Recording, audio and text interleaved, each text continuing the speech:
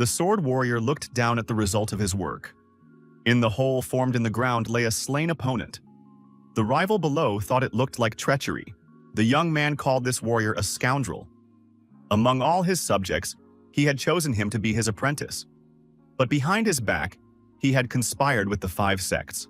The traitor thought that his opponent had expended a lot of strength during the crossing and couldn't even dodge his attack. However, his opponent still had some strength left. He jumped out of the recess and rushed towards his opponent. The young man shouted that he was about to destroy him. "By the way," he said, "stop resisting. After all, they both know how poisonous the sword is, after all. He gave it to them himself. The leaders of all 5 sects are here. Does he really think he can destroy it? If he gives up the pill to Yawan, he and all his weapons, then they will grant him a quick demise." The warriors shouted that they were fighting using traitors like cowards.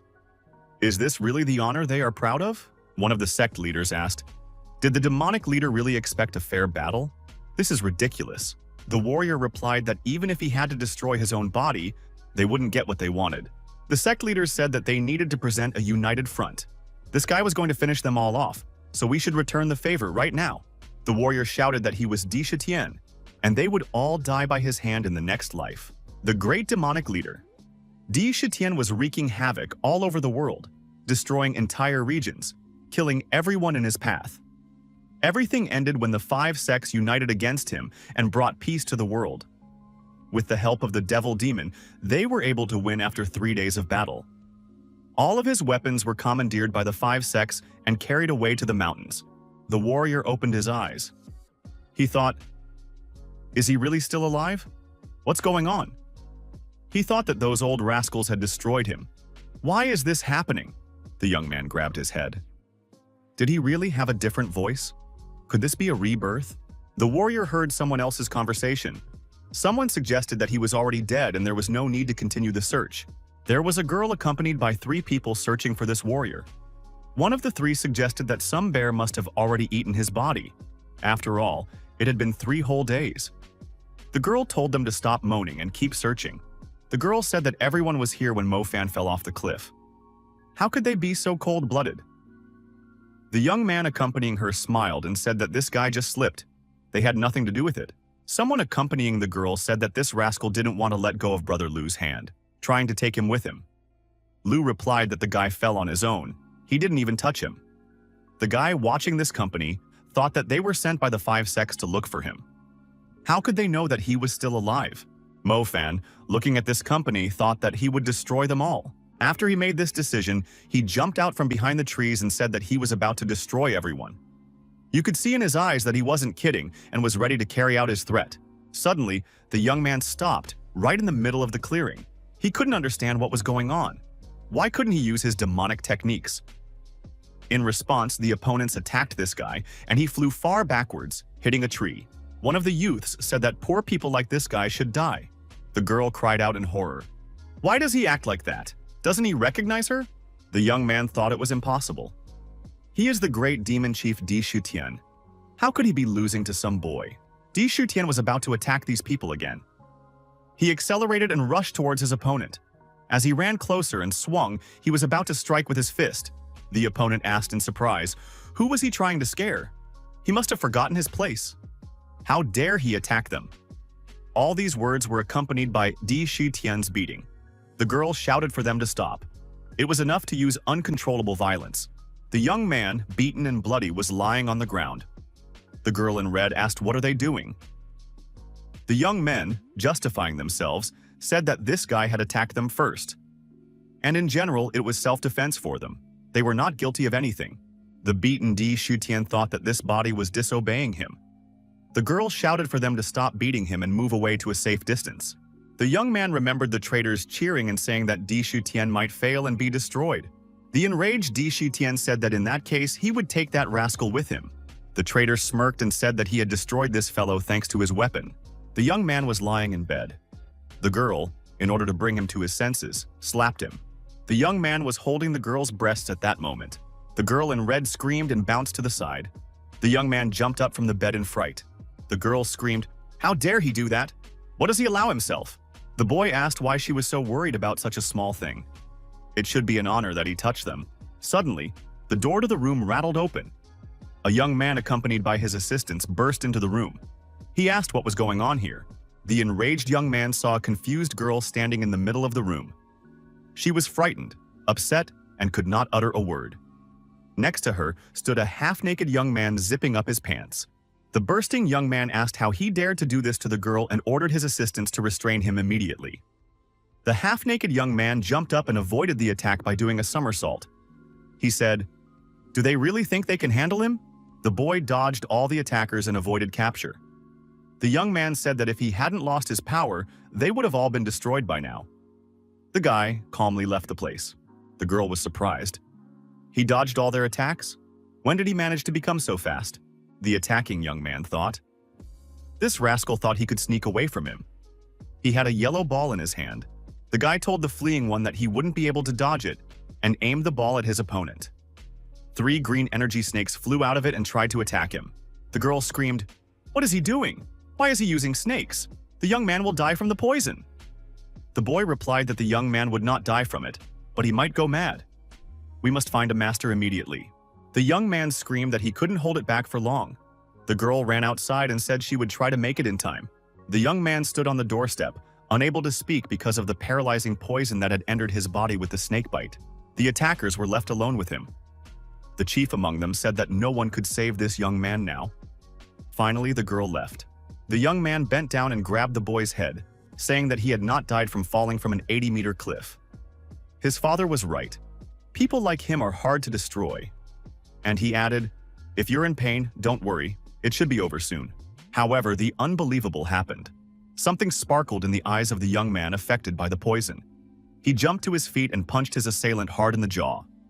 The young man no longer looked poisoned. The boy stood against his attackers. His eyes were burning demonically. His whole appearance said that he was terribly angry. Is it that a bunch of scoundrels, because he was merciful, thought they were the victors? Why does trash like him have so much demonic energy? The young man quickly dealt with his offender's aids. His opponent said that he now understood how this guy survived the fall, all thanks to the demonic technique. However, a scum like him didn't deserve to live. The aggressor released his poisonous snakes to attack the opponent again. The boy said that after he died, he would become the master's favorite disciple. The young man was not afraid of the snakes.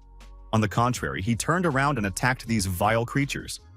Thanks to his demonic energy, he simply snacked on the snakes. It was an impressive sight while his eyes continued to glow. The opponent was surprised and frightened. How could this guy defeat the snakes so easily? Even the poison couldn't help him. The guy turned around and started running away in terror. He shouted that a demon had appeared here, asking for help and saying that he did not want to die. As he ran, he tripped and fell, and then began to stagger back against the wall. The young man shouted that the demon did not approach, promising a lot of gold for it. From fear, the boy even wet his pants. It seemed to him that doom was imminent, and the demonic rival was slowly and threateningly approaching. Salvation came from where he was not expecting it. Someone had activated the demon sealing circle. The demonicized youth stopped, spread his arms, and screamed. It could be seen that he was uncomfortable. Master Gu Wei-ming, who was brought in by the girl, appeared in the room. The master was the author of this sealing circle. The surviving young man thanked the master and said that he was saved because of him. He also added that Mo Fan had become a demon and seemed to be secretly studying demonic techniques. We should deal with him immediately before he became stronger. Master said that this was enough for now since Mo Fan was also his disciple. He instructed the girl Rui Yuan to get her brothers out of here, adding that he would take care of Mo Fan himself. The girl's brother left the room and told the master not to hold back. If he didn't finish this guy off now, it might be too late. The girl shouted for him to shut up immediately. The master closed his eyes. He thought, is it really Mo Fan? He's overflowing with demonic energy. If he were to procrastinate, this guy wouldn't leave him a chance. What should he do? Mo Fan tried to get out of the magic ball. He was angry and wanted to destroy his opponent. Gu Wei-ming realized that things were bad. His demonic energy was seeping through the seal, and at this rate, he would soon be released. At some point, Mo Fan and his master noticed that the sealing circle had disappeared. The demonic youth was quite happy about this fact. What could not be said about the master? Mo Fan rushed at the old man and said that it was his time to die. The old man prepared to repel this attack. The master uttered, Purification. Tian Di Guang has risen. In the next instant, Gu Weiming delivered a powerful hand strike right into the young man's face. The young man flew backwards. Moreover, the demonic energy left his body and flew away even faster. During the flight, the boy thought that the old man had expected him to come closer from the beginning. It turns out that the old man had fooled the demon leader. As he fell to the ground, the guy thought about the fact that there were only cowards around him. Gu Weiming heaved a sigh of relief. If he had hesitated a bit, he could already consider himself dead. However, the battle had not gone without a trace. The master had received a burn from contact with dangerous demonic energy. The young man thought that this was his chance. The master is injured. If he can pull himself together, he will win. Gu Weiming said that the young man's body was exhausted. If he used the demonic energy, he would die. The young man in Mo Fan's body thought that he was given a second chance, but he couldn't use it. Now everyone knows that he is a demon. What will they do? Master said that although this guy is the worst of his disciples, he knows that the young man tried the hardest. Gu Weiming assumed that his colleagues bullied him because of his weakness. But becoming a demon is a stupid decision. The head of the demons, Di Shitian, had been overthrown, and now anyone who destroys the other demons would now act against the young man. The old man told his opponent that he would keep his secret, but the boy must not use these techniques from now on. He promised to cleanse this body of demonic energy and added that he was interested in the lad's opinion. The guy thought, is the old man not thinking straight at all? Is he really going to help me? After all, I consider myself a demon and the old man is a Taoist. The young man thinks that he will have to lie low to regain his strength, but when he gets stronger, he will level the place. The young man has analyzed what has happened to him. He is the great demon leader Di Shitian, and 3 days ago, his most loyal disciple betrayed and destroyed him by stabbing him in the back. He was reborn and woke up in Mo Fan's body. But who would have thought that he would be reborn as a Taoist? This could be considered another stab in the back. Realizing his current reality, the young man was not very satisfied. He thought that when he became the demon leader again, he would tear everyone apart. Mo Fan felt someone throw a nut on his head and asked, "What is this boy muttering about?" The young man looked back. It was the same abuser who had previously molested the young man. He asked if Mo Fan was trying to practice demonic techniques. Master said that he got rid of the demonic energy inside this guy, but he had little faith. The young man said, looking at the expression on Mo Fan's face. Who would believe that he is one of the righteous Taoists? After all, he is nothing but a pathetic coward. Mo Fan couldn't hold back. He took his offender to the ground with a few punches of his fist and said that when he ruled the world, this guy wasn't even in his parents' plans, and called him an arrogant cretin. The young man jumped to his feet and said that Mo Fan was a very brave guy if he dared to talk to him like that. He and his henchmen started beating Mo Fan, saying that they would make a chop out of him. While being beaten, Mo Fan covered his face with his hands and thought that the body he possessed was too weak. It didn't match his ambitions. A girl in red appeared and told them to stop immediately. The young man excused himself and said that Mo Fan had started it first. He wouldn't get off easy. Apparently his soul had become corrupted along with his body. The girl stood up for Mo Fan, saying that this guy had just started recovering and they were bullying him again. The people retreating said to Mo Fan lying on the ground that this wasn't the end. If he hides behind the girls' backs, it won't help him. A girl asked Mo Fan what had happened. The guy pushed her hand away and said that he didn't need her. Mo Fan got to his feet. He was covered in blood after the beatings. The guy thought that he was a demon leader and people like them should shudder at the sight of him. The girl detained the young man by firmly grabbing his arm. She said she was the caretaker of the class and he was under her responsibility. Right now, he must follow her. Mo Fan told this girl to let him go. Otherwise, he threatened her with physical violence. The girl didn't believe it and told him to follow her. After all, everyone realized he was a weakling. The aides asked their master why Mo Fan had become so insolent. Did he really remember that they threw him off the cliff? After all, if he told the master, they would be in trouble. Their boss told them to calm down. He's got it under control. That guy doesn't remember anything, or he'd have told us by now. Mr. Liu has decided he's going to take an observation position. The guy must not tell anyone about the existence of that thing. The girl giving medical attention told him not to fight with Liu, and added that she has talked about it many times. She doesn't support them bullying him, but he should be patient and those guys will stop paying attention. If he keeps resisting, then that bullying will never end. Mo Fan asked why she wasn't afraid of him. Didn't she see the faces of the other students? Mo Fan had a thought and immediately voiced it. Does the girl really like him? The question turned out to be out of place. The girl in red was covered in a blush, but her face looked rather aggressive. The young man received a few slaps in response. After the door closed behind the girl, Mo Fan thought that this stupid girl had almost broken his bones. Mo Fan, after analyzing the situation, thought that girls really are the scariest creatures in the world. Mo Fan was walking back to the dormitory. Two guys were blocking his way. The young man told them to move aside. The two said that from this day onwards, the dormitory doors are closed to Mo Fan. They don't want to sleep next to someone who practices demonic techniques. Mo Fan replied that he didn't care about the weak. Lu happened to be nearby. He asked, would Mo Fan really become a demon again to destroy them? What should they do? Would they all die here? He was surrounded by his aggressive co-workers. Lu said if Mo Fan infiltrated the dormitory, they would call Master Gu. The aggressive students shouted for Mo Fan not to enter and that he was not welcome here. He should stay away. Mo Fan agreed with this decision, but said that he needed to get his things. The people said that they did their best and packed his belongings. There was no need to thank them. A bag of belongings appeared in front of the young man. While taking his belongings, the boy heard someone say that there was a thief in the land of the Taoists, but he hadn't been found yet. The young man thought that he had better sleep in open places so that suspicion wouldn't fall on him. Mo Fan felt that the bag of belongings was wet. It looked like those rascals had doused his clothes. The young man thought that he needed patience because he had to hold back. However, the rascals would pay when he became 10 times stronger. A signal sounded, inviting the students to study. The students increased their walking speed because they realized that they were late. Today's lesson is taught by Yu Chang Wang Ha. It's best not to be late for him. Mr. Li's assistant asked, isn't Yu Chang his father's subordinate? Why do they even go to class? After all, it's better to stay in bed. Lu said that he doesn't want to study either. However, in that case, Yu Chan will tell his father everything. Lu walked out of the dormitory and saw Mo Fan sleeping on the ground. He thought that this guy had changed with everyone.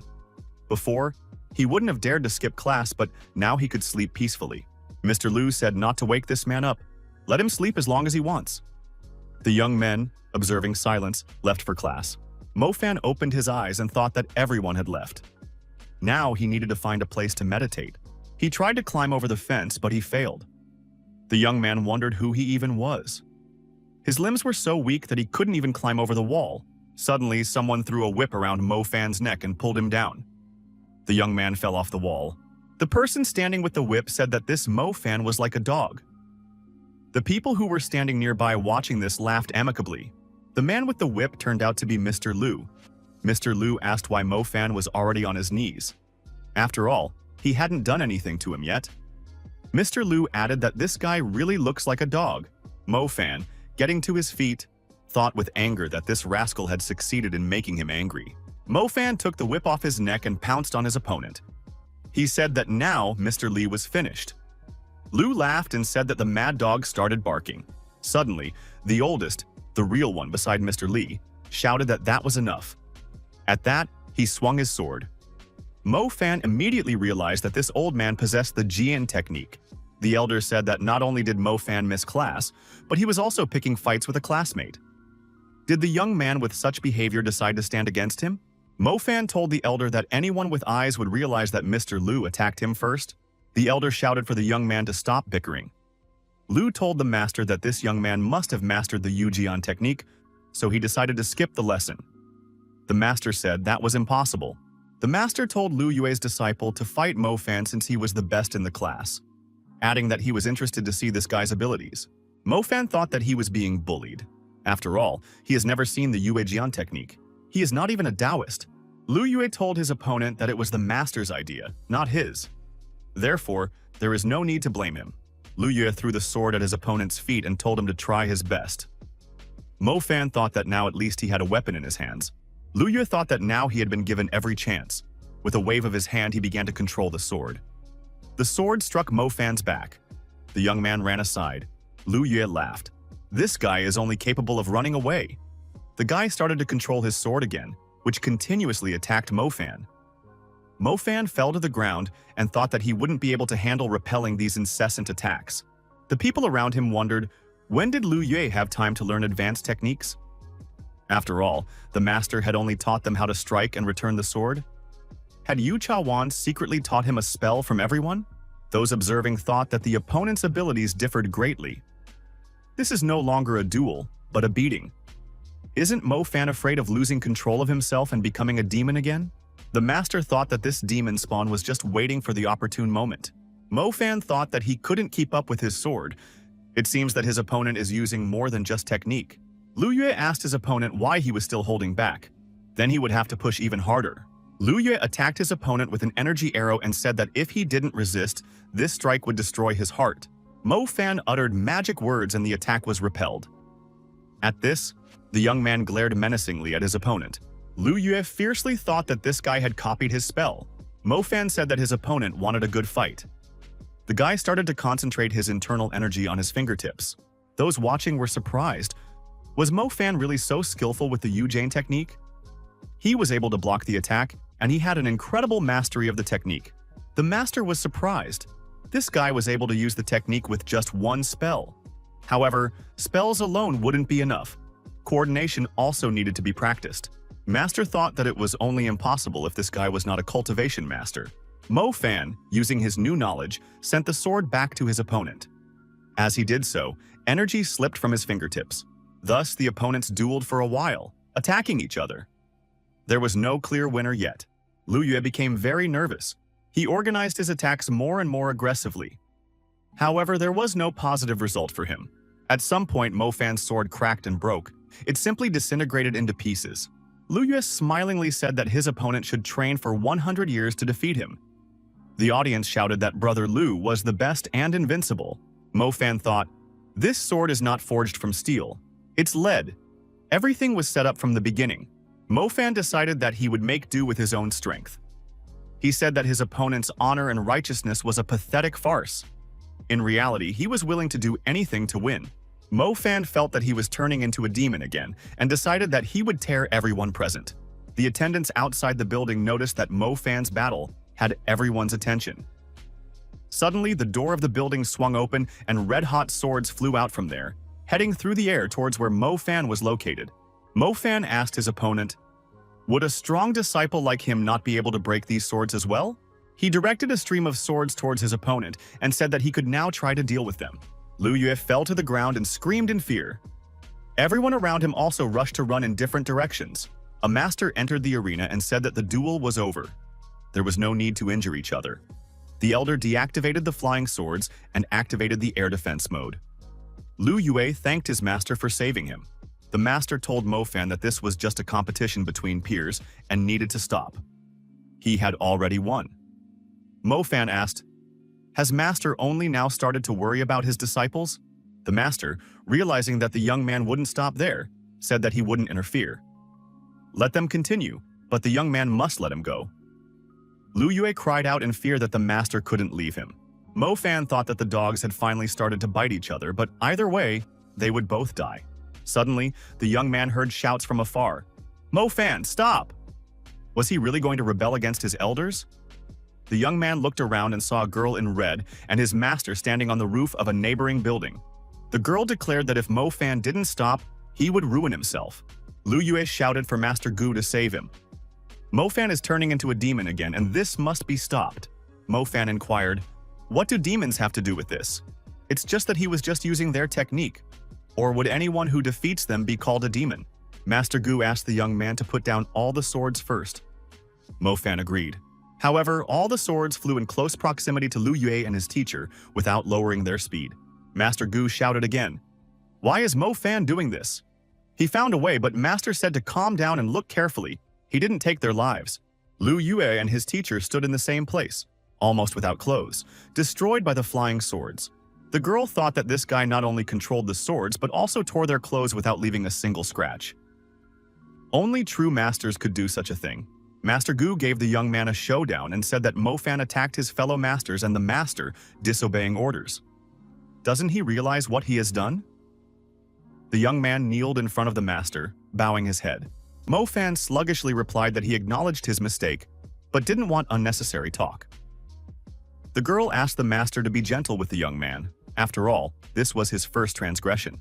Master Gu recognized that the young man had been bullied, and it affected his actions. As a teacher, he had failed his student. The master handed the young man a plaque and said that he deserved to be punished. The girl saw Master Gu's behavior and commented that this was not the right thing to do. The master replied for Ru Yuan not to interfere. Master Gu held out his hand and waited for the young man to take the plaque. Mo Fan asked the master, "Does he really think that being hit with a small stick can be compared to what he experienced?" Elder Gu replied that if the young man wanted to use another method of punishment, he would not interrupt. Mo Fan threw away the wand and said that he was willing to forget about it. He was too tired to deal with the old man. Ru Yuan said that it was disrespectful to the elder. Master Gu asked, "Did the young man learn the Yujian technique beforehand?" Mo Fan wondered. Why would he learn such a weak technique that requires skill? Lu Yue shouted an incantation, and lo and behold, he repeated his words. Master Gu asked what it meant. Did he really just repeat it?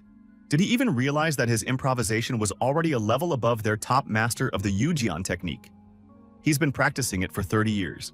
Master Gu said that the young man must be a master cultivator. Mo Fan was surprised. What cultivation master? The boy was angry. Who cares about such a trivial matter? Everyone is a cultivation master now. After all, he is the great demon head. These words are insults to him. They dishonor his reputation. Master Gu said that he could see that the young man was very happy, but he should calm down. The young man thought that he is not happy at all. He will destroy everyone here in the neighborhood the first chance he gets. Master Gu continued speaking.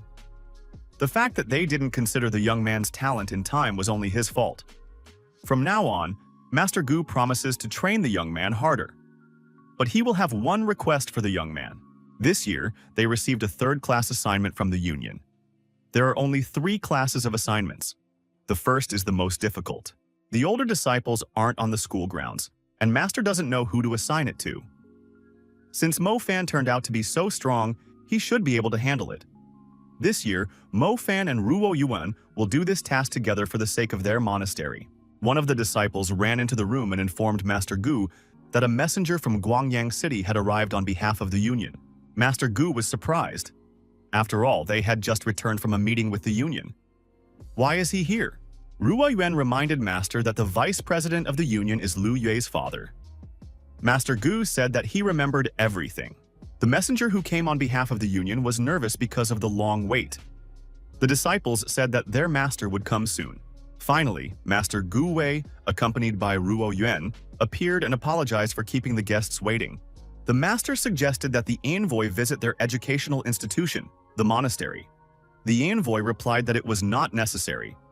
He was here to convey something to the master, namely, the president handed over a new assignment. Master Gu Wei received the necessary instruction. It was a first-class assignment. Ruo Yuan said that it must be a mistake.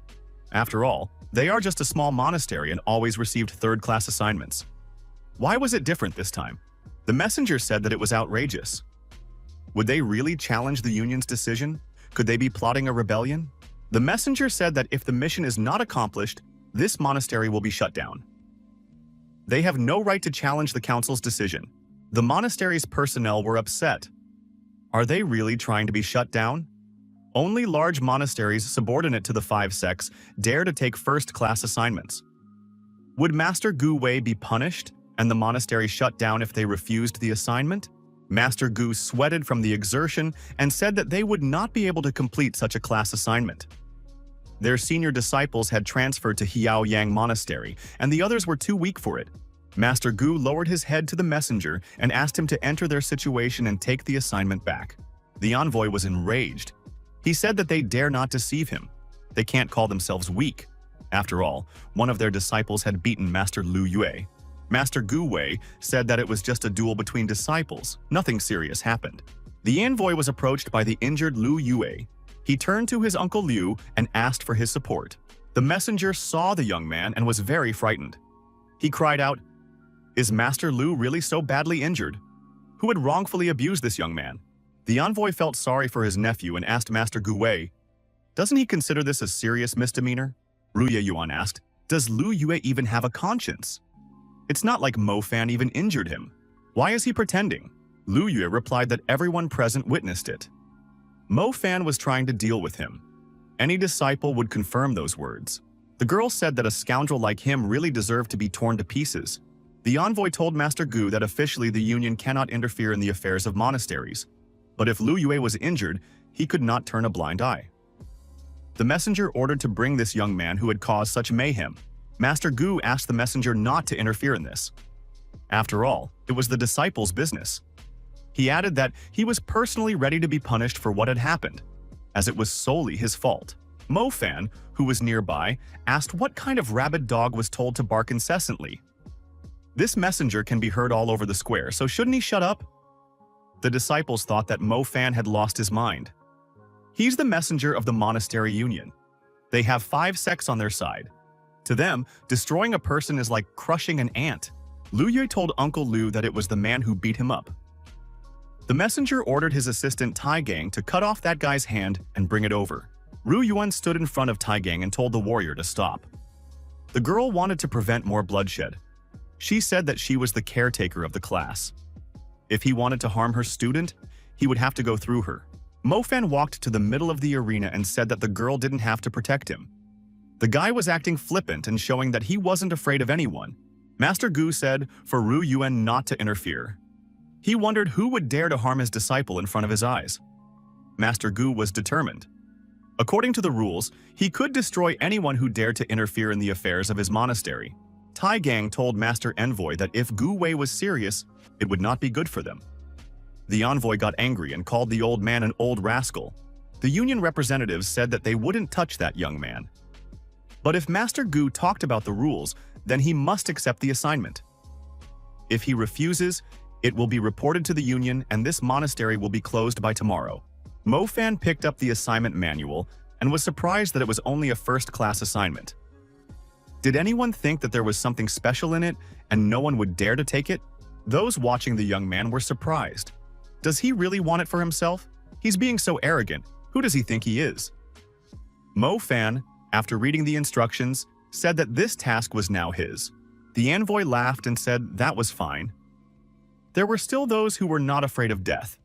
If the situation was resolved, then he would return. Master Gu ran after the messenger from the union for a while. He shouted for the envoy to change his mind. However, Mo Fan is still very young and he is not aware of what he is doing. The envoy said that he would send a man in 10 days to check on the task.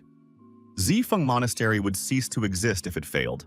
Mo Fan wondered, why does Trash think that if he rides a horse it will hide his pig nature? Lu Yue said with a smile. He advised this guy to stop fooling around. Zifeng Monastery might be destroyed because of him. Many disciples were against Mo Fan. They were yelling for him to get out. He's ruined everything. Why does he think he is invincible because of one battle he won? Lu Yue said. The young man could now see how the other disciples treated him. Mo Fan's face changed again and his eyes turned red. He said for this rascal Lu Yue to shut up immediately if he cares about his life. Lu Yue was startled and closed his mouth. He said that this guy was losing control again. Master Gu said for Mo Fan and Rue Yuan to follow him immediately. Master Gu Wei asked the girl to ask the senior disciples if they were willing to take on this task. The more of them, the better. Mo Fan said that he could do it himself. Why would he need anyone else? Master Gu Wei asked if the young man realized what he had done. After all, this is a first-class assignment. Even he isn't sure he can handle it, and the young man is only a junior student. There's an 80% chance of dying on a first-class assignment. With his current training and skills, he will definitely die.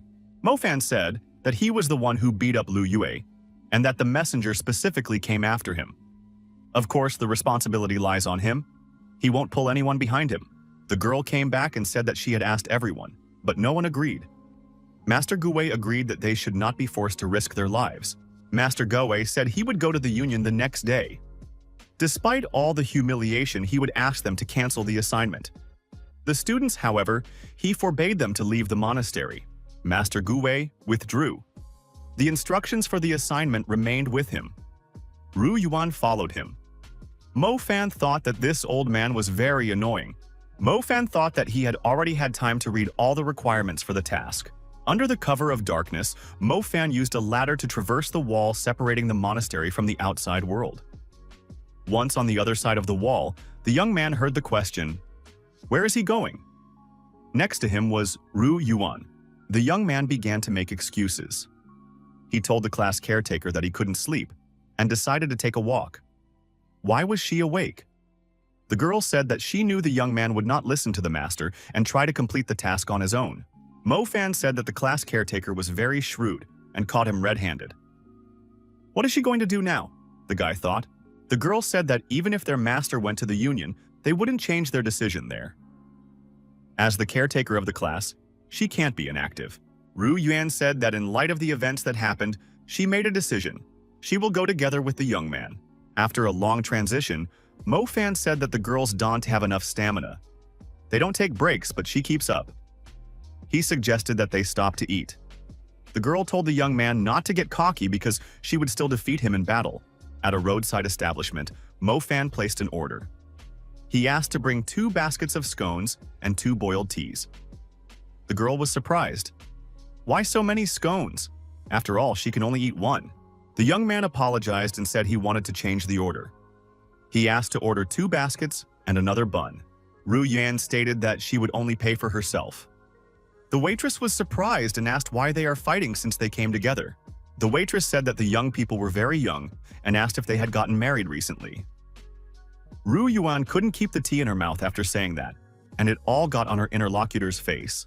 Ru Yuan blushed and told the waitress that a decent girl wouldn't marry this guy. The girl wondered, did the fall really affect the young man that much? He realizes that he is in trouble with the union, doesn't he? Mo Fan asked her to tell her about the union. Why are they acting so cocky? The girl said that besides the 5 sects, there are many smaller sects. To avoid competition, the 5 sects created the union to control them. They were strong before the demon head's death, and after it, they became even more powerful and do whatever they want. The guy thought he now understood what was going on. He would get even with everyone soon. Ru Yuan said that they weren't afraid of the union itself, but the 5 sects behind it were another matter. Especially the new leader of the union, Jiao Mu. He is the favorite of the 5 sects. The girl wondered. Had Mo Fan forgotten about Lord Jiao Mu? If it wasn't for him, Demon Chief Di Shitian would still be alive. So, this lord had saved all of humanity. Mo Fan thought of him as a greedy rascal. He could enjoy himself while he could, but soon his bones would be wiped to dust. Ruya Yuan said that they had been on the road for a long time and the young man still hadn't told what the assignment said. The boy replied that he wanted to get rid of the girl, but if she wanted to know so badly, they should collect the dragon bones at Fu Hiang Rock. Ru Yuan was surprised. Is it really true? After all, there are many demons there. If they go in there, they won't be able to get out. After all, there are only 2 of them. It would just be suicide. Mo Fan thought that he might meet his friends there, or rather, those rogue demons. Ru Yuan said that she had heard that demons were incredibly strong and cunning. The young man would most likely not stand a chance. Some kid approached the young men. Mo Fan asked why he was staring. The girl said that he must be lost and wondered why Mo Fan was being so rude. The child suddenly grabbed the basket of buns and turned around and started running away. Mo Fan shouted, "How dare he steal his breakfast?" Mo Fan rushed after the child and told him not to dare to run away. The girl told the waitress that they would return everything. The waitress yelled that these buns were very expensive. The kid with the buns kept running away. The enraged Mo Fan shouted that when he caught it, he would immediately destroy it. Ru Yuan shouted at the child not to run away. The thief ran to the bushes and hid in them, thinking he was safe now. Mo Fan noticed the fleeing man and said that hiding didn't work. Mo Fan grabbed the boy by his pants and lifted him off the ground. Mo Fan kicked that child aside with all his might. He asked, if he was running so fast, why did he stop? Was he completely sick of living if he was stealing buns from such a person? Ru Yuan searched all the bushes and couldn't figure out where the basket of buns had gone. The child jumped to his feet and ran towards Mo Fan, who had caught up with him. He bit the young man's hand with anger. Mo Fan felt indignant. Did this little brat really want to die? The young man was called out by Ru Yuan and told to stop and pay attention to the bushes. The boy stopped and looked back. The girl showed him that there were 3 small children sitting in the bushes, scared but eating those buns.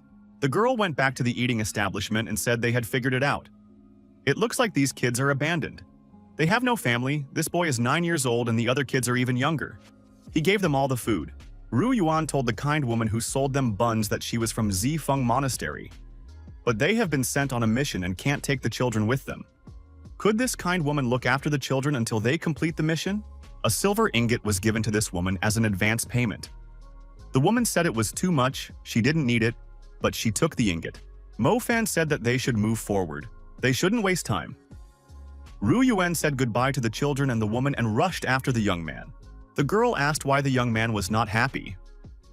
After all, it was his idea to bring the children to this establishment and give them food. She originally thought that he would beat them up without a second thought. Mo Fan suggested that the interlocutor stop asking questions. Ru Yuan said that she knew that her companion was a good person at heart. Mo Fan suggested that she stop asking questions because they needed to focus on the mission. Mo Fan mentally answered the girl's question that the children were human and demons don't get along with them. Probably because he and those children were similar. From a bird's eye view, sitting in a tree, the travelers were being watched. One of the watchers was wondering why they wasted their time on those children. After all, it is unthinkable. The interlocutor said that this guy didn't care about the union, and when he failed the task, he would just make up a reason. The interlocutor was Lu Yue. He told his uncle that they should teach this rascal a lesson. Ru Yuan said that they are already at the Fu Hiang Cliff. There are many demons here and caution must be exercised. They say that an immortal flew over this very mountain, but was caught by demons and eaten alive. He must have chosen a low flight path. Mo Fan, listening to his companion, thought to himself, who could make up such stories? After all, they could also have diarrhea. Suddenly, our hero's companion bared her sword. The young man, frightened, asked what was she doing. The girl replied that the young man had no sword, so she would have to protect him. Her father got this sword from the Shengda sect. It is especially effective against demons. Mo Fan told the girl that they are still a day's walk away from the demons. Only rabbits can be found here. The girl asked her companion if he knew the location of the dragon bones. The guy replied that all the demons swarm around that place. The dragon bones are quite valuable, so they have them. Dragon bone is very rare. You can use it to strengthen your muscles. Demons aren't the problem, but how can he get rid of the girl? She can't know that they are in cahoots.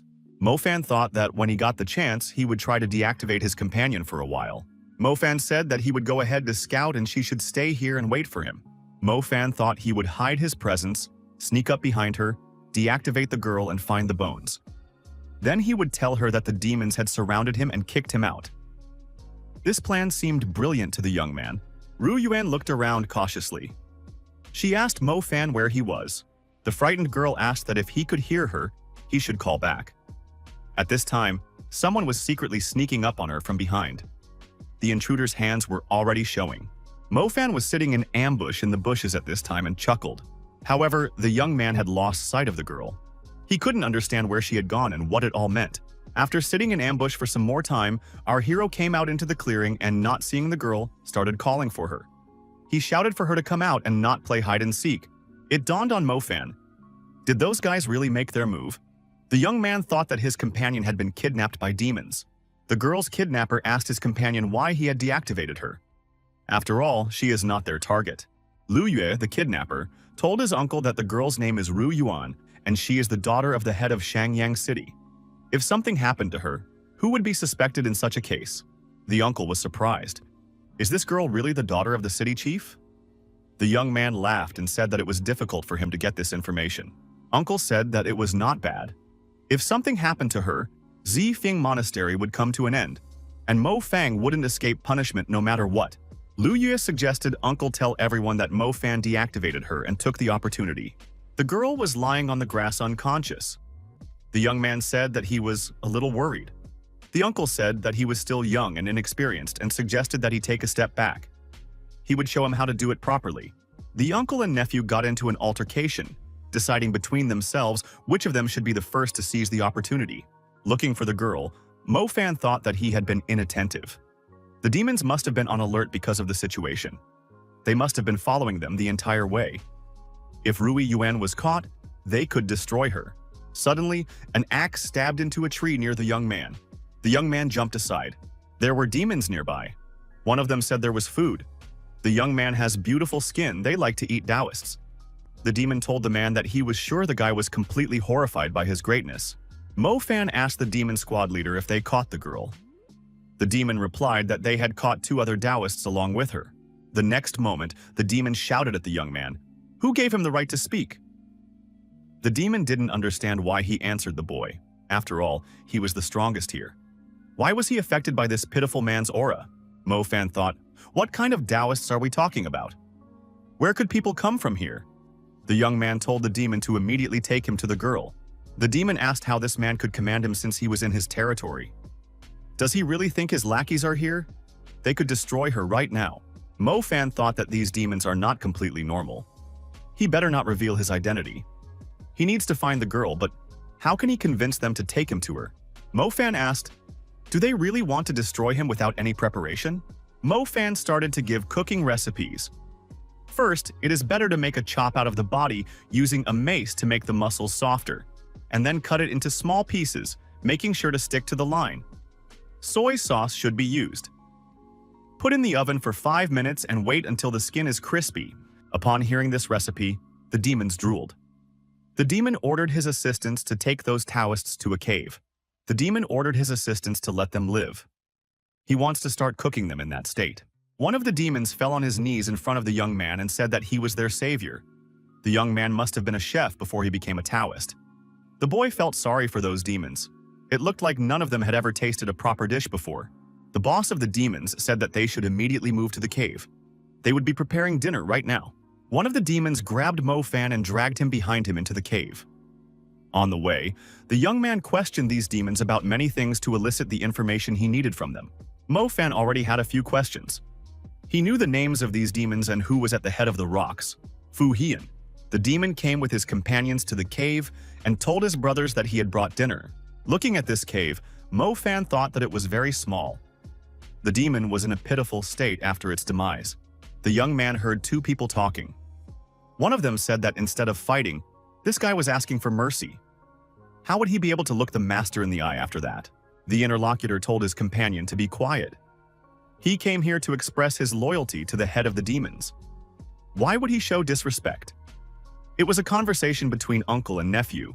Demon General Chila said that there is only one demon head, Lord Dishur. If that person keeps talking a lot, he will have to rip his head off. Lu Yue said that he apologizes. Dishur is indeed a great demon. He is better than all the demons, but brave General Qi Liao should also think about becoming the head of the demons. The young man's uncle said that he supports him. The young man approached the general and said that he has always honored him.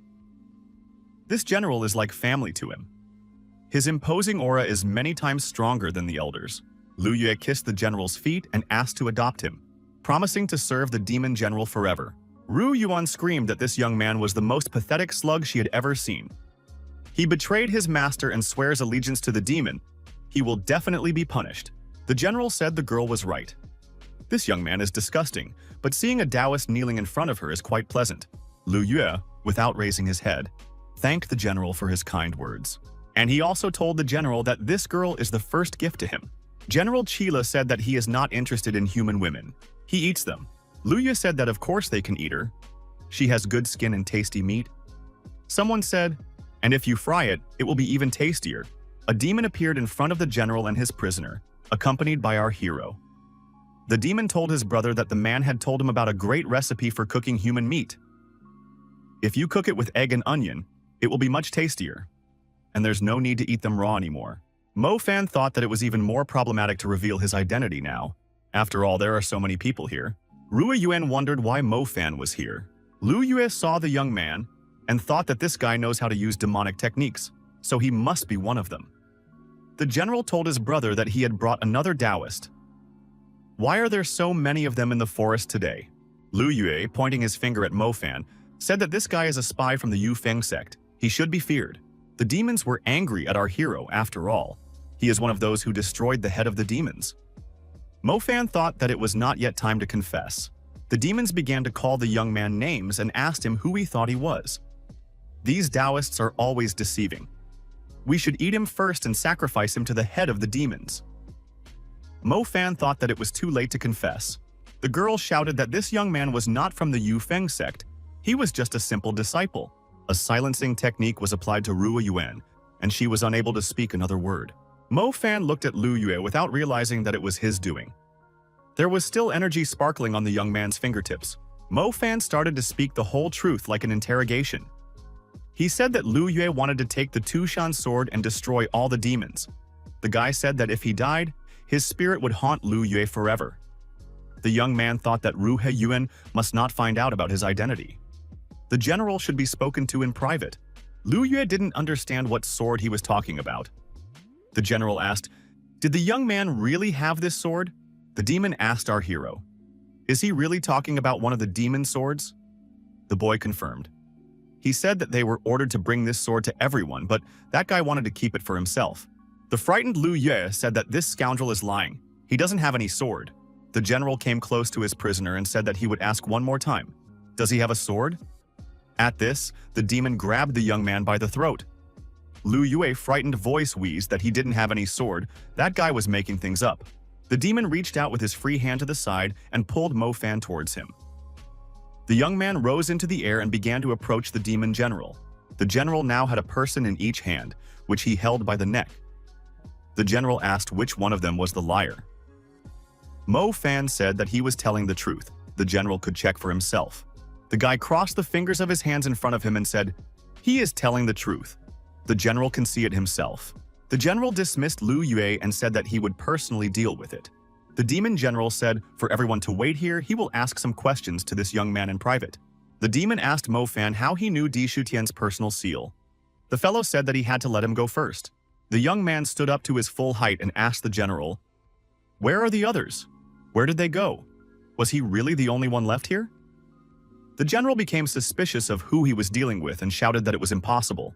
Mo Fan said hello to the general and said that he hadn't seen Qilio in a long time. The general bowed in front of the young man and said that he was greeting the head of the demons.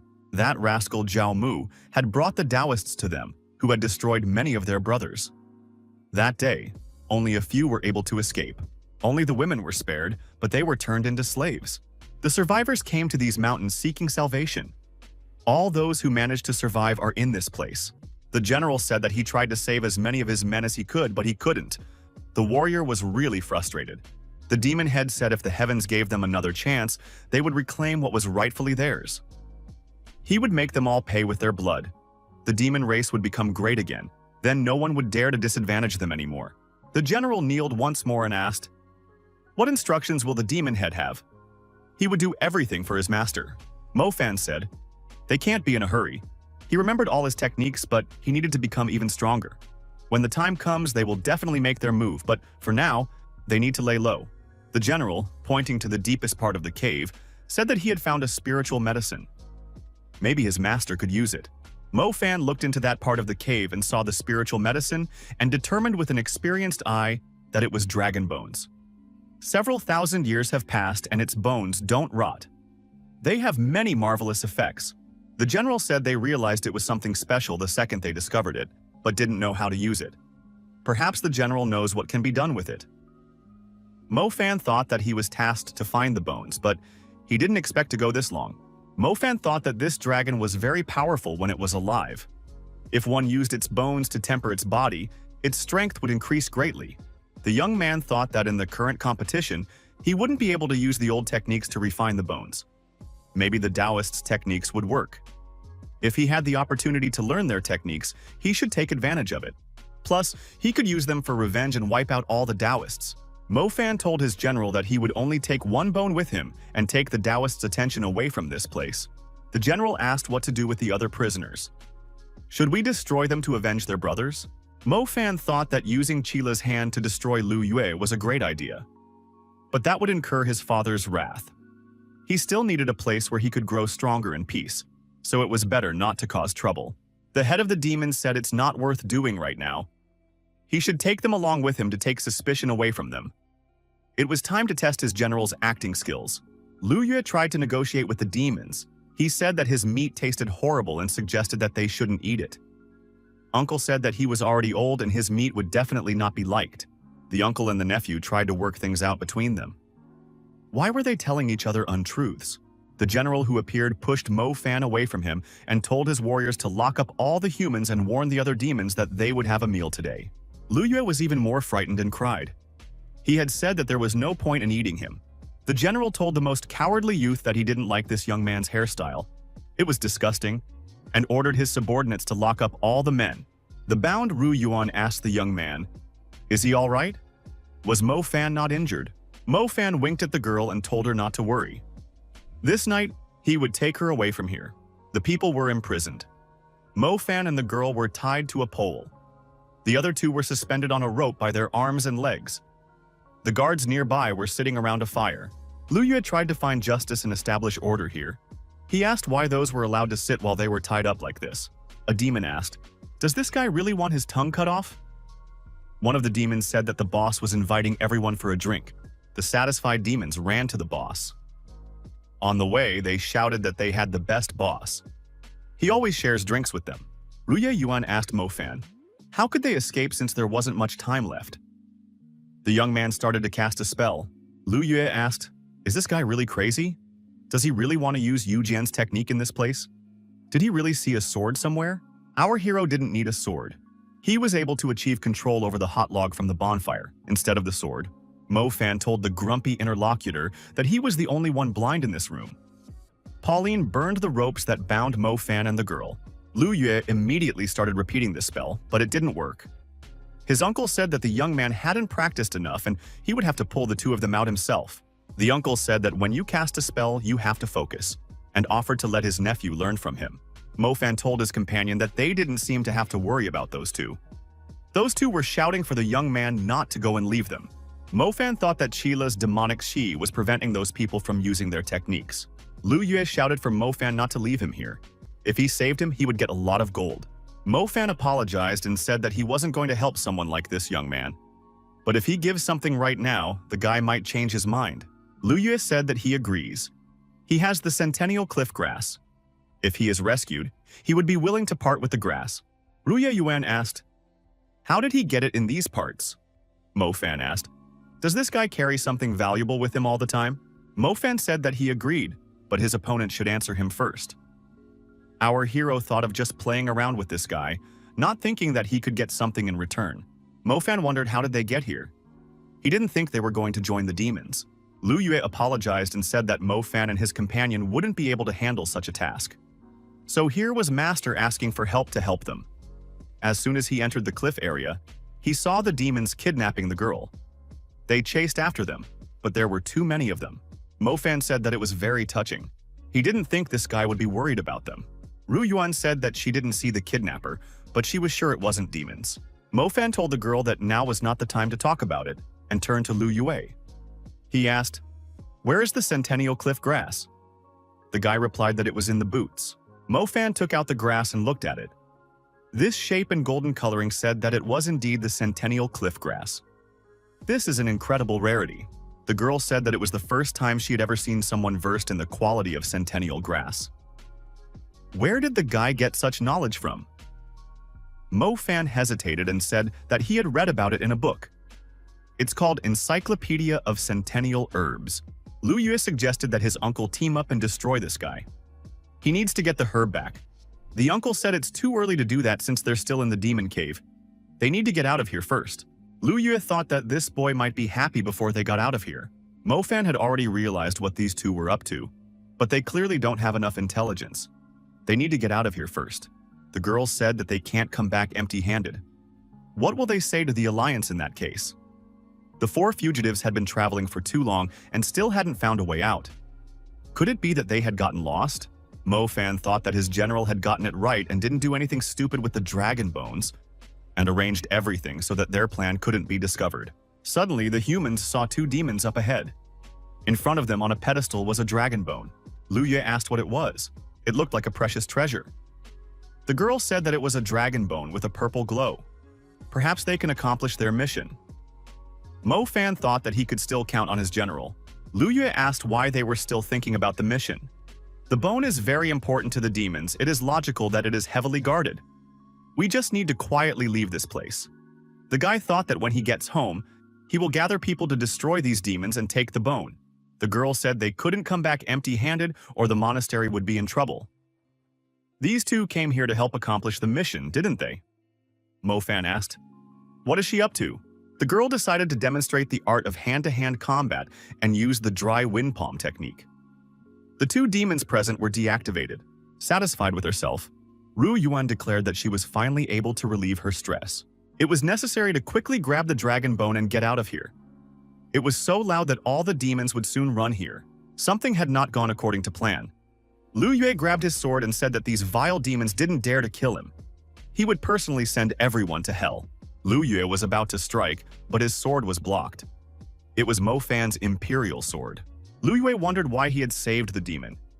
He had been here for a whole day and was alone with the demon general. Did the general really win him over to his side? Lu Yue told the girl to stay away from this guy. He is most likely a traitor. Mo Fan called the caller stupid and said that if he hadn't stopped him, they would have been in big trouble. Mo Fan asked the caller if he had forgotten where they were. They are in the demon cave. Is it easy to escape from them? The whole cliff is the territory of the demons. They will steal the dragon bones. It is a minor loss, but if you destroy one of them, there will be no forgiveness. Mo Fan added that the demons will then chase them for the rest of their lives until they finish them off. Lu Yue was frightened and dropped his sword. Mo Fan said that his interlocutor blamed him for betraying them, but he had actually saved their lives. Ru Yuan agreed.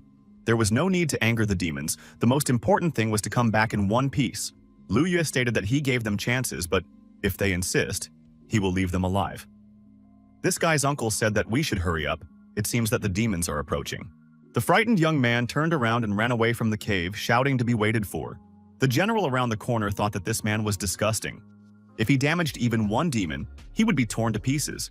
Ru Yuan told the companion that they should overcome the mountain ahead and they would be perfectly safe. Mo Fan thought that his companions might soon get into action. One must be vigilant and be prepared for an attack. Mo Fan thought that unfortunately for his companions, they were not skilled enough to deceive him. Stopping at a forest clearing, Mo Fan said that he couldn't take it anymore and left the dragon bone and rushed into the bushes. The girl said that this was not the time to do so. The nephew to his uncle said that this guy seemed to have realized what they were up to.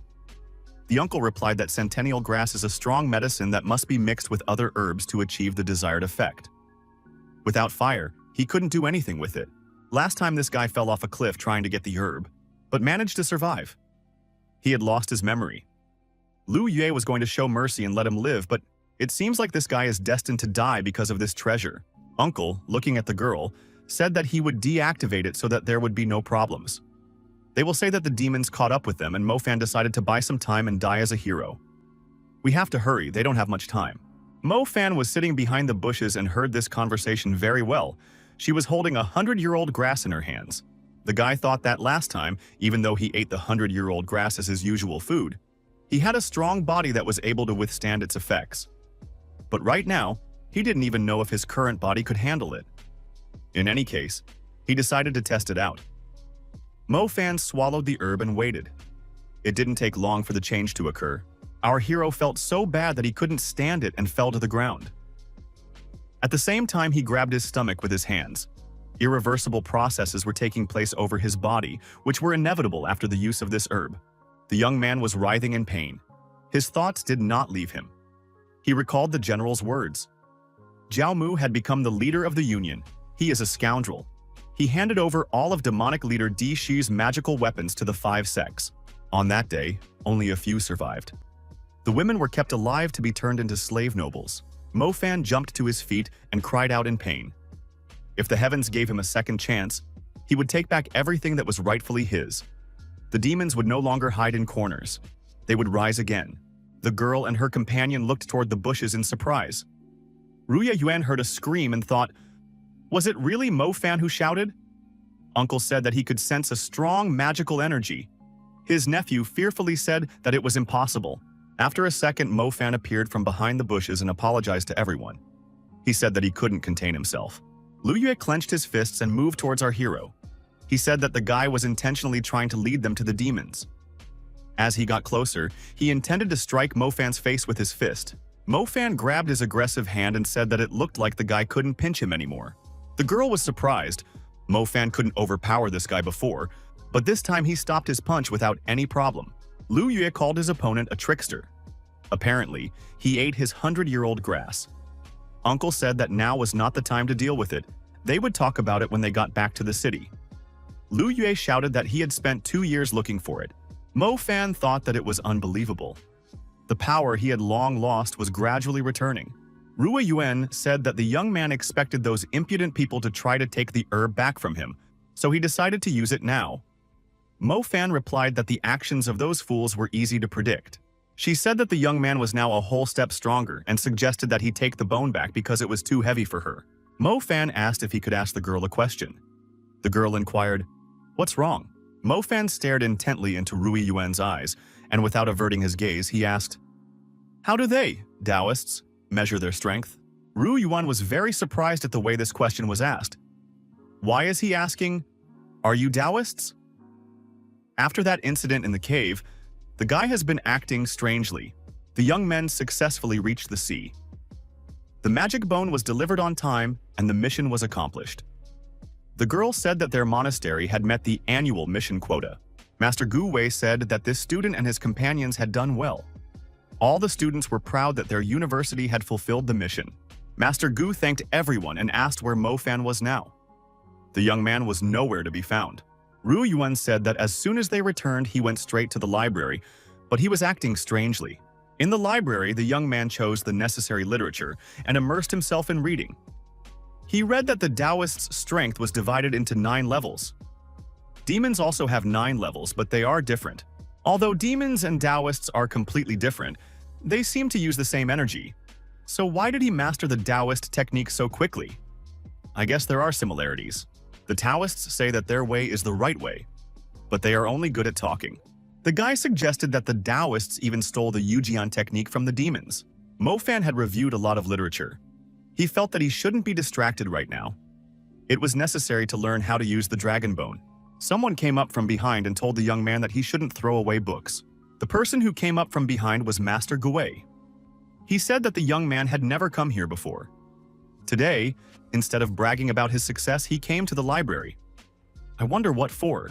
Mo Fan replied that he wanted to find out something. The master asked if the young man had any guesses about the name Tianyu. Mo Fan replied, "Perhaps it means the best." Master said that it means harmony. Although he is an ungifted martial expert, he was still able to realize that all life forms in this world are equal. Demons and humans are not so different. They should stop warring with each other and learn to exist with each other. Master Guwei asked, if the young man had a choice, which path of practice would he choose, the Taoists or the demons? The young man thought he had almost fallen into the master's trap. The boy said aloud that of course he would choose the path of the Taoists. Master Guwei said, it seemed to him that the young man was capable of choosing a wiser path. It seems that he was wrong about him. Mo Fan replied that he didn't understand anything. Master Guwei sealed his demonic technique himself. The master replied that being a Taoist is not the same as being righteous. Neither are demons the spawn of evil. They are just 2 different methods of accomplishing the same goal. Using demonic techniques does not make the young man bad. He saved his comrades. This is the best proof of his words. Mo Fan said that anyone would do that. The guy thought that this old man had gone completely crazy. Why is he praising him so much? Master Guwei said that the young man's body should have become many times stronger after using the centennial cliff grass. It couldn't handle the demonic energy, so it had to be sealed. Right now, however, everything had changed. Master asked his disciple, why didn't he practice the demon and Taoist cultivation techniques at the same time? Demons rely on external energy to cultivate, strengthening their body, while Taoists use internal energy, realizing the world around them, to strengthen their spirit. Guwei said that the young man's heart was balancing on a fine line. Demonic techniques could not enslave his mind. The master said he would help the young man develop in both directions. But it must remain a secret. If others found out, they would be hunted. Care must be taken. The young man was surprised, the master actually advising his apprentice to practice demonic techniques. Strange old man. The duty officer entered the room and said that the senior disciple had already returned. Mo Fan wondered, who was he talking about? There was a young man standing outside who approached the master and said that his disciple Yun Qing Yang had returned. Master Guwei wondered if the young man was tired after such a long journey. The students present thought that this disciple had a very strong aura. One wouldn't expect anything else, since he had gone to study at a monastery run by the Ku Gang sect. At the age of 19, he was already at the level of concentration. Soon, he should be entering a new realm. Mo Fan thought that, judging from his aura, he was stuck in the concentration realm. It had already been 5 years and he still hadn't been able to advance further. but his techniques are just as strong as Mo Fan's. Although they are at the same level, it is likely that Yun Qingyang will be able to win. One of the disciples said that the Gui master was calling Mo Fan. Mo Fan said that he was on his way. The guy hesitated for a bit and decided not to draw attention to himself. The master told the arriving disciple that this year, they were given a first-class assignment, and Mo Fan was able to complete it. This was simply unbelievable. Ru Yuan said that she had participated in it as well. Mo Fan decided to praise this student and said that they hadn't seen each other for a long time. Since then, the young man had become even more beautiful. This was praise from the demonic leader. Yun Qingyang told the master that he needed to return to the monastery. He would return here at night. Master Guwei asked his disciple to tell him that he would also visit that monastery tomorrow. When the senior disciple was leaving the monastery, the remaining students laughed at Mo Fan because the senior students had ignored him. Mo Fan thought that he didn't like this student either and wasn't even going to meet him. The man said that Deputy Lu, in a letter from 10 years ago, promised a 100-year-old cliff grass that would help him reach a new level. Head Lu and his wife kneel in front of the man. Lu Yue presses himself against the wall in fear. The man asks why, after his visit, they say they don't have this herb. This man is the master of the Wu Tieju Monastery. Lu Yue, startled, says that the centennial grass was in his hands as recently as yesterday, but then it was taken away from him. Wu Tieju, angrily asking who did it, listened to the young man's answer. Wu Tieju summoned the senior disciple of Zifeng Monastery to come to him. The young man arrived, bowed and asked what his master needed. Wu Tieju said that Mo Fan, a disciple of his monastery, had stolen a 100-year-old cliff grass. The man was told that this disciple had joined the monastery 6 months ago. He had a weak foundation and ordinary techniques, but it is said that he managed to complete the first-grade task. Lu Yue said that Mo Fan had learned demonic techniques and had become much stronger because of them. The young man assured that he was not deceiving. Wu Tieju asked if Master Guwei knew about demonic techniques. Lu Yue replied that Master knows and covered for that disciple. If he didn't use demonic techniques, he would have died using the 100-year grass. Wu Tieju said that he had almost broken through the Jandan sphere. All he had left was to take the centennial cliff grass. Now it turns out that a lot of time has been lost. Lu Yue said for the Lord to calm down. He knows where they can find another centennial cliff grass, the young man said in Master Guwei's secret room, where the master keeps all his treasures. If they accuse him of patronizing demons, he will definitely surrender without resistance. Wu Tieju, appreciating these words, said that Master Guwei seems to be approaching his downfall. Wu Tieju said that if he started acting out of self-interest, his reputation might suffer. Does Qingyang agree with him? Qingyang said that this was the first time he heard about the secret room. But if Lu Yue showed him where to find the herb, he could bring it. Coughing, he said that he almost forgot. Qingyang is not yet a disciple of Hiaoyang Monastery. However, the young man may not worry. He is hardworking and talented. He will definitely be accepted into the monastery. He has helped their monastery many times. Wu Tieju added that he was thinking of recommending the young man to his superiors. The man said that he first needed to find out where the young man's heart lay. Qingyang said that he understood everything. Wu Tieju asked the young man not to disappoint him. Wu Tieju said that he would give the disciple 3 days to complete this mission. Lu Yue stood there and scolded. He was angry at Mo Fan, and it was understandable. That guy had caused this young man to get screwed. Qingyang took Lu Yue by the throat. The junior disciple trembled with fear again. The older disciple let go of the younger disciple and he fell to the floor. Qingyang said that he now wanted to know everything about the young man Mo Fan. Qingyang was secretly angry with Mr. Wu. All this time he had been acting like his slave, and he still doesn't want to accept him. Right now he is forced to be cautious. Qingyang thought that one day he would rise above everyone. They will see his greatness. The disciple's childhood was very hard. He was like a slave for sale. He was willing to be sold for as little as 5 coins. Master Gu Wei asked why the young man was curious about how to use the dragon bone. How does he want to use this information? Mo Fan, pouring tea for the elder, said that he would like to become smarter. Gu Wei said that the young man rarely takes the initiative to learn, but he will tell him everything now. The dragon bones are over 1,000 years old. Legends say that deities forged weapons from them. The young man asked how to make an elixir from the bones. The master said that if the young man wished to refine the dragon bone, a pinpoint lightning strike would be needed. The strike would turn the bone into powder. It must be collected and injected into one's dantian. Mo Fan was taking notes on the teacher's every word. The elder said that not many people knew about this dragon bone processing technique, but he was an exception. The old man added that with experience comes wisdom. Mo Fan thought that it turns out he only needed one lightning strike. He decided that it wouldn't be difficult to organize. He would simply draw a thunder rune on the dragon bone, and the problem would be solved. Across the wall separating the monastery from the outside world, Mo Fan thought that he was incredibly clever. Landing on the other side of the wall, the young man was incredibly surprised. In front of him was a demon who greeted the honorable lord. The demon inquired as to what the lord was doing here. The young man, startled, told the demon to keep his voice down.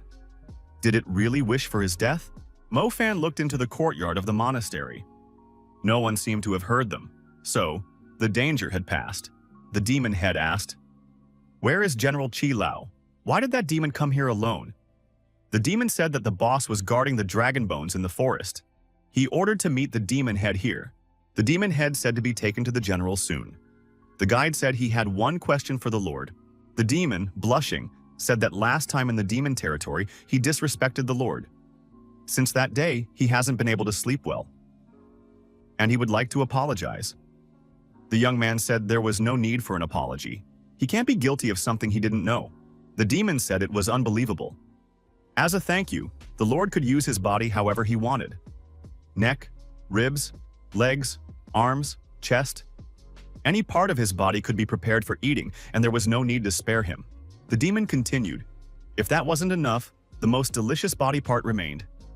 The demon head said for his interlocutor to stop, and didn't even think of doing so.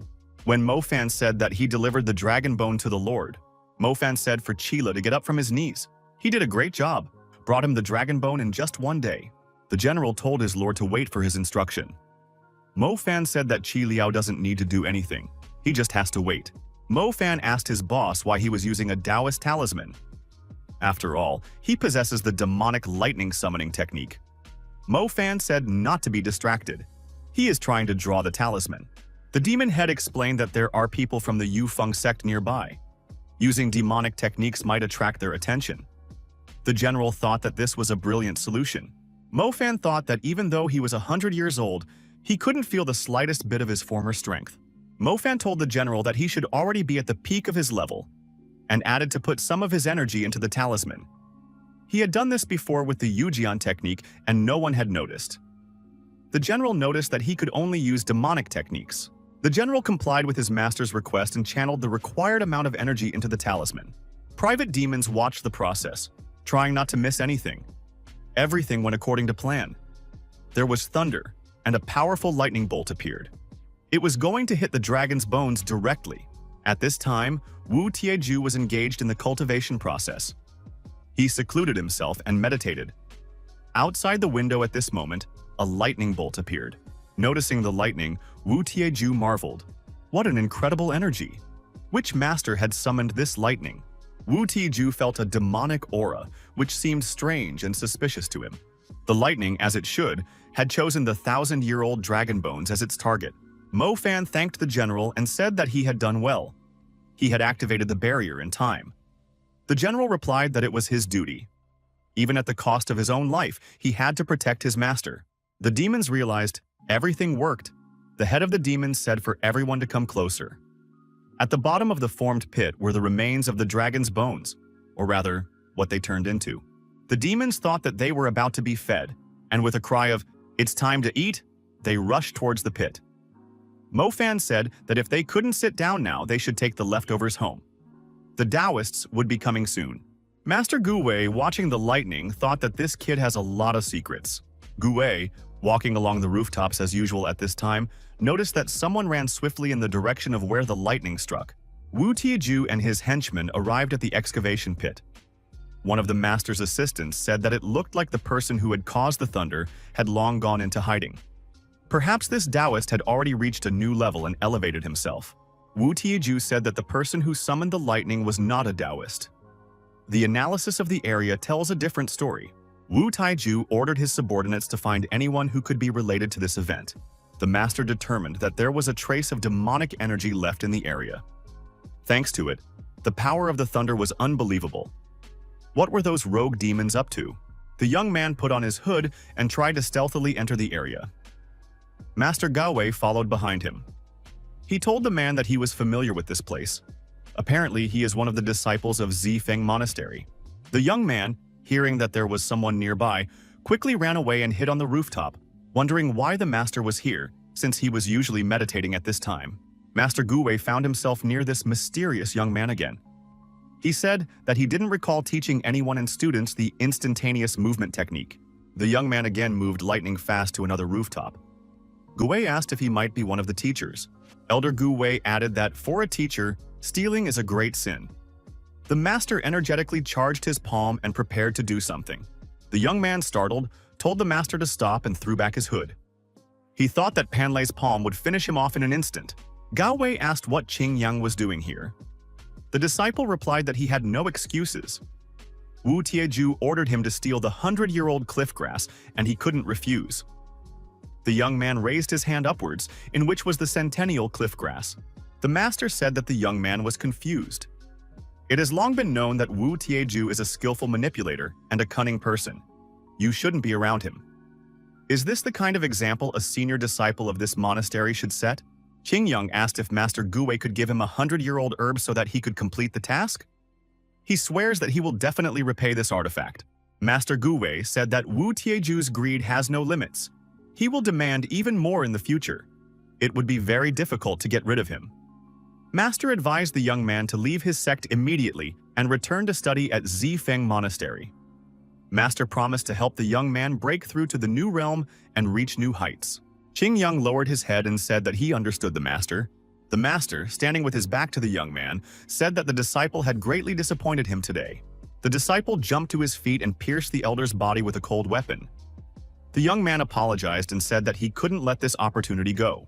Qing Yang said that 16 years ago when he came here, the master had said that one was the master of one's own destiny, and everything only depended on one's efforts. He never forgot those words for a second. The old man, bleeding, said that the young man had actually used his energy to block his meridians. Qing Yang stated that this master no longer had anything to teach him. He should be just another stepping stone. A disciple of the Zifeng sect would be promoted. Suddenly, the old man released his energy and threw the rogue disciple along with his sword far back. Qing Yang thought that he had sealed all 9 meridians, but the old man was still able to release so much energy. The wounded Master Guwei, bleeding, tried to escape. The young man rushed after him in pursuit. The old man could not be missed. The elder thought that he couldn't involve the other disciples. This crazy senior disciple would do everything he could to destroy him. Wu Tieju appeared on Master Guwei's path. He said that walking on rooftops late at night is relaxing. Wu Tieju wondered if Guwei was injured. It looks very serious. There are disagreements between students and teachers, but it's not like they have to destroy each other. Mo Fan was walking around the monastery grounds. He realized that old man Guwei had already guessed that he had left the dragon bone for himself as well. Perhaps we should bribe him. An explosion nearby caught our hero's attention. It must have been a release of energy. The young man was interested in it. Mo Fan saw the injured old man and rushed to his aid. The young man decided that he should do what he could to help and stop the bleeding. Qing Yang said that it was Mo Fan. Wu Tieju thought that this guy had shown up just in time. After all, he was the one practicing demonic techniques. We should blame him for this crime. Mortally wounded, he definitely won't survive. Our hero heard someone accusing him of daring to attack Master Gu. Many disciples rushed towards the place where Elder Gu was lying. Everyone was curious. What was that explosion? Running closer, the disciples saw that Mo Fan was beside the injured old man. What is he doing here? Qing Qing, who was on the roof, said that this ungrateful young man not only stole from the master, but also stabbed him in the back. If he hadn't gotten here in time, this bandit would have gotten away with it. What will they do with him? The outraged disciples shouted that they should avenge the master and bring this rascal to justice. Qing Yang shouted that Mo Fan didn't dare to do such a thing, and added that his master would be avenged. The senior disciple promised to send the culprit straight to hell. Mo Fan turned to the shouting student and asked, wasn't he ashamed? With the naked eye, it could be seen that Master Guwei had been injured by a sword. The sword is only in Qing Yang's hands. How could a weakling like him injure a master? Only a senior disciple would have the strength to do so. Moreover, who said that master was dead? His heart is still beating. Master Gu is still alive. Ru Yuan thought, something is not right here. Many disciples were shouting that Mo Fan was lying. She shouted out loud that she believed Mo Fan and added that she would help Master Gu now too. The disciples shouted for the girl to stay away from Mo Fan.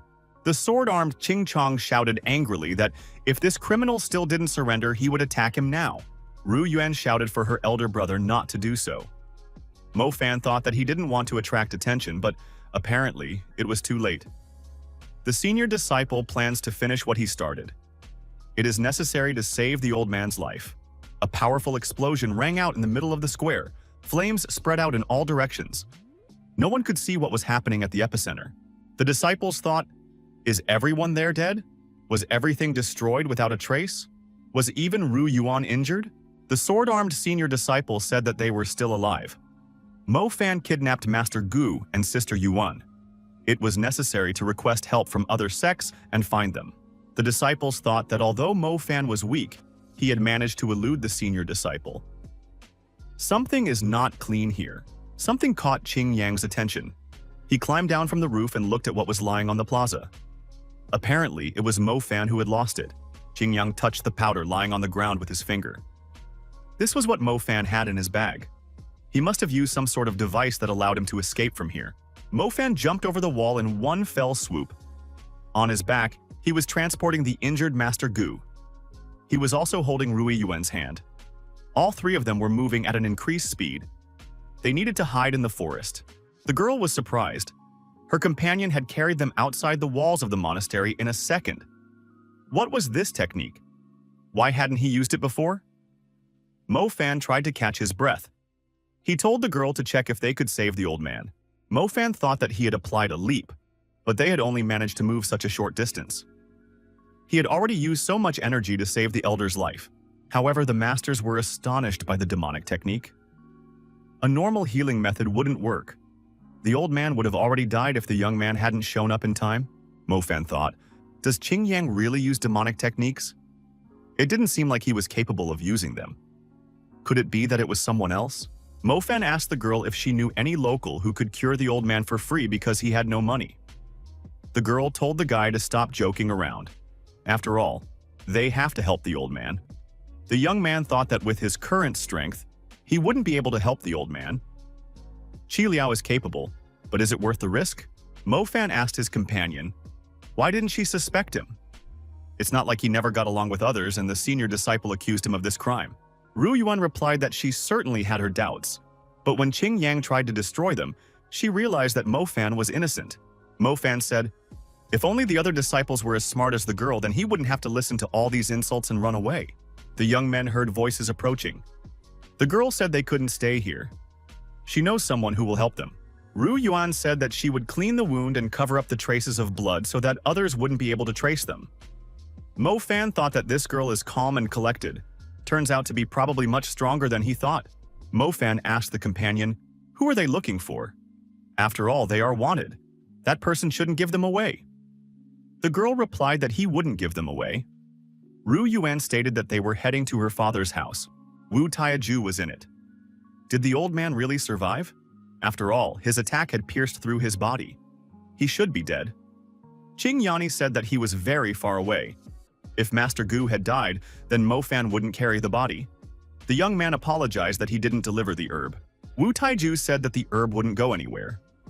However, Mo Fan ran away with the injured old man Gu.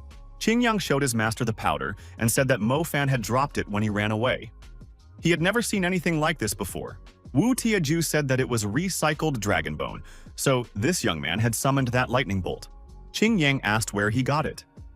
He might still have a lot of bones. Lu Yue was with him on that mission? Why would he hide something like that? Wu Tiju said, for the young man to gather all the disciples of the monastery in front of the city gate and call all the monastery masters. Everything possible must be done to catch Mo Fan. Luo Xiaoqian should also be summoned. They need permission in the city. Although he weakened last year, he still shouldn't be angered. Wu Taiju said that if Mo Fan really has demonic techniques and Gu Wei survives, then they will know that he is also capable of using them. The young man is told that every monastery has sent people to look for Mo Fan, but Luo Xiaoqian is not going to talk to them. He has sent the messengers away. The old man won't allow the houses in the city to be searched. What should we do? Is the union unable to deal with the head of the city? The man said that Qing Yang grew up in this city and knows how things are. Luo Xiaoqian is one of the 9 hands of Qi Huang and one of the best doctors in the world. Even though he has crossed the path of the 5 sects in the past, no one would still dare to antagonize him. The young man asked if Ru Yuan could take Master Gu to Luo Xiaoqian. After all, she is his daughter. The man said that was ridiculous. They even have different last names. How can they be related? Qing Yang said the girl's real name is Luo. She changed it to hide her identity, adding that they often correspond with each other. They are definitely related. Qing Yang tells his assistant to take good warriors from the monastery and keep an eye on Luo's house. At Luo's house, the aide tells his master that it's late and it's time for him to go to bed. Is he really going to refuse those men to search the town? If so, his daughter might get hurt. The man says she deserves it. He warned her, but she didn't want to listen. Suddenly, the door to the room opened and Ru Yuan appeared on the doorstep. She said that her father is still the same stubborn old man. Why doesn't he himself figure out what really happened before jumping to the wrong conclusions? The attendants immediately ran over to the girl and began to check her condition. Is she not injured? Is she in good health? Is she eating well? The city head wondered why she had come back. He had warned her never to come here again. The aide noticed that tears appeared in the head of town's eyes. The daughter said that it was an emergency and her father had to save Master Gu. After that, he could scold her. Spies appeared in the backyard of the Luo family. They were relentlessly watching this house. One of them said that this silly girl wanted to sneak out through the back exit. The other said he was coming back because he had to report to the master. The first spy said that the order said to report only if Mo Fan is not found. Since the young man is gone, they should both stay here. We should tell the watchers at the main gate to come here. We should follow this girl. The guy thought that he would get other people to do the dirty deeds for him and then take their glory. Luo Xiaotian asked her daughter, why didn't she just send Master Gu to the city doctor? After all, she had wasted a lot of time getting here. The girl said that Master Gu was unconscious. If she brought him to another doctor, it would draw unnecessary attention. The daughter asked, how could her father be a doctor with such an attitude towards patients? And added that she didn't want to fight with her father. Mo Fan thought that the girl's father was the same Dr. Qi Huang. He disobeyed the order of the 5 sects of his kin. He would never forget what this man had done for him. Watching the girl and her father, Mo Fan noticed that there were spies watching them. The young man decided that he would fix that quickly now. The young man spying on the backyard brought reinforcements with him. They were armed warriors in case Mo Fan showed up. The young man said that Mo Fan had become stronger and wondered if they could handle him. These people were not very satisfied with being commanded by such a guy. The young man said that he was going to take the girl and her father by surprise. Suddenly, Mo Fan appeared in front of these spies and frightened them. They cried out in fear. Afterward, he said that fighting with other people was a bad idea, especially with friends. However, he deactivated the main spy with one punch to the jaw. The others shouted that this guy had crept up silently and that he was very strong. Mo Fan thought that these grief warriors would be good for his training. One of the spies said that they shouldn't hold back. They need to deal with this guy quickly and decided to use the 2 Yang sword building attack. Mo Fan easily dodged this attack and said that it was very slow. It is most likely a snail sword formation. One of the attackers said that this is a stupid boy. Does he really think that their formation is so primitive? They only need to catch him. Next, Mo Fan's sword energy will tear him apart. Mo Fan deactivated a few more warriors. To the survivor, he said, does he really think this is a good technique?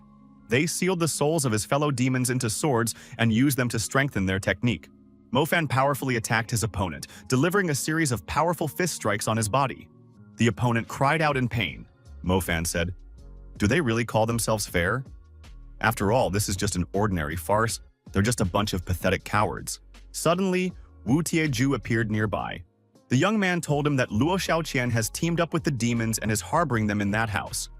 Mo Fan is also with them. He betrayed the Taoists and joined the demons. Wu Tieju listened as he was told that these traitors had finally turned into demons. They must be destroyed. The master, tired of listening to this talk, deactivated this alarmist with one blow. Wu Tieju heard someone say that using ambient energy and remote strikes were not Taoist techniques. Now he knew who had injured the old man. The person who spoke was Mo Fan. Master said that a pitiful disciple couldn't possess such knowledge of demonic techniques unless he was one of them. Mo Fan thought that his opponent was at the peak of the Jindan realm. There's no way to defeat him. But it is necessary to buy more time for Ru Yuan and her father. Wu Taeju was opening up our hero. The young man deactivated this attack. The master thought, is this guy really using a residual image? Mo Fan stated, does he really think he's the only one who can do that? The guy approached his opponent and elbowed him in the jaw. Blood from his mouth rushed in all directions. Mo Fan said to the swaying opponent on his feet, is this really all he can do? Is he really a master of Xiao Yuying Monastery? Wu Taeju thought of the guy. He's only at the beginning of the concentration realm, but his attacks are incredibly fast and powerful. He moves like a veteran who has survived hundreds of battles. Mo Fan, seeing what kind of slow opponent he was, said, if he's not going to attack, then he'll have to defend himself. The young man began to move his energy towards his opponent. After approaching a sufficient distance, our hero struck. Mo Fan's hand hit something solid. The opponent enveloped himself in a barrier of spiritual energy. Wu Taeju, smiling, said that this wasn't the end. Mo Fan thought that his opponent was using energy to create a spiritual armor for himself. Does he know what he is doing? Wu Taeju took the opportunity to strike the young man's jaw with his fist and told him to stop dangling in the clouds. Mo Fan thought that demons only use the surrounding energy to restore their internal energy. Why didn't they ever create weapons or armor from it? Looks like he, a Taoist, could learn something too. Master said that this young man's weak strikes were pathetic. Now he'll show you what a real blow is. And he added that to die at his hand would be a great honor for such a weakling. Mo Fan thought that he would first provoke his opponent and then distract him. The young man knew what he was doing. The guy said that he wasn't going to die here. He still had to avenge what they had done. Mo Fan dodged Wu Taeju's punch and counterattacked him powerfully. The young man delivered a powerful fist strike to his chest, and his opponent began to breathe intermittently. The boy thought that by fighting him one-on-one, he could defeat him. Wu Taeju attacked his opponent again, this time more successfully. The young man lost his balance and fell to the ground. Master said that only the chosen ones were allowed to see this technique before their death. Mo Fan thought it was a coincidence. He landed another series of punches on Wu Taeju's body. The master was surprised as Mo Fan's internal energy penetrated through his barrier. Mo Fan asked his opponent how he felt about such a technique. Shuang Palm is a powerful technique. Even someone like his opponent wouldn't be able to block it completely. The exasperated master said that he was determined to rip out his opponent's tongue. Wu Taeju saw the fiery spiritual bird of prey rushing towards him. He didn't have time to do anything. The bird crashed into the master's defense barrier with such force that he flew far backwards, unable to hold on. Thrown back by the impact, Wu Taeju shouted that he would come back. Suddenly, our hero was called out by Master Gu. He was standing accompanied by the head of the city and his daughter. The master told the young man that that opponent was no match for him. It was necessary to retreat immediately. Luo Xiaoqian asked Gu Wei if he thought it was a mistake to use the purple raven for such a matter. Gu Wei said that the purple raven wouldn't do any harm to Taiju. He will be back soon. Ru Yuan said that the old man needs to go to a clinic for rehabilitation. The city head said that Taiju wouldn't dare to cross his path.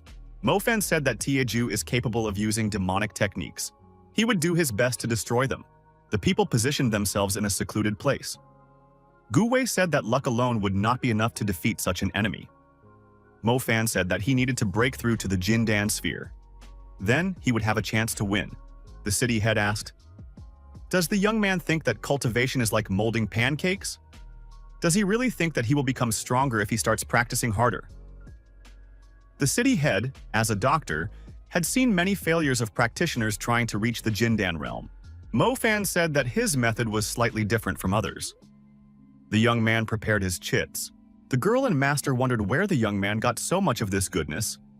The boy said that it was just some dragon bone powder. The master asked, does he really want to strengthen his body with the powder and then absorb all the spiritual energy around him? Ru Yuan inquired. Wasn't it dangerous to take such substances in pure form? The girl sat down and inquired, where did the wind come from here? Everyone turned their attention to our hero. He assumed the lotus posture and began to shine like a star. The city mayor and his daughter were shocked. After all, cultivation couldn't be that simple. It wasn't easy at all for the young man. He began to bleed. Blood was coming out of his mouth, nose, ears, and eyes. The doctor said that people absorb energy slowly because their meridians can't handle it in large quantities. But right now, the young man was trying to absorb a huge amount of energy at one time. Even if his veins and meridians are strengthened, if even one of them burst, he would be in trouble. Gu Wei tried to help his disciple. The most important thing right now was to suppress his internal energy. The master said that he would help the young man using everything he had. After all, he has a duty to survive. The doctor said that Gu Wei has lost his mind. Is it really worth it? He has one foot in the grave, but he's still expending his inner energy for this young man. Master Gu Wei said he's lived enough. His only regret is that he couldn't raise a worthy disciple. Mo Fan is his last hope. Wu Taikyu noticed a significant change in the atmosphere and said, "Do they really use spiritual energy in such quantity and think he won't notice it? This mountain will become their tomb." Mo Fan, Master Gu, and the city mayor and his daughter were in a protective sphere. This was their security system. Mo Fan thought that Wu Tieju's end was near. He is digging his own grave without realizing it. Luo Xiaopian wondered, how did this young man manage to achieve such a thing in a short period of time? The doctor took Gu Wei's weakened arm for diagnosis and said that he had already restored his meridians.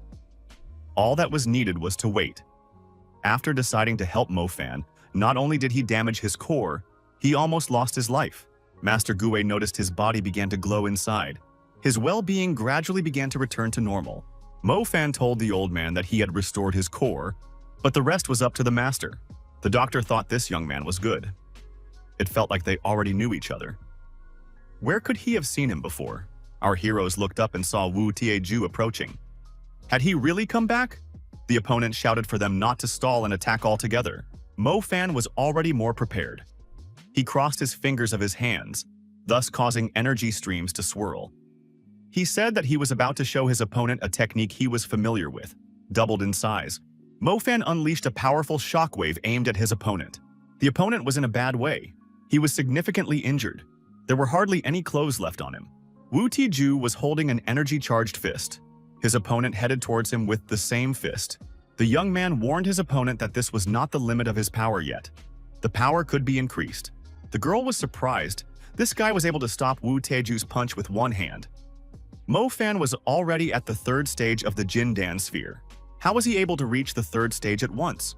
Or did he even seem to surpass it?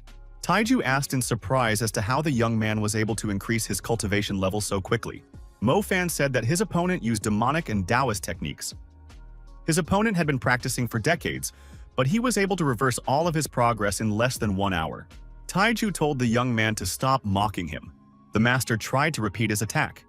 He said that this young man who still has milk on his lips shouldn't allow himself to do that. Did the boy think that was all he could do? Taiyu raised his hands up and said that he was about to destroy the young man. Ru Yuan asked fearfully, "What kind of technique is Taiju using?" Her father thought that they were not doing well. It looks like they can't resist. The doctor said it's the demon god's technique. By concentrating spiritual energy, the wielder can form a demonic form of himself. But this technique is a closely guarded secret of the demons. Only the most powerful of them possess it. How did Taiju get his hands on it? Taiju said that it was a great honor to be killed by such a technique. Mofen said that it's getting more and more interesting. But the only one who will die today is his rival. Taiju told our hero that as for a dead man, he talks too much and tried to attack the young man. Mo Fan told his friends to stay here. He will be back soon. The girl said she had faith in Mo Fan. The demonic rival said it was pointless to run away. He swung his sword and said that he would destroy Mo Fan now. Taiju, watching his opponent's movements, was surprised at how he was able to get here instantly. An enraged Taiju used his internal energy and said that he was starting to destroy his opponent. The city head said that the difference in strength was obvious. Taiju's experience puts Mo Fan at a disadvantage. The villain laughed and shouted that he was about to wipe the young man into powder. However, the villain was astonished by what he saw. Where did his rival get such energy from? After all, this was the true form of the demon god. Taiju closed his eyes in fright. He didn't understand what this young man was. The young man said for Wu Tieju to behold his beautiful countenance. In front of him was the demon god, Emperor Di Shitian. Taiju was startled and surprised. How could this be possible? After all, the emperor had already died long ago. Mofen said that it was not in his best interest to lie to a dead man. Taiju said that it was time to stop talking. He would now show his opponent his true strength. He used the demon god's mountain hammer, the Rift. Mofan said that it was a coincidence. He is also using the same hammer. The two demonic beings rushed towards each other, intending to apply the demonic hammer. Those observing concluded that a very strong strike had occurred. The girl, worried, uttered a name, Mofan. Looking for Mofan, the city leader saw that young man standing beside the old man naked. He said that he was done with that annoying man. Now he would be able to treat the old man. Ru Yuan, not holding back her emotions, threw herself on our hero's chest. The girl asked, if he was so strong, why hadn't he used such a technique before? He scared the hell out of her. Mofan said that he just wanted to have fun with his opponent for longer. The girl's father said that the young man is all flaming. He needs to be treated, and the bleeding needs to be stopped. The man took out a needle and said that now there would be a treatment with fatherly love. In the dark forest, someone began to cry out for help. Not far away, Taiju was lying on the ground. Qingyang, who was nearby, saw the injured master. The master told the young man to hurry up and share his energy with him. Taiju said that he used all his energy and lost a lot of blood, all to stay alive. He asked the young man to help him, and he would become the head of the Sacred Eagle Hall in the future. The young man thought that he had served this man for so long, but the man still didn't understand anything. The guy said that he couldn't wait any longer and severed Taiju's head with his sword. In the obituary, it was written that this master, leaving everyone in shock, left this world. His merits will live on in the hearts. Hated by both humans and gods, he was beheaded. It is impossible to describe everyone's sadness. The students tearfully cried out for the master not to leave them. He did not deserve such a fate.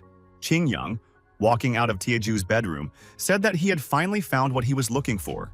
The young man knew that the master would not hide his secrets far away. If the others found out about it, he wouldn't live. Qingyang thought that he should definitely learn all these techniques. Qingyang saw people appear in front of him. One of them said that he was late. It was the head of the Tengsai Hall and hall master Li Yue. The hall head said that they had no other choice and would have to destroy this young man. The guy was trying to evade the attacks of the attackers. The hall head thought that the young man's true key was taking shape, just like Wu Tiju's. Lying on the ground, Qingyang reached out his hand for the fallen scroll. The attacker told the young man to choose between the scroll or his hand. Doesn't he know that the scroll is the property of the demon clan? The lad said it didn't matter to him. He would need whatever would help make him stronger. One of the attackers said that it looks like it won't be necessary to take away the scroll. Taiju had left a worthy heir. Qingyang saw that the war hero in front of him. The young man thought, with the help of his qi energy, was he really able to? If he possessed such strength, he must have managed to reach the transformation stage. The hooded attacker said that the recovery of true energy was imperfect. It would take time for the arm to heal and regain its former mobility. They are wondering, where is Mofan? Qingyang said that he did not have this information and did not know where the group was hiding. A colleague looked into the room and said that they were going to Xiangshan Mountain. The young man was asked why he was dragging them to Xiangshan Mountain again. Mofan replied that it was to find the right person to help Master Gu. Mofan said that he knew the right person. He asked that everyone wait for him and he would bring him here soon. The guy realized that the demons had moved their base. He doesn't even know where to look for Qi Lialo. Ru Yuan thought, she has a feeling that this guy is always using them. The city's mayor said that this guy is not one of the weak ones. He is capable of using the demon god form. Where did he come from? His daughter said that after falling off the cliff, Mofan changed a lot. He became aware of the secrets of demonic cultivation. He had forgotten everything that happened before the fall. Suddenly, strangers appeared from behind a tree. One of them looked at the girl and said that he could see a demonic chick. All that wandering through the mountains instantly paid off. Luo Chopin told this stranger to watch his tongue. I looked all around. There is not a single demon around. The stranger said that he doesn't care if they are demons or not. Xiangshan Mountain is inhabited by all sorts of scum, so they are the same. He said that he would destroy the old man now, but he would use the girl in a different way. The girl immediately attacked the uninvited guests with her energy charge.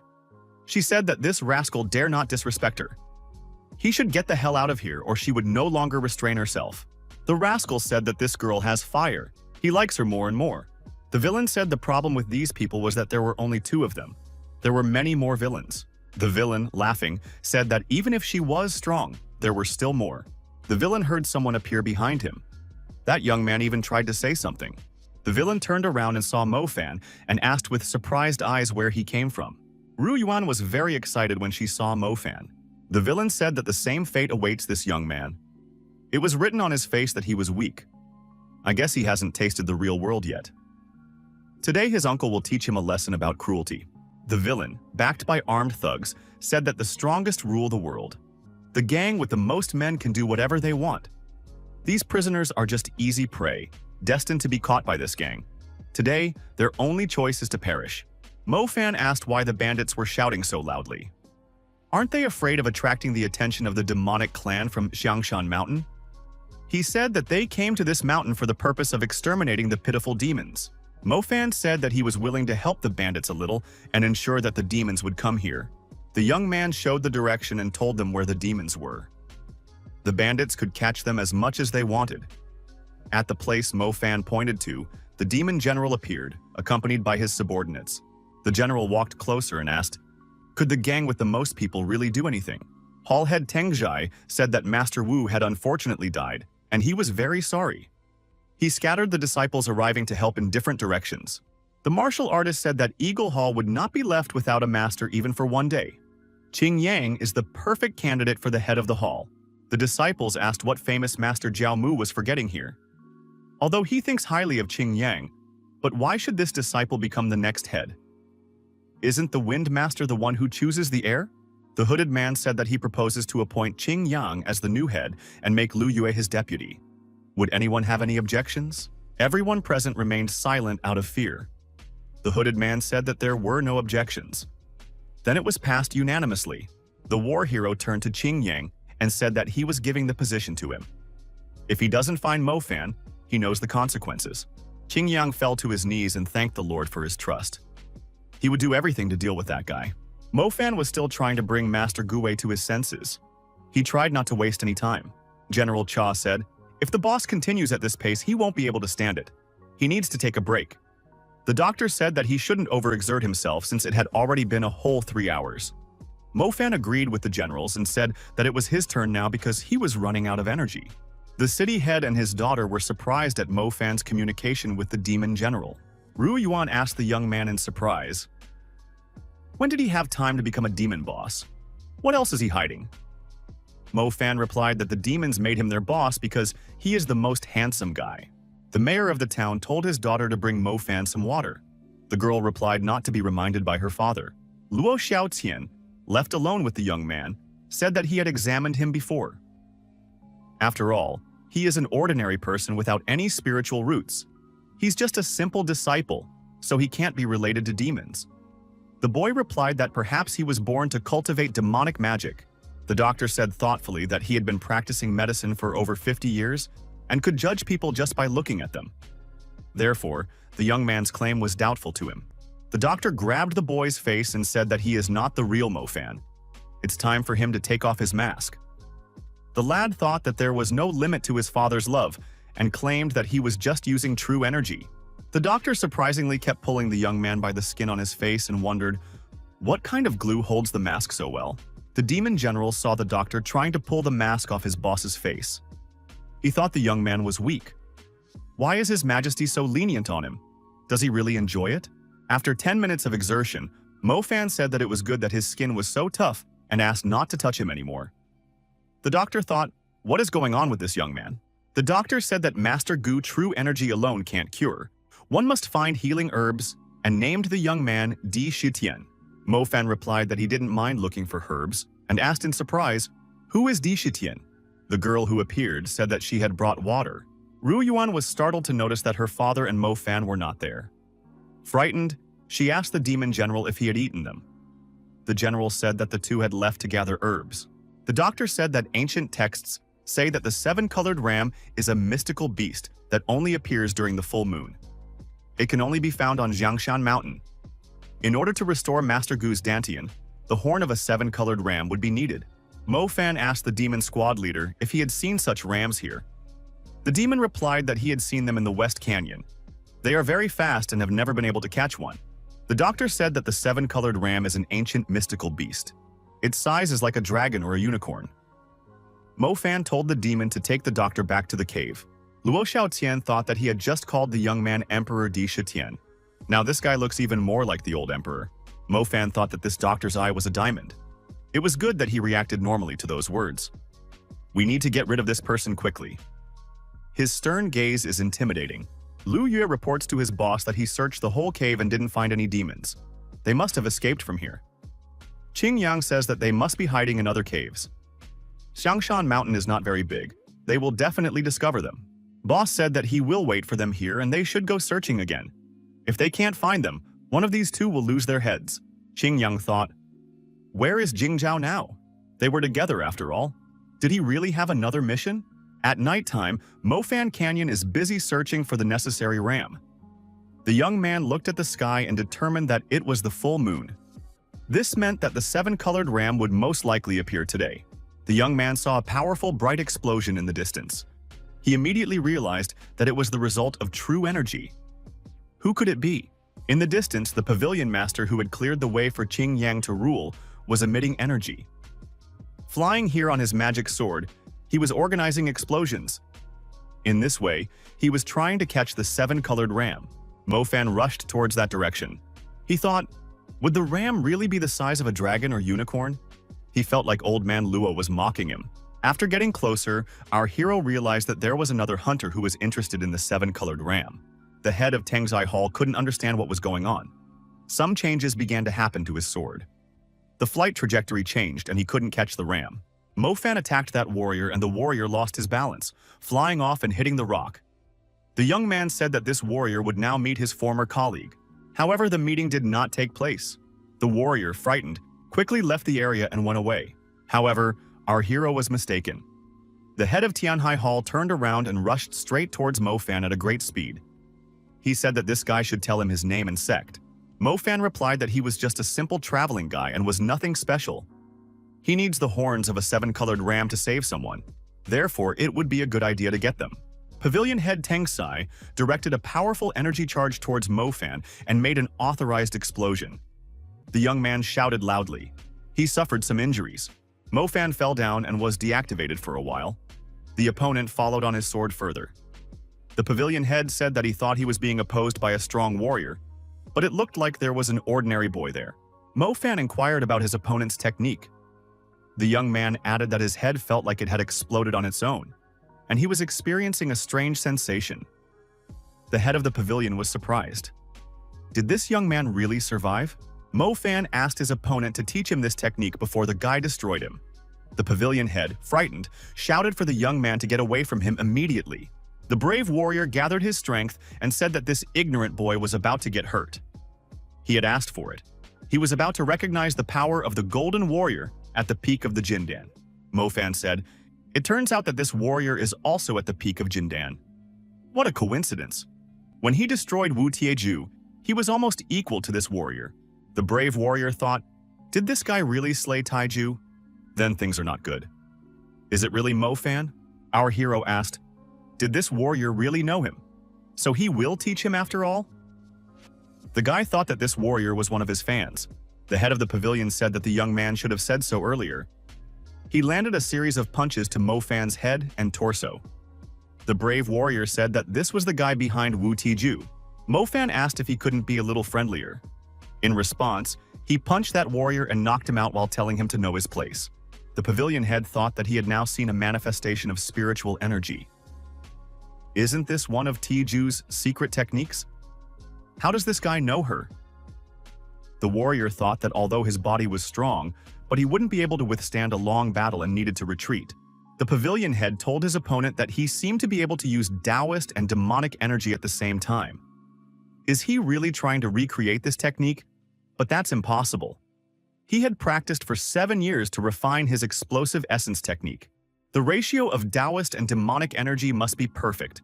It requires concentration and stamina. Does this guy really think he can copy his technique just by seeing it? The young man said that he had everything ready. The warrior, after seeing the result of this guy's activity, was mentally destroyed. Mofan decided that the explosive essence technique could be controlled and he could blast at a certain point. Our hero's opponent thought, how could this be possible? It took him 30 years to learn how to control the explosion point. "Who is this guy?" Mo Fan asked his opponent. "What does he himself think?" Mo Fan said that controlling this explosion was very easy and set the explosion point right in his opponent's head. The warrior cried out in fear. "Can't this young man play around?" After all, this was no longer a joke. Mo Fan said that although this technique exploded the QE inside the target, it had almost no effect on him. However, the warrior was still unharmed. He said that today, the young man would pay for his arrogance. The warrior had burnt hair due to the high temperatures, but his head was still in place. Laughing, he said that not everything could be copied. The pavilion head used the mixed element mystic heaven bomb technique. Mo Fan applied his punch that embodied true energy. Just like the magic bomb, the young man said that this punch concentrated an incredible amount of ki. Even in his past life, he wouldn't have wanted to experience such a strike on himself. The opponent still wanted to use his bomb just as much. He said that once it was activated, the opponent would have 3 seconds. I want to see the look on his face when he realized that he was finished. Mo Fan, smiling, said that he wished he could see this guy now. He has a very stupid expression on his face. The feisty warrior with burnt hair said as he moved into action and activated the Heart Blast. There was a large release of energy as he did so. Mo Fan suddenly disappeared. The opponent was puzzled. However, the young man appeared behind his opponent's back a moment later and said that he was ready to play. Mo Fan used his energy-charged fist to deliver a powerful punch to his opponent. Losing his balance, the man fell down. The guy said that this warrior had dug his own grave by being caught in the epicenter of the explosion. Would he be able to withstand his own technique? The injured warrior was on the verge of losing consciousness. He was thrown backwards by the blast wave. Mo Fan took a closer look and said that his opponent had been found after all. The exhausted and battered warrior tried to get up from the ground. He was sure that his opponent, even if not Emperor Di Shitian, was his close friend. Taking advantage of the long distance separating him from his opponent, the injured warrior thought that it was necessary to quickly convey information. The pavilion head saw a suitable little lamb hiding in the bushes and thought that this was the right one. Mo Fan asked, "Why is it hiding so clumsily?" The villain gloatingly asked, "Does this guy really need lamb horns to save people? He won't let that happen." The villain said, "In that case, if he doesn't get the lamb, then no one will get it," and directed a stream of his energy at the defenseless animal. The lamb screamed in fear. Mo Fan stood up to defend it and said that although he was not a human, the real demon here was his opponent. Suddenly, a huge ram appeared from behind the mountain. It was that lamb's mother. The mother's size was impressive, and the villain almost fell off his flying sword out of fear. The lamb was overjoyed to see its mother. Mo Fan was surprised to see her. The hostile warrior was surprised the most. The warrior immediately changed his flight path and said that when he returned, he would destroy everyone here. The adult ram produced a powerful energy charge and directed it directly at the villain. Mo Fan thought that it was an explosion that had the power of a dream sphere. Compared to this explosion, he was just blowing on that man before. The boss asked, "Have they found their footprints?" Lu Yue said that they had come across the extinguished embers of the bonfire and were now searching further. Some strange sound caught the boss's attention. Looking out of the cave, he noticed that someone had made a hard landing near the cave. Who could it be? Everyone present noticed that someone had fallen from the sky. Could it be some kind of fairy? However, this idea was discarded because a fairy couldn't fall headfirst. It was Shu Tangzhu, the head of the pavilion. The assistants lifted up the injured and disoriented boss and motioned for him to sit down. The boss asked what had happened to him. He was sent out to fetch a lamb and he came back in such a state. Zhu Tanzhu knelt down in front of the boss and said that he had met Mo Fan. The boss asked in surprise, "Did that guy really beat him up like that?" Zhu Tanzhu replied that that guy is a demon. He needs to sleep and recover now. That guy is the heir of the demon emperor. After saying those words, Shu Tanju began to feel even worse and his mouth was bleeding. The exhausted Mr. Shu fell down and lost consciousness. Everyone around him was quite upset. In the obituary, they wrote to let Lord Shu rest in peace. The hero who chased the lamb fought to the end. He passed away very early in life. He would be avenged. Lu Yue lamented that they had lost 2 excellent rulers in just 3 days. He vowed that the murderer would be punished. Lu Yue spoke to the companions and said that they must avenge the Lord. The companions supported him. Qingyang reported to his boss that they had found the demonic clan's camp. The boss said that it must be destroyed. Mo Fan told the huge 7-colored ram that all he needed was a piece of horn. It would be quick and it wouldn't hurt at all, Mofan thought. Maybe take the small lamb, cut off the horn and bring it back. The little lamb started to bite Mofan. The guy thought that this thought was a bad idea. He would have to survive first. Mofan found himself at the edge of the cliff with the little lamb. He wondered why they had taken him to such a remote, hidden place. However, when he looked down from the cliff, he saw something interesting. Beneath our hero's feet was a graveyard of 7 colored rams. The horn he was looking for caught his eye. Mofan hugged the animal with joy. It turned out that they were leading him to such a sacred place and were not threatening him at all. Mofan decided to jump down the mountain straight to the cemetery. The young man thought that he was now rich. Shangshan Mountain is a great place. While descending, Mofan saw a ledge in the rock and from it, a cave going deep. But on the ledge, there was an old tree where women's clothes were drying. The boy could not help stopping. It was necessary to investigate everything thoroughly. Our hero asked himself a reasonable question. Where would women's underwear come from in such a place? He entered the cave and politely asked if anyone was there. There was no answer. He touched the writing on the wall. He thought, has the beast become sentient? Mofan peeked around the corner and said that he apologized for disturbing him. But he still couldn't utter the phrase. A disturbing picture appeared before our hero's eyes. A stranger was taking a bath. From pleasure, she had her eyes closed. The girl, hearing an extraneous noise, opened one eye. She asked, "Do people really come here?" The guy blushed with embarrassment, apologized and said he was passing by and saw the clothes outside. He apologized again for the inconvenience and said he was on his way out. The girl said it was fine. This cave is very boring, but a guest can dilute her boredom. Mofan said that he could help the girl have fun. The girl agreed and added that she hadn't killed anyone in a long time. The guy immediately felt some strange energy influence. It felt like all of his bones were breaking. Mofan headed towards the exit. This woman is using demonic techniques. Something fishy is going on here. In the aftermath, the girl asked, "Hasn't he seen such techniques?" The young man looked back. The girl said that the guy interfered with the goddess's cultivation and is trying to escape. This was not how young people acted. Mofan didn't believe her words. Are there really cultivations in the bathroom?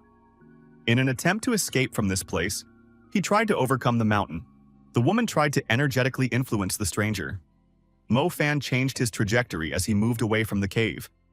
He thought that this woman was crazy. The woman said it was bad. The longer he runs away, the more the goddess wants to destroy him. Mofan said that he has no intention of going back. He doesn't want to be made into leather women's underwear. In response, the woman asked him to stop running away. Mofan saw that the woman was surrounded by a protective barrier. It turns out that she is not cultivating here. She was imprisoned here. The stranger realized that the young man had guessed everything. The expression on her face changed. Mofan calmed down and said that he even felt sorry for the girl. It's bad to be in this place all the time. The guy thought that he was no longer in danger. The girl asked if he was already leaving. She wanted to get to know him better. Mofan was sympathetic to this girl. There isn't even anyone to talk to here. However, he is in a big hurry. He needs to grab a couple of ram's horns and then he will leave. Mofan promised to send someone to the girl to keep her company and wondered if there was any way to free her from here. The cave prisoner said that she likes the guy. How much she wants to eat him, she even drools. Mofan was scared and said that the girl must not have eaten for a long time. Braised pork, sweet and sour pork ribs, braised shrimp in oil. The young man named many more delicious dishes. The woman blushed and couldn't help herself. She started salivating profusely. The guy continued in the same vein. The girl plugged her fingers in her ears and told him to shut up immediately. He could have his horns. She would not interfere. Mofan said that he didn't believe her. He needs some kind of assurance. The demon head said that once he crosses the barrier, she can mercilessly deal with him. Therefore, she should give him a guarantee. The girl agreed and said that he could do as she said, and thought that these pathetic people can't talk to her like that. The girl told the young man to raise his head. At the top is a Tai Chi symbol. It was inscribed by the ancient mountain warrior Fu Hian, who imprisoned her here. The boy discerned this symbol. The girl said if her companion directed his key to the seal, she would be sealed in the cave for an hour. During that time, he would be able to retrieve the horns in peace. Mofan was surprised. Was it really that easy? It was a pity that he was in a hurry. If he had more time, he would definitely help her. Mofan thought, this guy is a no-brainer. Would he really do this? After all, this is a powerful seal of the immortal ancestors. Any mortal who tries to affect the seal will be killed by lightning. The woman said that this guy is a very kind person. Mo Fan said that he was starting and began the stage of affecting the Taiji symbol. He channeled his ki. Suddenly, lightning bolts appeared and bound Mo Fan's hands. The guy asked if he was doing the right thing. The cunning woman said that this guy was caught. He should be transmitting ki and might live a little longer. If he stops, the power of the seal will instantly finish him off. Our hero knew he could do anything. It was as if this seal was made for him. The young man activated the magic absorption mode. The boy was agitated. He shouted with increased tension and indescribable joy. The woman couldn't believe that this man was resisting the power of the seal. Mo Fan thought that he could do it because he was in a human body. The woman shouted for him to stop. After all, he might break the seal. Mo Fan had no intention of interrupting this process. The woman screamed in fear for him not to do so. The woman, panting and covered in tears, thought, "Did she really pull up the dragons and actually make a contract with this pathetic kid?" Mo Fan asked in surprise. Did she really get struck by lightning too? 300 years before, there had been a massive explosion. The woman wondered, who was it that prevented her from cultivating? Now she would have to destroy him after becoming a goddess. The elder who appeared said that Feng Hua was a dragonborn. No matter how hard she tries, it's impossible to become a goddess with her blood. She must stay among mortals, learn and find her way. The woman became angry and asked, "What does that mean?" The elder said that her powers would be taken from her and she would be locked here forever. But she can be freed by someone who follows the heavenly path. When the seal is broken, they will both be bound by a contract. She will have to follow that person, and the path to divinity will be opened. Mo Fan. After all, he is the person who shouted that he would never submit to the gods after rebirth. Is he really the person who follows the heavenly path? This must be a joke. The woman, covering her eyes with her hands, said, "It's not a joke. This guy is the 81st person to come here. Everyone before him died in an attempt to break the seal. He is the only one who was able to power its energy." By this, the elder meant the way of the heavens. Mo Fan asked the woman, "Is she really crying?" He apologized and asked if there was a way to break the contract. The guy thought that she should have just been energized, and it turned out to be a test of the gods. He absorbed a lot of energy, but there was no energy left in her body at all. The woman told the guy that she didn't need his kindness. Mo Fan thought that his interlocutor had a terrible look on her face. She really is a dragon. Feng Hua said, "Although she has lost all her strength, she is strong enough to beat up this guy now. But because of the contract, she can't destroy him, so she can subject him to infernal torment." The woman told this guy not to interact with her like that. She doesn't need his pity. Mo Fan replied that he understands everything now. The woman said that the young man can go get his rainbow horns, and she needs to get some fresh air. The guy wished her good luck. Feng Hua felt a taste of freedom. There must be a way to break the contract. We should think about it. As Feng Hua flew up into the sky, she stopped and realized that she couldn't just leave. She decided to go back and destroy everyone she could get her hands on. Mo Fan took the horns and started to run away. He said that this lady was better off out of sight. The guy looked up. He saw that a woman was coming towards him. A collision could not be avoided. Feng Hua got up, shook off the dust and said that she hated it. She wondered, where did this guy go? The woman heard someone saying from underneath her that he was having a hard time breathing. She was sitting on top of Mo Fan. Feng Hua asked the guy how far it was. Why can't they just fly there? Mo Fan replied that they are almost there. Mo Fan added that his enemies are located everywhere. If he flew, they would immediately notice him. Looking forward to the foot of the mountain, Mo Fan saw an intense release of energy. There must be some explanation for this. The guy realized that it was a heaven-defying strike. Qi Liao's secret technique. An hour before, General Qi Liao had received a blow to the face. The general told the interlocutor that he was a traitor. How dare he show his face here? Qi Liao thought that for the sake of saving that old man, he had spent all his energy. The man the general called a traitor said that he didn't come for the general. He was interested in Mo Fan. The general wondered why they would be looking for an ordinary person. And he thought, had he found out the true identity of the demon leader? The subordinate reported to Lord Jiaomu that the small demons had been exterminated and the swift ones had escaped. But they are in pursuit. The general shouted that Jiaomu is a real animal. He doesn't spare even his own kind. What did they do to him? Qi Liao tried to attack his opponent, but he neutralized the attack. Jiaomu absorbed all the attacking energy directed towards him. Jiaomu told his opponent that they were like ants, They posed no threat to him. Lord Jiaomu added that he just wanted to destroy them. The villain directed his negative energy at the general, and he was deactivated. Ru Yuan said, "Is bullying the weak and destroying the innocent the true face of a Taoist?" Her father said, "That's why he doesn't like doing business with them. They may appear normal, but they are actually animals." Lu Yue reported that they had searched the entire cave but couldn't find Mo Fan anywhere. Jiao Mu assumed that the guy hadn't returned yet and suggested an ambush. A messenger from the Yu Feng sect arrived and said that the sect master was calling. Lord Jiao Mu should immediately return to Lunxian Mountain. The Lord said that he had more business to attend to. He will return when he is done. The messenger was adamant. The sect master requested that the Lord follow him immediately. Something is going on with the Tushan sword, Di Shutian's weapon. Senior disciple Qing was agitated. Why did Lord Jiao Mu leave? Shouldn't they capture Mo Fan? The senior disciple was told that the master of all Yu asked the Lord to come back. Qing said that Master Wu and Shu fell at the hands of this young man. He should be handled with caution. The warrior asked, "Is Qing really questioning his abilities?" The warrior said that those master's abilities were pathetic. He, on the other hand, has honed his skills to the limit. He was willing to test his strength. Qing said that he was not interested in that. He has business to attend to and will wait for good news. Lu Yue looked at Ru Yuan and said that no one will save the little girl this time. Lu Yue deactivated the head of the city and said that he took out the annoying dog. No one would interfere with them now. General Qilo came to his senses and looked at Lu Yue with an embittered look. The young man was frightened and told the general to stay away. He turned around and ran away. The general asked the girl what she would choose, doom or humiliation. The girl replied that she would rather perish than live with it. Qi Liao said that she was indeed worthy of his lord. The warrior looked at his opponent and thought, "Is he really going to self-destruct?" Lu Yue ran away and screamed in fear. After running a considerable distance away, the young man calmed down and said that he was alive after all. General Qilo was surprised at how this was possible. The opponent said that all of his energy had been absorbed. The warrior raised his hand and released the energy with lightning, saying that the general would now know helplessness. The warrior told the frightened young man that the general was powerless and he could have some fun with him.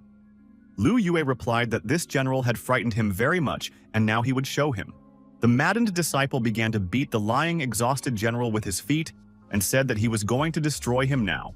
The general was agonizing in pain. He said that there was no energy left in his body, he couldn't even lift his arm. Lu Yue said that he would now put an end to the general's suffering and raised in his hands, deciding to apply the An Yu strike, entry level. Suddenly, Feng Hua appeared on the horizon. She said that this young man was very evil, and it looked like someone was about to die. She suggested to deal with it quickly because she was still hungry. The warrior saw this woman's companion and said that it must be Mo Fan. Mo Fan asked this guy to give at least one reason to spare him. The general saw Mo Fan and said that his lord had finally returned. The warrior was surprised. Did the general really call this person a lord? Mo Fan was furious and attacked this warrior. He gave him a staggering blow. The warrior said that it wasn't a bad strike, but that was where the opponent's fun ended. Mo Fan said that his opponent's time was up. He will now be annihilated. The warrior asked, did the guy really think he could beat him? And warned that he is far different from the masters that Mo Fan destroyed. Our hero told his opponent to stop talking and show what he was capable of. The aggressive warrior adopted a fighting stance and told Mo Fan to attack. He would be able to block any technique. Swinging around, he kicked his opponent's leg at his most vulnerable spot with all his might. At the same time, Mo Fan said for the opponent to block it. The kick was very strong. Tears flowed from the warrior's eyes and he said that his jewelry was hurt. Mo Fan wondered, was the opponent unprepared? Would he not be able to stand up now? The villain, enduring the pain, stood up and said that Mo Fan was only able to hit him because he wasn't concentrated. Now he would definitely block any technique that used energy. He could only be defeated by using energy essence techniques. Mo Fan, because he just wants to beat this guy up, activated his energy cudgel. Mo Fan got close and hit his opponent again. The guy said that his opponent was talking too much. The villain thought that his opponent was fast, strong, and had the Wu Ti Ju spiritual energy manifestation technique. He wouldn't be able to block anymore. The villain looked at the girl tied to the tree and thought that she might be the bait. Mo Fan attacked his opponent again and asked who was he to aim at a woman after losing the fight. Ru Yuan told the young man to be careful. His opponent might absorb the essence. Mo Fan attacked his opponent. The villain activated the absorption mode and said that his opponent was now caught. Mo Fan noticed that the energy-sucking mode didn't stop. The opponent is absorbing his essence after all. There was a need to stop it now.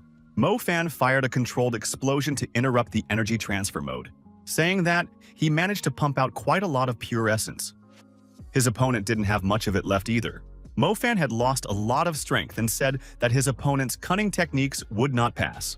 Feng Hua, watching this, asked, "Didn't the guy learn everything from the Gulas?" The woman said that they absorb essence from the lives of other creatures to survive. They are known to use their left hand to absorb energy and their right hand to release it. The Guli are despised and hated by all races because of their techniques. She did not expect a human to train with them. The warrior asked how dare this woman tarnish his reputation. She should pay for it. Feng Hua said that the Gulis were the ancestral opponents of the Dragonborn, so they had learned how to counter their techniques. The woman said that she would help the young man now, and added, "Let them use their technique, then she would fill him with essence energy." Mo Fan took a few steps to the side and said that he seemed to understand what she was up to. Ru Yuan watched this woman.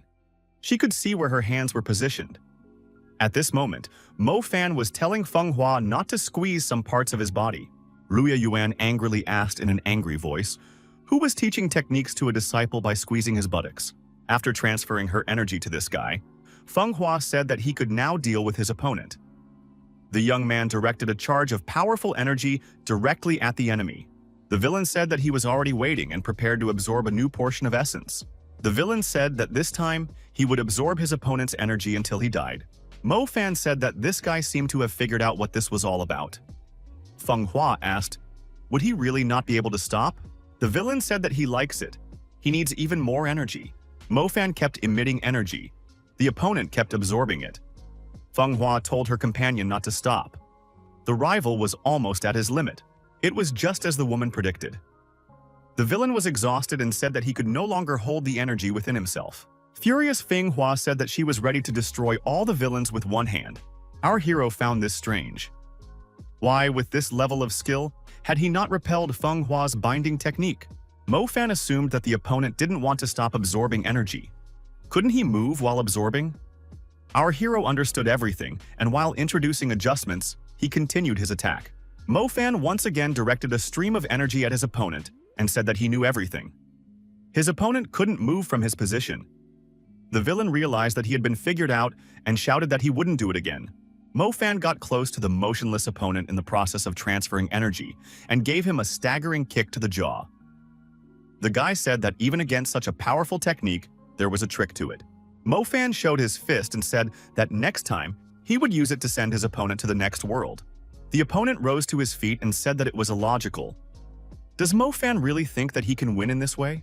Mo Fan said that this was the way she was going to win, and added that he began to suspect that his opponent had reached such heights by cheating. Others said that he still hadn't used the energy essence. With another strike, Mo Fan was unable to break through his opponent's defense and flew back against the wall. Our hero didn't understand. Had the opponent covered himself with the energy essence? The villain asked. Was Mo Fan really scared? After all, he had covered himself with an explosive essence of energy. With every time he touched him, the opponent would receive a blast wave right in his face. Feng Hua wondered, didn't this mean that the villain would die before slaying the opponent? Mo Fan thought that in that case, he just needed to keep his distance. In the place where the battle was taking place, explosions were regularly occurring and energy was being released abundantly. Mo Fan wondered, how did the opponent think of using such a defensive technique? Was he really that savvy? The villain was deactivated very effectively. The woman asked, did he die? Mo Fan replied that he wasn't yet, but he wouldn't be able to get up anymore. Feng Hua said with a smile. She met Ghoul right after her release. This is a good gift. Ru Yan said for this woman to stop. After all, this guy had only learned a few techniques from them. The woman didn't listen to anyone and activated the absorption mode. She was indeed hungry. Feng Hua paused and turned around to Ru Yuan and inquired, what was she saying? Ru Yuan asked in horror, did this woman really eat his soul? Mo Fan said, only so she wouldn't choke on it. Mo Fan, turning to the general, asked, where is Master Gui? Where did he hide him? Luo Xiaotian said that the old man was taken away by Jiao Mu. Mo Fan thought, is Jiao Mu really here too? Ru Yuan confirmed and said that Qing Yang was also here. They left before he came. She said that something happened to the demon emperor blade, Mo Fan thought. So they knew he was alive all this time. Mo Fan thought, he needs to become stronger. If he could take this sword, he would have a chance against them. Mo Fan asked Fing Hua if his queen would be willing to keep him company on the journey to the Yu Feng sect. He was very interested in the Tushan sword. The city head said it was a bad idea. Those people wish for the young man's death? Does he really want to go to them himself? Suddenly, Lu Yue approached the city head and told him not to move. The girl, seeing this, rushed towards her father. Mo Fan thought, has the guy completely fallen out of love with life? After all, he would finish him off before he could even touch the hostage's neck. He should immediately lower his blade. Lu Yue said that it was not a simple blade. If he just thinks about it, the hostage's life will be over. He is not going to give in. Lu Yue activated the flight talisman and escaped with the hostage, telling Mo Fan to come to Lunxiang Mountain if he had the courage. Mo Fan thought that the enemies must have recognized his plan. The Yu Feng sect will prepare a defense. The battle promises to be epic. Our hero had barely saved the nearly shattered Qi Liao spiritual core. It will take at least half a year to rebuild it. Mo Fan has assembled his team. He told them to keep their heads down. The Taoists wouldn't find them here. Feng Hua looked at the guy and thought, how did he get such respect? These demons are like he has a leash on him. Ru Yuan said that he was just stronger than them. Feng Hua said that it wasn't about strength. After safely hiding his team, our hero told the girls that it was time for them to head out. Ru Yuan asked, what is their plan? Would they go for a frontal attack to Lunxian Mountain? Mo Fan replied that they wouldn't do that. Feng Hua said that the first item in their plan would be to find a restaurant. She is very hungry. Next, our narrative moves on to the Yu Feng sect. Tushan's sword has been crackling with tension for days now. Jiaomu said that it's because he sensed his master, the demon god. He is very sensitive to his actions. But Di Shutian is dead. It must be all true sword energy. This should stop soon. The Yu Feng sect head, Ling Yu, said that if he hadn't personally seen the demon god's head being knocked off, he would have thought that he had been reborn. A messenger came to the sect head and said that there was important news. The messenger turned out to be Lu Yue. He said that Mo Fan was very dangerous. Not only had he brutally destroyed the Hallmaster, but he had also threatened to come to Mount Lunxian to steal Tushan's sword. Risking his life, a messenger immediately traveled here and brought this news. The sect head was surprised. Was Mo Fan really going to come here? The messenger said that he heard it with his own ears. There could be no mistake. Ling Yu said that this guy is a scoundrel. How dare he destroy his innocent servant? And added that he was ready to strangle him with his own hands. He needs the exact coordinates of this rascal's whereabouts. Jiaomu was surprised. Was that guy really able to destroy the Hallmaster? He told the sect master that he needed to be patient and take care of himself. At the hands of that guy, 3 masters in a row. We can't take any chances. The head of all the sects asked if Jiaomu was saying that he should wait for Mo Fan to knock on the door. His sect got spit in the face from the demons. He can't just sit still. Jiaomu said that Mo Fan is highly treacherous. Even if they try to finish him off, he can take advantage of the fact that they left the hall. Maybe we should alert the 9 halls to keep a close eye on him. The sect head agreed. He said that was what they would do. He gave Lu Yue a special task to inform all the halls and pass the order to them. Jiao Mu told his assistant that the halls are widely scattered. They need to report one by one. There is no right to make a mistake. Lu Yue said that he will execute everything at the highest level. Jiao Mu turned around and left. His assistant thought that he was the special envoy of the sect head himself. The special envoy decided to act differently. He decided to have this news reported to Hongji Hall. Let them inform the other halls themselves. In Hongji Hall, a warrior brought a scroll and said that the villain Mo Fan had gone to Yu Feng sect to steal Tushan's sword. Each hall pledged to report the slightest trace of him. Acting alone was forbidden. A message was passed from sect to sect. Mo Fan wants to steal the sword. Every hall needs to be attentive. Don't fight him, but report him at once. As the message was passed from mouth to mouth, the information became distorted. In the end, it was like this. Whoever sees Mo Fan must catch him and will be rewarded with the Tushan sword. An elder of one of the sects read the information and was surprised. Would the sect master really reward Tushan's sword for catching this young man? The master of Male Hall, Wu Ju, said that it was great, and ordered all his disciples to send out to search for Mo Fan. In Wayyan City, the duty officer suggests people walking by to visit their establishment. Following the first point of the plan, Mo Fan and the girls visited the restaurant. The guy and his companion were surprised by Feng Hua's speed of devouring food. The woman had set a world record for the speed of eating food. Mo Fan remarked that the food wouldn't run anywhere, and there was no need to be in such a hurry. Feng Hua didn't let the waiter go far and kept placing a new order. The waiter told the lady that they were already out of meat and suggested they come back some other time. Feng Hua said she was being mercilessly cheated. There are at least 20 chickens in the backyard. She can smell them. The waiter apologized and said it's a reserve. They are reserved for the master of the main hall. Weiyang City belongs to the main hall. They can't be offended. A sect disciple appeared in this restaurant and said that everyone should pay attention to him. He showed a portrait and said that this person was wanted. Whoever helps catch him will get a reward. The waiter thought he had seen this man somewhere. The restaurant manager suggested that the disciples of the sect rest and have tea. The disciples only snapped back. The understanding of these sect disciples attracted Feng Hua, who was appetizingly eating another portion of chicken. Ru Yuan asked her companion, "What are they going to do? Shouldn't it be time for them to leave?" Mo Fan replied that he wasn't full yet. The administrator motioned for the two warriors to sit down. One of the warriors put his hand on Mo Fan's shoulder and told him to get up from his seat. Mo Fan looked around and asked what kind of problems these young men had. The warrior who was looking for Mo Fan told him to get out of here immediately and added that the men wanted to talk to the pretty girls. Mo Fan looked indignantly at these impudent men but didn't say anything in response. The next moment, Mo Fan jumped up from his seat and said that he was inviting these men to sit down. The warriors laughed and said that this was a smart kid. One of them asked the girls where they were going, adding that there are a lot of bad guys around here. They could take the girls wherever they wanted to go. The two brazen men tried to roughhouse the girls, but the girls didn't react. The waiter told our hero to run away quickly before those two recognized him. Mo Fan said that now the fun would begin. One of the insolent men looked at Feng Hua and said that she was in great shape. Seeing her empty plates on the table, he added that she has a great appetite. Rude said, "If the girl is already full, they can take a walk." Mo Fan, watching this scene, thought that Feng Hua had great stamina. He didn't think she would last this long. The rude man didn't calm down and offered Feng Hua to take a walk with him, saying that she wouldn't regret it, because he could be trusted because he was a good guy, and this city was under his care. Ru Yuan's patience ran out, and the rude man received a powerful punch in the face with an empty plate thrown at him. After such a powerful blow, the hapless gentleman collapsed under the table. Mo Fan thought that the show was starting.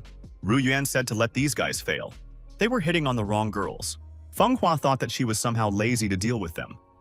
She wanted to protect that girl, but it turned out that girl was quite independent. The villains became enraged. They called the girl a villain and asked her if she knew who they were. She wouldn't get away with it so easily. Mo Fan grabbed them by the scruff of the neck and led them away from the establishment. He said that they could do whatever they wanted. They just had to let them eat in peace. The villain asked his abuser if he knew what happens when he gets angry. Mo Fan said that in that case, his master probably comes to stand up for that guy. The two finally found out that the person in front of them is the one everyone is looking for. It's the one who destroyed the 3 hall masters. It's the demon, Mo Fan. The warrior said that the cursed fiend has come to this city to plot against us. He will meet his doom here. After saying that, he let off a signal firework to let everyone know about this event. The warrior said that Hall Manlei had sworn to exterminate demons, to protect Dao and his followers. Their master will immediately send people here. This guy can't escape. Mo Fan said before anyone comes here, he will have fun with these two and is ready to take them to hell. Mo Fan raised his foot threateningly and attacked these two opponents. However, help came to them quickly. Mo Fan asked, "Didn't the Afeng sect order him not to attack him?" Sect Master Wu Ziyu said that he was just about to taste the excellent chicken and saw the signal fireworks of the direct entrance. The master said that Mo Fan had betrayed the teacher and followed the path of demons. He had come to this land for nothing. He wouldn't get out of here alive. The master attacked our hero with energy arrows. Old man Wu Zhou shouted. He wondered how long this guy could last. He activated a volley of 1,000 lightning arrows. Mo Fan activated the protective dome and asked, "Is this really all they can do?" Master Wu Zhou saw the shield of true Qi and thought that it was a no-nonsense technique. However, it is still unworthy of the Tushan sword. Old man Wu Zhou looked at his warriors and thought that Mo Fan couldn't be dealt with simply like this. We would have to use their trick. The master thought that he would use the ability to restrain him first, and he himself withdrew to a distance. Wu Zi asked what his opponent was thinking about and told him to look him in the eye. Mo Fan threw a few punches at the old man and said that it took him a long time to reach him. Doesn't the old man know that he had finished off 3 masters in a row? As he continued beating the old man, Mo Fan asked, if this was all he could do, what did he even expect? Elder Wu Ziyu thought that he had trained for 40 years and now he was being beaten up by some little brat. The old man ordered his warriors to engage the formation. The warriors replied that they would fulfill everything and surrounded their opponent. Each of them prepared to use their internal energy and turned on the activation mode. Ru Yuan cried out with fright that it was a trap. This formation gathers the aura of heaven and earth. Feng Hua, with a chicken leg in her hand, said that this guy would definitely find a way out. Mo Fan thought that it was unbelievable. A few pathetic weaklings are able to activate such a formation. The old man said that when the magic circle narrows, the power of the lightning will double. The barrier is so strong that the opponent can't escape. Soon, he will turn into a handful of ashes. Mo Fan told the old man that he was so excited that he didn't even want to upset him. The old man laughed and said that he was willing to listen to the young man. He would not be upset by anything. Mo Fan inquired, how is the old man going to get out of here? The warriors, smiling, said that the sect master sacrificed himself without hesitation to defeat the demon. They would remember their master's feat. Wu Jin was startled. The lightning was getting stronger and stronger, and he wouldn't be able to get out by instantaneous movement. If there was a master who could recognize the use of instantaneous movement, he would be in trouble. Mo Fan is connected to Di Shitian. After 5 seconds, he will probably react to it soon. The demonic clan's techniques won't help here. Mo Fan thought that there must be a way out. There must be some technique. He wondered what would happen if he mixed the true demon energy with Dao techniques. The old man thought that he needed to keep holding on. He had studied the lightning strike technique for 40 years. This was nothing compared to it. Mo Fan summoned the heavenly lightning. The old man struggled to get up. Rising to his feet, Master Wu Jin laughed. Does this guy really want to summon heavenly lightning? This is ridiculous. He wants to use such a basic technique. Does he really think he can resist with such a worthless method? This is what they teach in elementary school to fight mosquitoes. Mo Fan brought his hands together in front of him and recited an incantation. The effect became manifold. The old man squinted his eyes and tensed up. What kind of spell was this? He had never heard such a thing before. Master Wu Jin was filled with fear. Could this be a demonic technique? But he was sure that the lightning spell was a Taoist spell. Elder Wu Jin told his warriors to get ready. They are about to deliver a powerful lightning strike. However, our hero was not standing still. He said that he would eliminate the barrier and use the demon technique, black lightning. His hands were indeed emitting black lightning. The opponents who were struck by this lightning screamed in pain. They had never heard of this technique. What had happened? Their opponent is completely unharmed. They must flee immediately. The warriors began to urge their elder to retreat immediately. They don't want to leave him behind, so he must follow them. The old man said that no one will run away. They must return and fight while shoulder to shoulder. However, the disciples said that their master was a wonderful man and they would honor him forever. And no one returned. There were 2 people left in the square, Mo Fan and Wu Jin, each with his own lightning bolt. The old man thought that he had been surrounded by a gathering of cowards until now. Could he really die? Frightened, the old man told his opponent that dying at his hand was an honor, but he asked for mercy. Ru Yuan was surprised.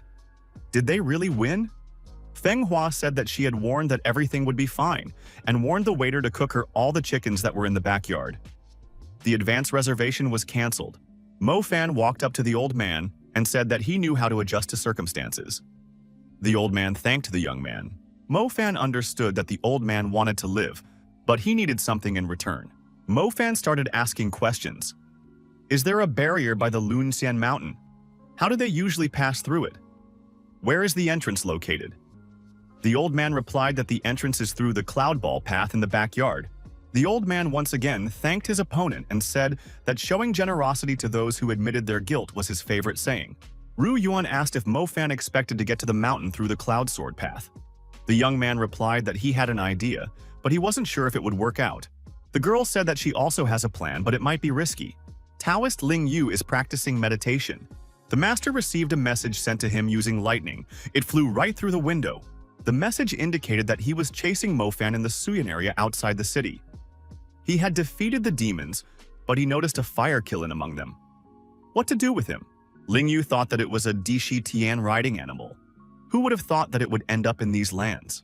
Elder Ling Yu was told that the newly appointed head of the Xiaoying Hall had arrived. The master said that he had to leave on an important matter. He decided to catch the fire Qilin before Zhao Mu knew about it. Otherwise, he would notify the others. The elder set off on the road and thought that the fire Qilin would belong to him. Xiaoying thought, "Where is this elder in a hurry?" He also forbade them from leaving. "We should wait for him to come back and then tell him everything." Xiaoying stared intently at the sealed sword. Xiaoying reached out his hand and tried to touch it. However, someone behind him told him to remove his hands if he wanted to live. The interlocutor said that the Tushan sword contained 1/5 of Di Shitian's strength. It was only natural for the sword to pull at the young man if he practiced demonic techniques. If he continues to fail to control himself and give in to the call of the sword, then he could be sure to be torn into small shreds. Xiaoying bowed and thanked his interlocutor for his remark. The young man thought, "It's impossible for anyone to notice that he's practicing demonic techniques." The youth thought that the power of the sword was very great if he was able to control the people around him. The inner courtyard of the Cloud Sword Hall. The master is standing near a portal. A warrior appeared from the portal. He walked over to this side. Ling Yu asked, "Why is Hao Qi alone? Where are his disciples?" The master who appeared was silent and pointed his finger at his closed mouth. Ling Yu thought, what could it be? A silence technique or a trap? On all sides, magical demonic beasts appeared from the ground. It was a chain of 9 dragons. Ling Yu told his opponent to come out. Did he really think that such a technique would be a hindrance? Mo Fan appeared out of nowhere and shouted that this day had finally arrived. Ling Yu laughed and said that he was the one who lured the guy here. Ling Yu, as always in such cases, activated the protective dome. Now he couldn't get through to him so easily. Mo Fan said that his opponent's plan didn't work. Doesn't he understand anything? This is not a dome at all. This is the final form of his 9-dragon technique.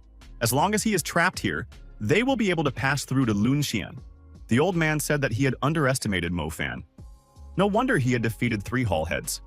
He also lured him out by trickery. A disciple like him is a disgrace to Master Gu Wei. Mo Fan said that Old Man Gu was balanced unlike many others who only pretended to be decent. As for the cunning, it wasn't him who came up with this plan. Rua Yuan said to keep the young man from being attracted, it could be dangerous.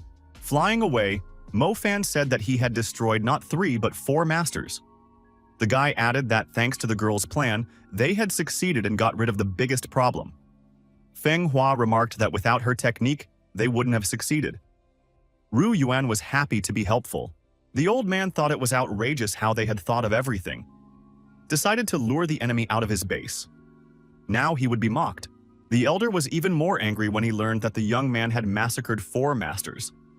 His companion only smiled stupidly in response. Our hero and his companions found themselves in the territory of the Yufeng sect. Feng Hua found this place quite nice and thought that they could use this place as a residence in the future.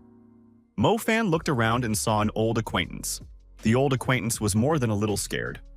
Mo Fan said that he hadn't been feeling well lately.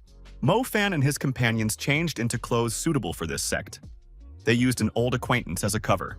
Mo Fan said that when they got what they came for, they would let him go. Ru Yuan asked where Teacher Gu and her father were. The attendant said that her father was in the underground prison, but he probably didn't know anything about the teacher. Mr. Zhao had taken him away. From afar, a voice was heard calling out to their attendant, Lu Yue. Mo Fan immediately recognized this voice. After all, it belonged to that rascal. Lu Yue smiled and said that it was a coincidence after all. He had just mentioned Master Zhao. Master Zhao looked at Lu Yue and his companions who had managed to turn away in time. Zhao asked the young man if he had personally notified each sect as ordered. Lu Yue replied that he had recently had a chronic exacerbation of a serious illness, so he was unable to fulfill the order. Zhao looked into the eyes of his interlocutor and asked where such useless assistance came from. Zhao turned his attention to Lu Yue's companions and asked, didn't they know how to greet him? After all, Mo Fan was standing with his back to him. Lu Yue said that this disciple's settlement had been destroyed, and all of his kin as well. He asked to shelter him and teach him techniques so that he could take revenge. He was so grateful for the gift of the sword and always practiced hard. Somehow he found out that he liked the Phoenix Potion. He would have a hard time while he was trying to catch it. One day he went to town to get some medicine and heard someone speak ill of him. He immediately started a fight in which he almost died. This disciple didn't let anyone slander his master and was willing to give his life for him. Lu Yue thought that he had been waiting for this moment for a long time and wanted this demon to be destroyed. However, right now, he was scared. Zhao told this disciple to turn around. Couldn't he hear that he was being addressed? Lu Yue replied that the newcomer was overexcited after meeting the master. Zhao turned away and walked away to the side. Mo Fan thought that this man had made his people suffer. The time would come and he would make him pay for what he had done 100-fold. Lu Yue said that they should remain calm. If they were discovered, they would be destroyed immediately. He told Mo Fan to quickly take the prisoners and leave. Mo Fan replied to shut up and show the way. In detention, Lu Xiaoqian was once again studying the medical treatise. The man noticed that on the other side of the grate, someone had deactivated the guard. Our heroes rushed into the dungeon. Ru Yuan and her father met up. Mo Fan got the key from the deactivated guard and opened the cell. The city head stepped outside and hugged his daughter. He asked how they had the courage to come here and added that old man Ling Yu had been looking for them everywhere. Mo Fan said that there was nothing to worry about. Ling Yu is currently busy at the back of the hall at Yue's place. For a while longer, he definitely won't show up. The town governor was surprised. Could it be that the young man could even handle Ling Yu? Was he really the one they were talking about? Mo Fan replied that it was impossible. When will the doctor calm down? Is he really forcing him to go to eliminate witnesses? A frightened Lu Yue asked if they could discuss things a little faster. Mo Fan told the young man that he still had a lot of things to do, and asked where Tushan's sword was. Zhao couldn't calm down. He thought he felt uncomfortable around the newcomers. Zhao couldn't get rid of the thought that Lu Yue was implying something when he talked about the newcomer. Zhao vigorously turned around and told the guards to be on guard. Mo Fan is around here somewhere. We need to close the gate immediately. Our heroes heard that they are already being searched for. If they find them, they will be sent to prison. Mo Fan couldn't understand how they guessed that he was here. Mo Fan told Lu Yue not to stand there and show the way. Lu Yue replied that there was no one guarding the gate.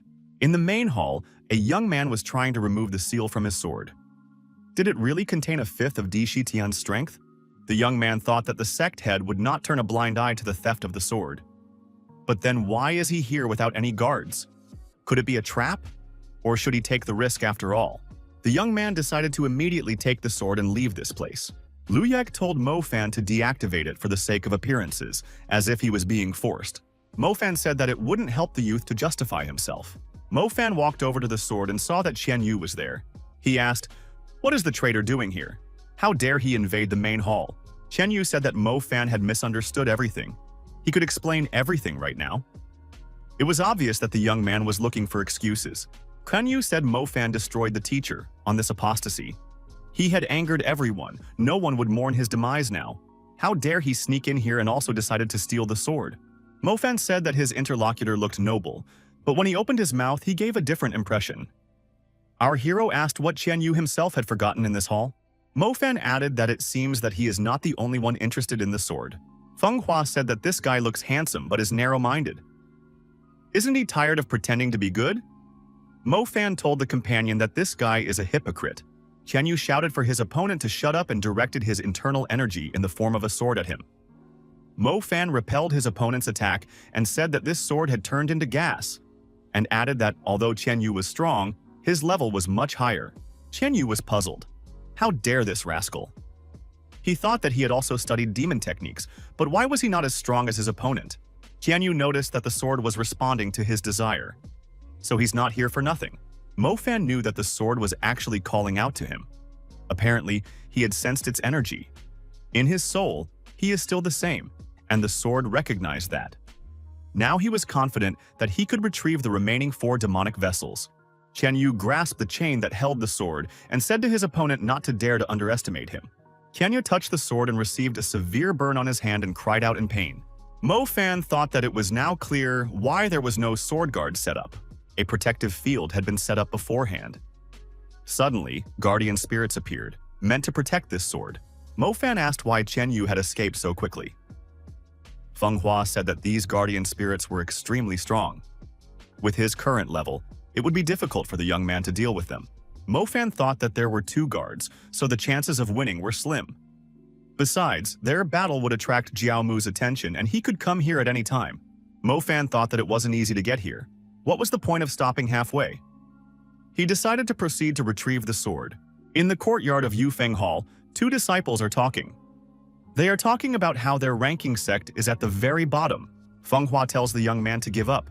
He can't win. Determination alone won't be enough to equalize the difference in strength. Mo Fan tells her to keep quiet. Mo Fan decided that until he got his hands on the sword, this game of catch-up would not end, for it contained a fifth of his strength.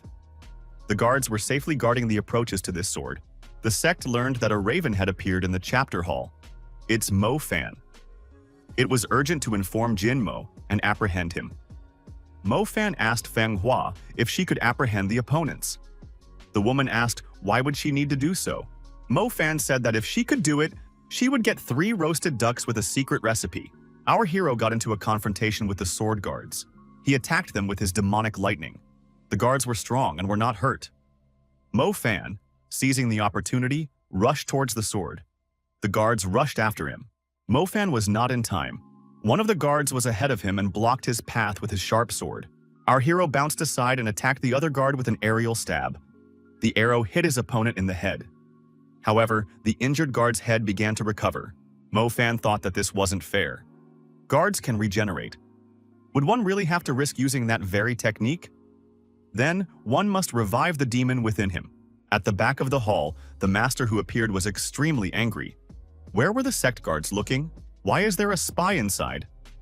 The wounded old man had told the master not to worry. Jiao Mo would personally take care of everything. Master grabbed the old man by the throat and said that it was all his fault. He should pay with his life to redeem himself. The master attacked the old man and began to absorb his energy, saying that he was his master. The master, after stripping the old man, said that his orders were always perfect. Wiping the blood from his face, he said that he only used the dragon sickle technique as a last resort, but he needed to break this barrier. The man added that after that, he would head for something more delicious. Qianyu tried to hide. He could hear the leadership outside cursing at those warriors who allowed the enemies to enter the chapter hall.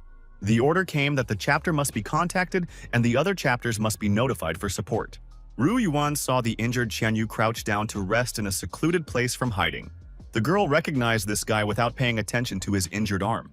The guy thought that the infection on his arm wouldn't stop. Old man Ling Yu is a cruel person after all. What kind of inhuman technique was this? His techniques don't work. If you don't stop the infection, you could be burned alive. The boy tried using the demonic technique in the hope that it would help. The father and daughter watching the young man thought that the guy was a hypocrite. He too was secretly studying demon techniques. The young man realized that he was being watched, and after wondering who was there, he directed his energy at the lurkers. Qianyu saw who was watching him and asked the girl, did she really see everything? Ru Yuan, who came out of the ambush, said that this guy had always been on the side of justice and hated evil. But he was actually a hypocrite. Unlike him, Mo Fan is not afraid to be himself and does not go against his principles. Qianyu said that the girl doesn't understand him. She had been living in luxury since childhood. He paid a big price to be where he is now. In this world, power decides everything. The young man said for them to leave. He is no longer the same in her eyes. The boy added that he would have mercy on them today, and asked that they don't stop thinking of him as before, or if they can, as a friend. The girl asked, did he really think they were still friends? Qianyu struggled with his demonic beginning. The demon inside him didn't want to let the girl go. After all, she might tell others that he was learning demonic techniques. He would have no place among the 5 sects. Qianyu thought that only he could take care of himself, so he rushed towards the girl. Mo Fan thought that the outcome of the battle was the most important thing. He is not afraid that everyone will find out who he really is. Our hero prepared to repel the guard's attack. Mo Fan thought that if he loses, he will admit his defeat. If he won, he would get what he deserved. Mo Fan raised his hands up and activated the heavenly lightning. Feng Hua angrily asked, was he really thinking of sending everyone to the other world? Countless lightning bolts rained down on the ground. The guy thought that if it didn't work, he had lost. Mo Fan tensed up with all his might and thought that he couldn't die here. After all, he is Di Shutian. Luo Xiaotian brought Qianyu to him and told him not to even think of hurting his daughter. He told Ru Yuan to use the technique he taught her. Ru Yuan put her hand forward to use the technique and said that Qianyu was a real monster, and her father left the place through a hole in the wall. Qianyu stayed inside and lamented that he was having trouble seeing. The man said that they might be discovered. They should look for Mo Fan as soon as possible. Chen Yu cried with bloodshot eyes and said that this girl would still regret it. The father and daughter asked Feng Hua where Mo Fan had gone. The woman replied that he had used lightning strikes to defeat the two spirits and didn't know if he was still alive. Everyone saw that our hero had struck himself with lightning. This is madness. Does he really think he has gained immortality? Mo Fan appeared with a sword in his hands and shouted for everyone to disperse to the sides. The young man was blazing with flames. Feng Hua said that this guy had changed. What kind of appearance did he take on? It is simply horrifying. Ru Yuan was very happy that the guy was alive. Her father realized who was in front of them. Qian Yu said that it couldn't be. After all, he had seen the guy die. How did he do that? Mo Fan said that the sword also recognized him. It had finally regained its former power. Mo Fan swung the sword and said that now everyone would see the power of this weapon. The guards were still trying to attack him. Feng Hua thought that this guy defeated the opponents with a single strike. His strength is terrifying, but how does he manage to use his sword so skillfully? Suddenly, an elder appeared out of nowhere and angrily asked how this rascal dared to touch his weapon. He should give it back immediately. The opponents used a technique called Dragon Sickle. Qian Yu thought, has he really decided to flatten everything here? The old man angrily asked how the guy was able to control his sword power. Who is he? Mo Fan asked the angry old man how he himself thought who was in front of him. The elder said that it was impossible. He can't be Dai Shitian after all. The latter had already died long ago. The elder looked around and saw that the other sect heads had arrived to support him. Each of them made their presence known. They had responded to the call and would help protect their foundations by eradicating the demon. The elder laughed and said that was excellent. Now they would see who dared to invade his domain. The old man thought that he was assured of victory. Jin Mo thought that it was fortunate that the demonic techniques had healed the wound. If he had been absent for a few days, the head would have noticed. Zhao Mu asked what he was doing here. Jin Mo replied that as the head of the Shaoying Hall, he wanted to help in the battle. Zhao Mu said that there was no point in rashly going to perdition. One should first take a look at what is going on there. The elder said Mo Fan is a fool. All the heads of the halls are present here. He only has one last word before his doom. Mo Fan replied that this was fine. He will behead each of them one by one and not only them. He also needs to destroy the 5 sects. In the meantime, the old man should prepare to sacrifice his famous sect. One of the helpers who arrived asked the elder to single-handedly deal with this guy. The elder said that caution must be exercised. The best tactic is to join forces. Someone present said that unfortunately they had used up all their energy and would be incapacitated for the next year. Therefore, their formation for the light spell wouldn't be able to be used. The elder was surprised. Didn't they understand? If they didn't win today, the demons would go back to their old ways. And then everything they had created would be meaningless. The masters present said that in that case they would continue fighting and took their places for a coordinated strike. Mo Fan, observing his opponents, asked, did they really think that he would let them complete the formation? The young man decided to be proactive, as he knew where to expect an attack from. To the one who wanted to act alone, our hero said that it was better not to think of it. After all, he had long waited for the opportunity to destroy him himself. The attack of the enemies for our hero was unsuccessful. Mo Fan received a strong blow to the chest and was forced to fall to his knees. Leaning on his sword, he began to cough up blood. One of the attackers said that this was a great opportunity to grab him. The elder said that one must be careful. This guy is crafty and can fake it. We should continue to focus on the formation. Dr. Luo Xiaotian said that the power of the sword is very strong. The young man absorbed it too sharply. Now almost all of his arteries are now damaged. Mo Fan replied that he couldn't lose here. Feng Hua inquired, is there really no other way out? The doctor said that he could temporarily cure the young man with acupuncture. It would give him an extra 2 hours. But right now, he was badly injured and couldn't help. Feng Hua asked if he could teach her how to do it, or if she could transfer some of her energy to him. The doctor said that acupuncture requires skill. It wouldn't work without experience. An elder with sect heads told his opponent that the heavens missed him. It was unacceptable to violate heaven's order. Mo Fan said that he was rejoicing early. Getting even with him would be enough strength. The doctor said no way. At this rate, the guy will just fry. Mo Fan wondered if he would have to surrender. But would the demons be able to regain their greatness then? Ru Yuan said that she used to train by following her father.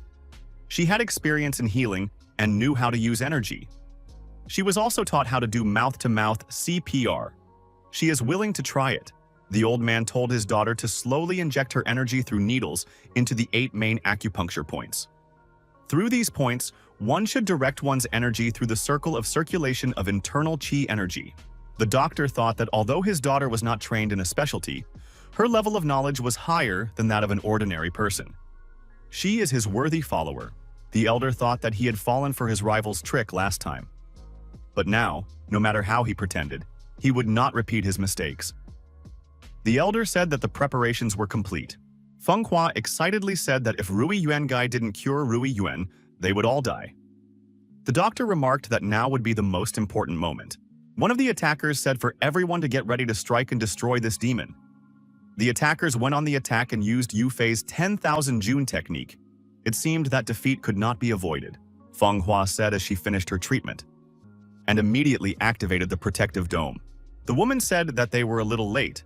The enemy had time to strike. It's too strong and can't be contained.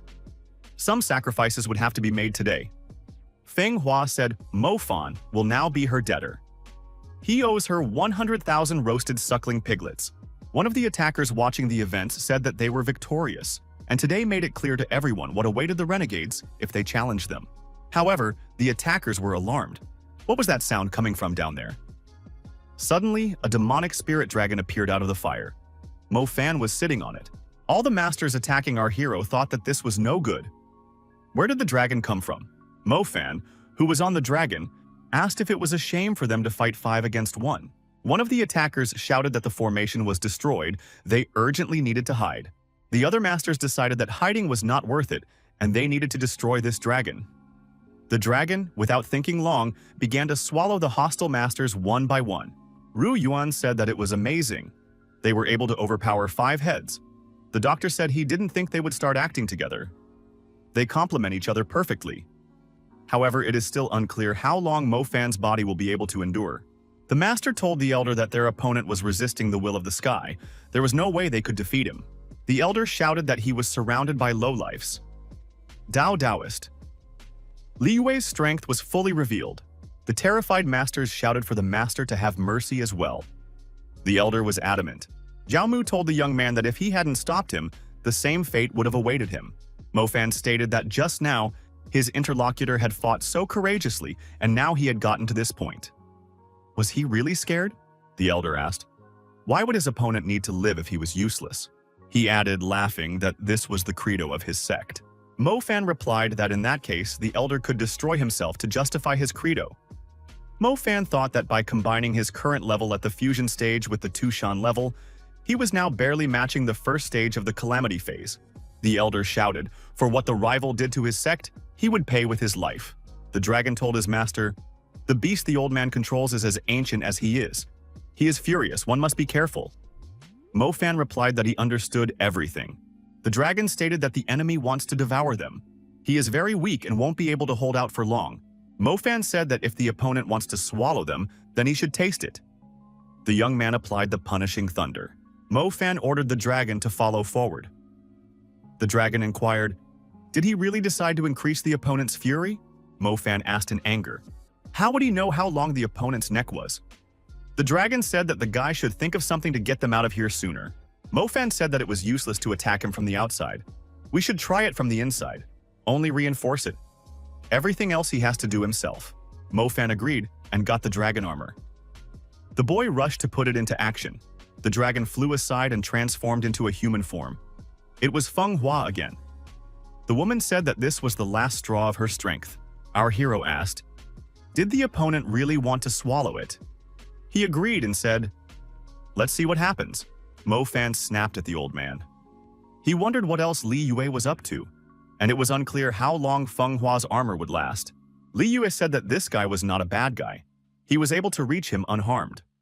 Mo Fan shouted to his opponent that the debt of blood was covered in blood.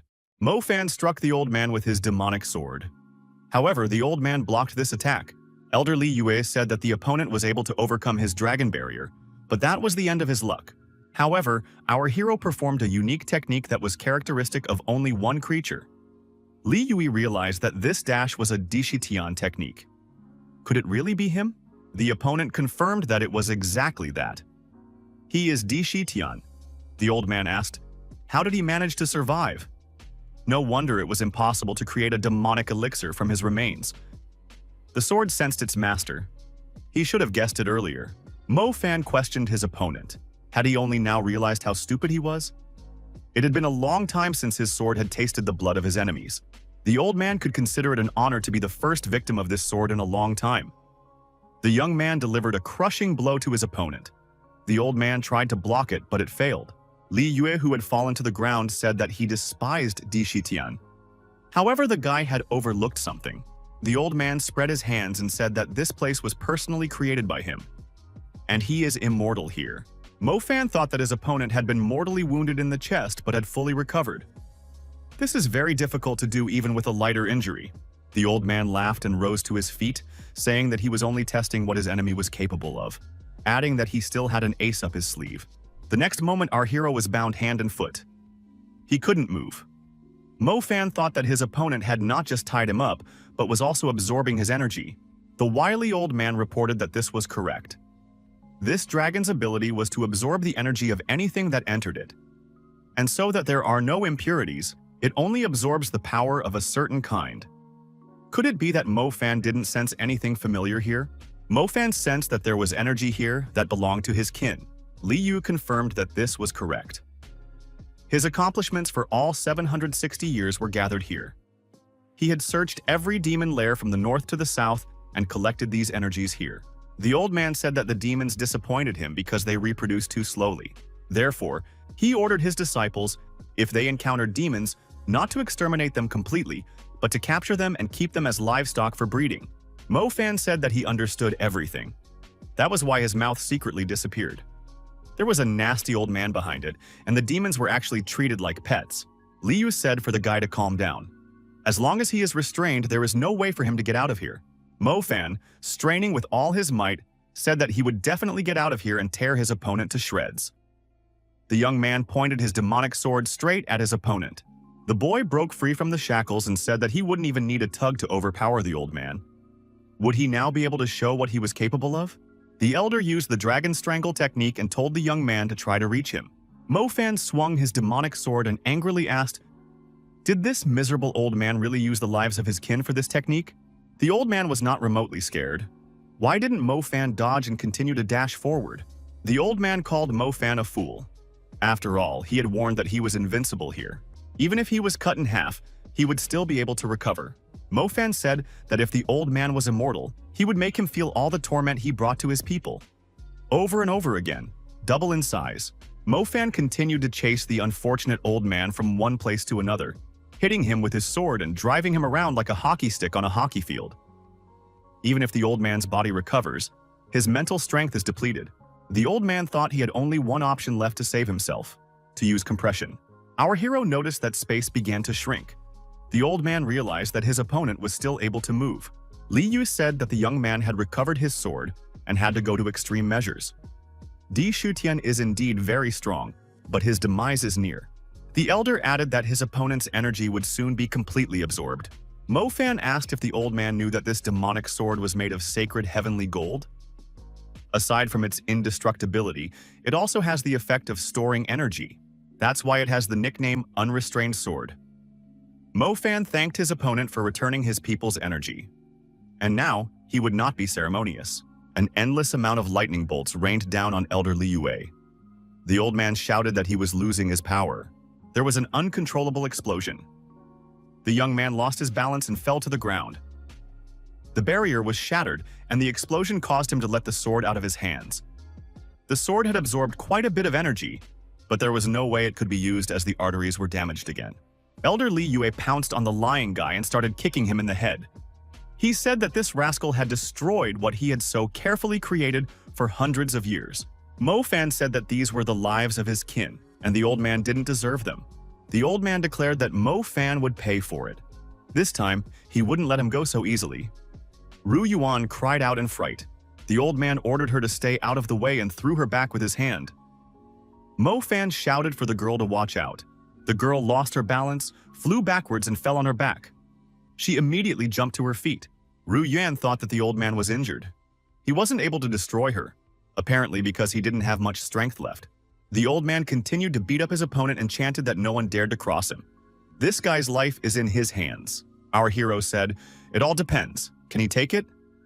Although he only knows how to talk, Mo Fan energetically charged his fingers and tried to attack the old man's leg. The old man didn't stop and continued beating him. He shouted that he would make the young man suffer for what he did to the dragon sickle. If he wanted to die quickly, he should beg him. Jinmu said that the old man had already won. "Can't he just leave already?" Jiaomu added that one should wait. It is necessary for the old man to be finally dealt with. And they would pretend to be stunned after the explosion. The old man used the demonic wind and said that he was in no mood to play with his opponent and would finish the guy off with this technique. It should be a shame for him to be killed by the demonic technique. In the next moment, the demonic sword pierced through the old man. He realized that his opponent had used the sword control technique. Losing his balance and swaying, Li Yue thought, "How is this possible?" After all, he had the victory in his hands. The old man, falling down, ended up beside his opponent. The young man, raising himself up, said, "Did he not expect this? It must be a shame to be killed by a Taoist technique." The old man, dying, said that the four sects would definitely avenge him. The young man rose to his feet whole and unharmed and told the old man not to worry. The sect leaders would soon appear to look for him. Ru Yuan asked, "Is it finally victory?" She had been on pins and needles for a long time. Her father said that Li Yue had crumbled into ashes. This is an unconditional victory. Mo Fan is amazing. The girl threw herself on her idol's chest and said that he had defeated one of the 5 sect heads. Ru Yuan apologized and stepped aside. She said that she had been worried for a long time. She would treat the guy now. Mo Fan replied that there was no need for that. The effects of the acupuncture had just ended. He could no longer feel the torn muscles and arteries. Jin Mo thought that this was his chance. The opponent had no strength left at all. Now he would get closer and avenge the sect head Yu Feng. The guy shouted that he was about to destroy Mo Fan, and from that, he would become a level higher. Following Jin Mo, the sect disciples moved and shouted that they would destroy the demon now. Ru Yuan said that as long as she was alive, no one would touch this guy. The girl decided to put up a dignified resistance. Jin Mo asked, "Is she still unwilling to admit her mistake?" If she is stubborn and wishes to be among those scoundrels, he would have no choice but to forget about everything that bound them together. Mo Fan asked his sword, "Could he stop pretending to be dead already? Does it really need to be called out to move?" The sword said that he hid himself so that he wouldn't be found. Sword didn't want to be considered alive. Jinmo was surprised. Can a sword really talk? This is some kind of magic. Jiaomu took off his hood and tried to hide. He had indeed awakened. The doctor said that this sword was really alive. He had heard that a weapon that had served for centuries could become alive, but he thought it was just a rumor.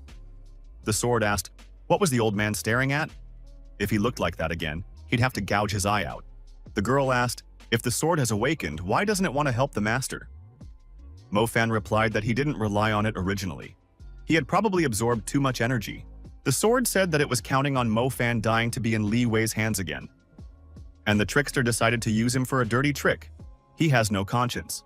Jin Mo urged his companions to remain calm. It's all a trick. We must destroy the demon. He must be faking it. Ru Yuan asked what should they do. Mo Fan told the exemplary one to do what he had to do and not force him to get angry. The sword did its job and attacked the opponents. Afterwards, he told the young man that he had saved his life. Why didn't the latter thank him while kneeling down? Mo Fan replied that if the sword misbehaved again, he would get hit on the head. The girl and her father said that the destructive power of the sword was amazing. After its attack, a huge funnel was formed in front of them. Ru Yuan said that it is necessary to look into that hole. It seems to her that Feng Hua has fallen and is lying there somewhere. Ru Yuan asked his father if he felt better. The old man said that he feels much better. Mo Fan said that Feng Hua must be in that pit. Everyone saw that this woman had gotten younger. Why is she so small? Mo Fan went down into the pit and took the girl in his arms. He told her to wake up. He felt that something with strong energy was approaching them. We have to leave. Mo Fan said that the opponent's backup came too quickly. They hadn't found Master Gu Wei yet. The four of them all climbed onto the magic sword and tried to carry our heroes to safety. A young man sitting in the forest under a tree watching the flight said that this show looked dynamic. Judging from the direction, they went to treat their wounds to the source of Ju Yu Gui. The man who appeared said that he was the sect leader of the Shengda sect. He had come to help at the call of his heart. Another master said that Mentor Bai, the head of the Yu Feng sect, had called them to help. They arrived as soon as they could. What had happened here? Why was there only ruins left? Could it be the work of a demon? We need to find Li Yue immediately. The apple guy sitting under the tree said, Elder Li Yue has already died. The sect master who arrived said, no matter who their enemy is, it's likely that Li Yue has been seriously injured. We need to catch up with the enemy immediately. He asked the mentor if it was known where the enemies were headed. The deputy head of the Shengda sect, Wai Ruhei, said that he, like his colleagues, had arrived here not too long ago. After flying non-stop on the demonic sword, Mo Fan had been unconscious for a while. After he woke up, his brain was not thinking clearly. The guy jumped to his feet and threw the Fing Hua lying beside him into the nearby reservoir. Mo Fan inquired, where are the enemies? In response, our hero heard his sword laughing. The guy didn't even recognize Feng Hua. He had been here for 3 days and 3 nights. Mo Fan thought that this was not good. He had been unconscious for a long time and could have died. Feng Hua, who came out of the water, said that this man was the worst kind of person.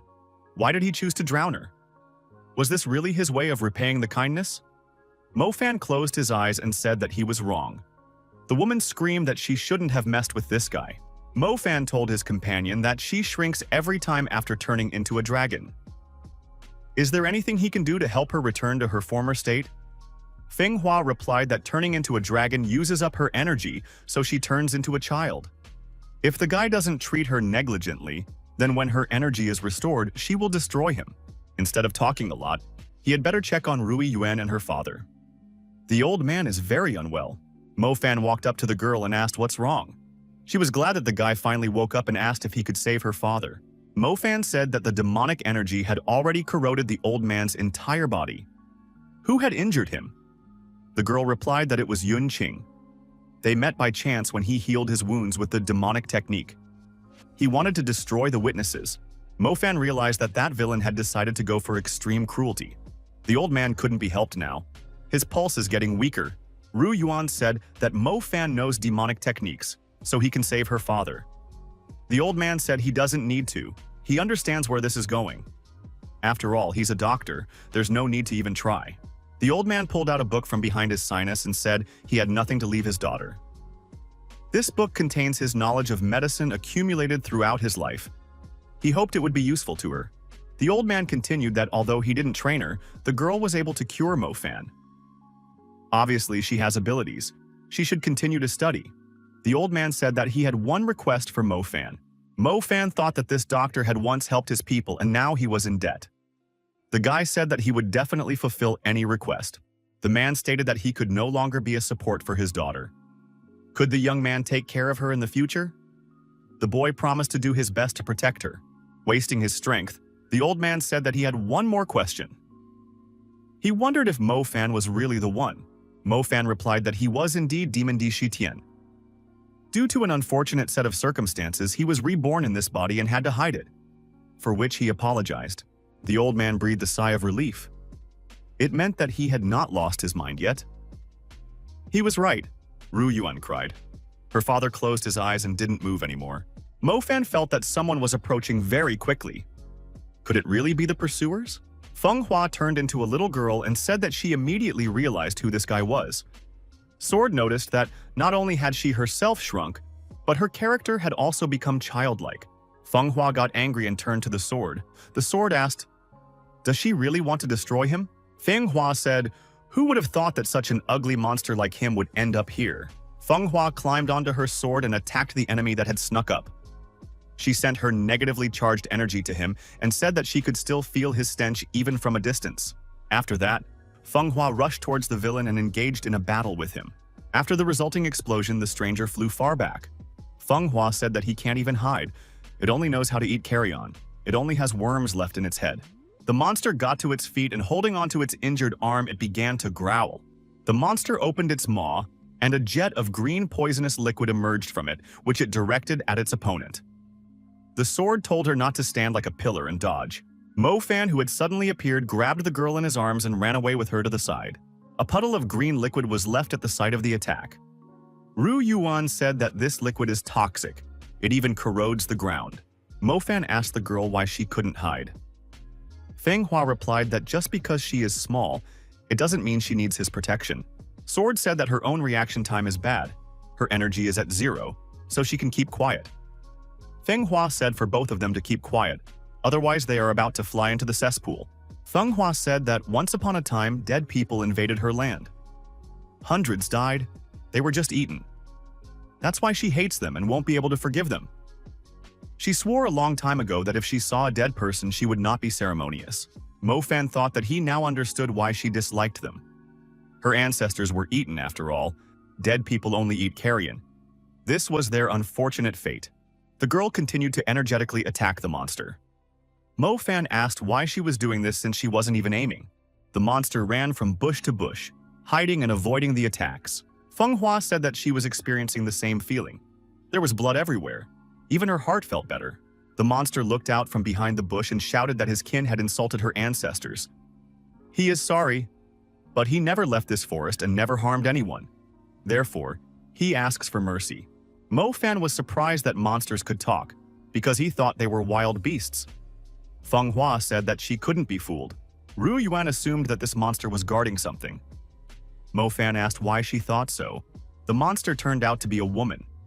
She said that these people might destroy her to avenge her ancestors. But the child in her arms was innocent.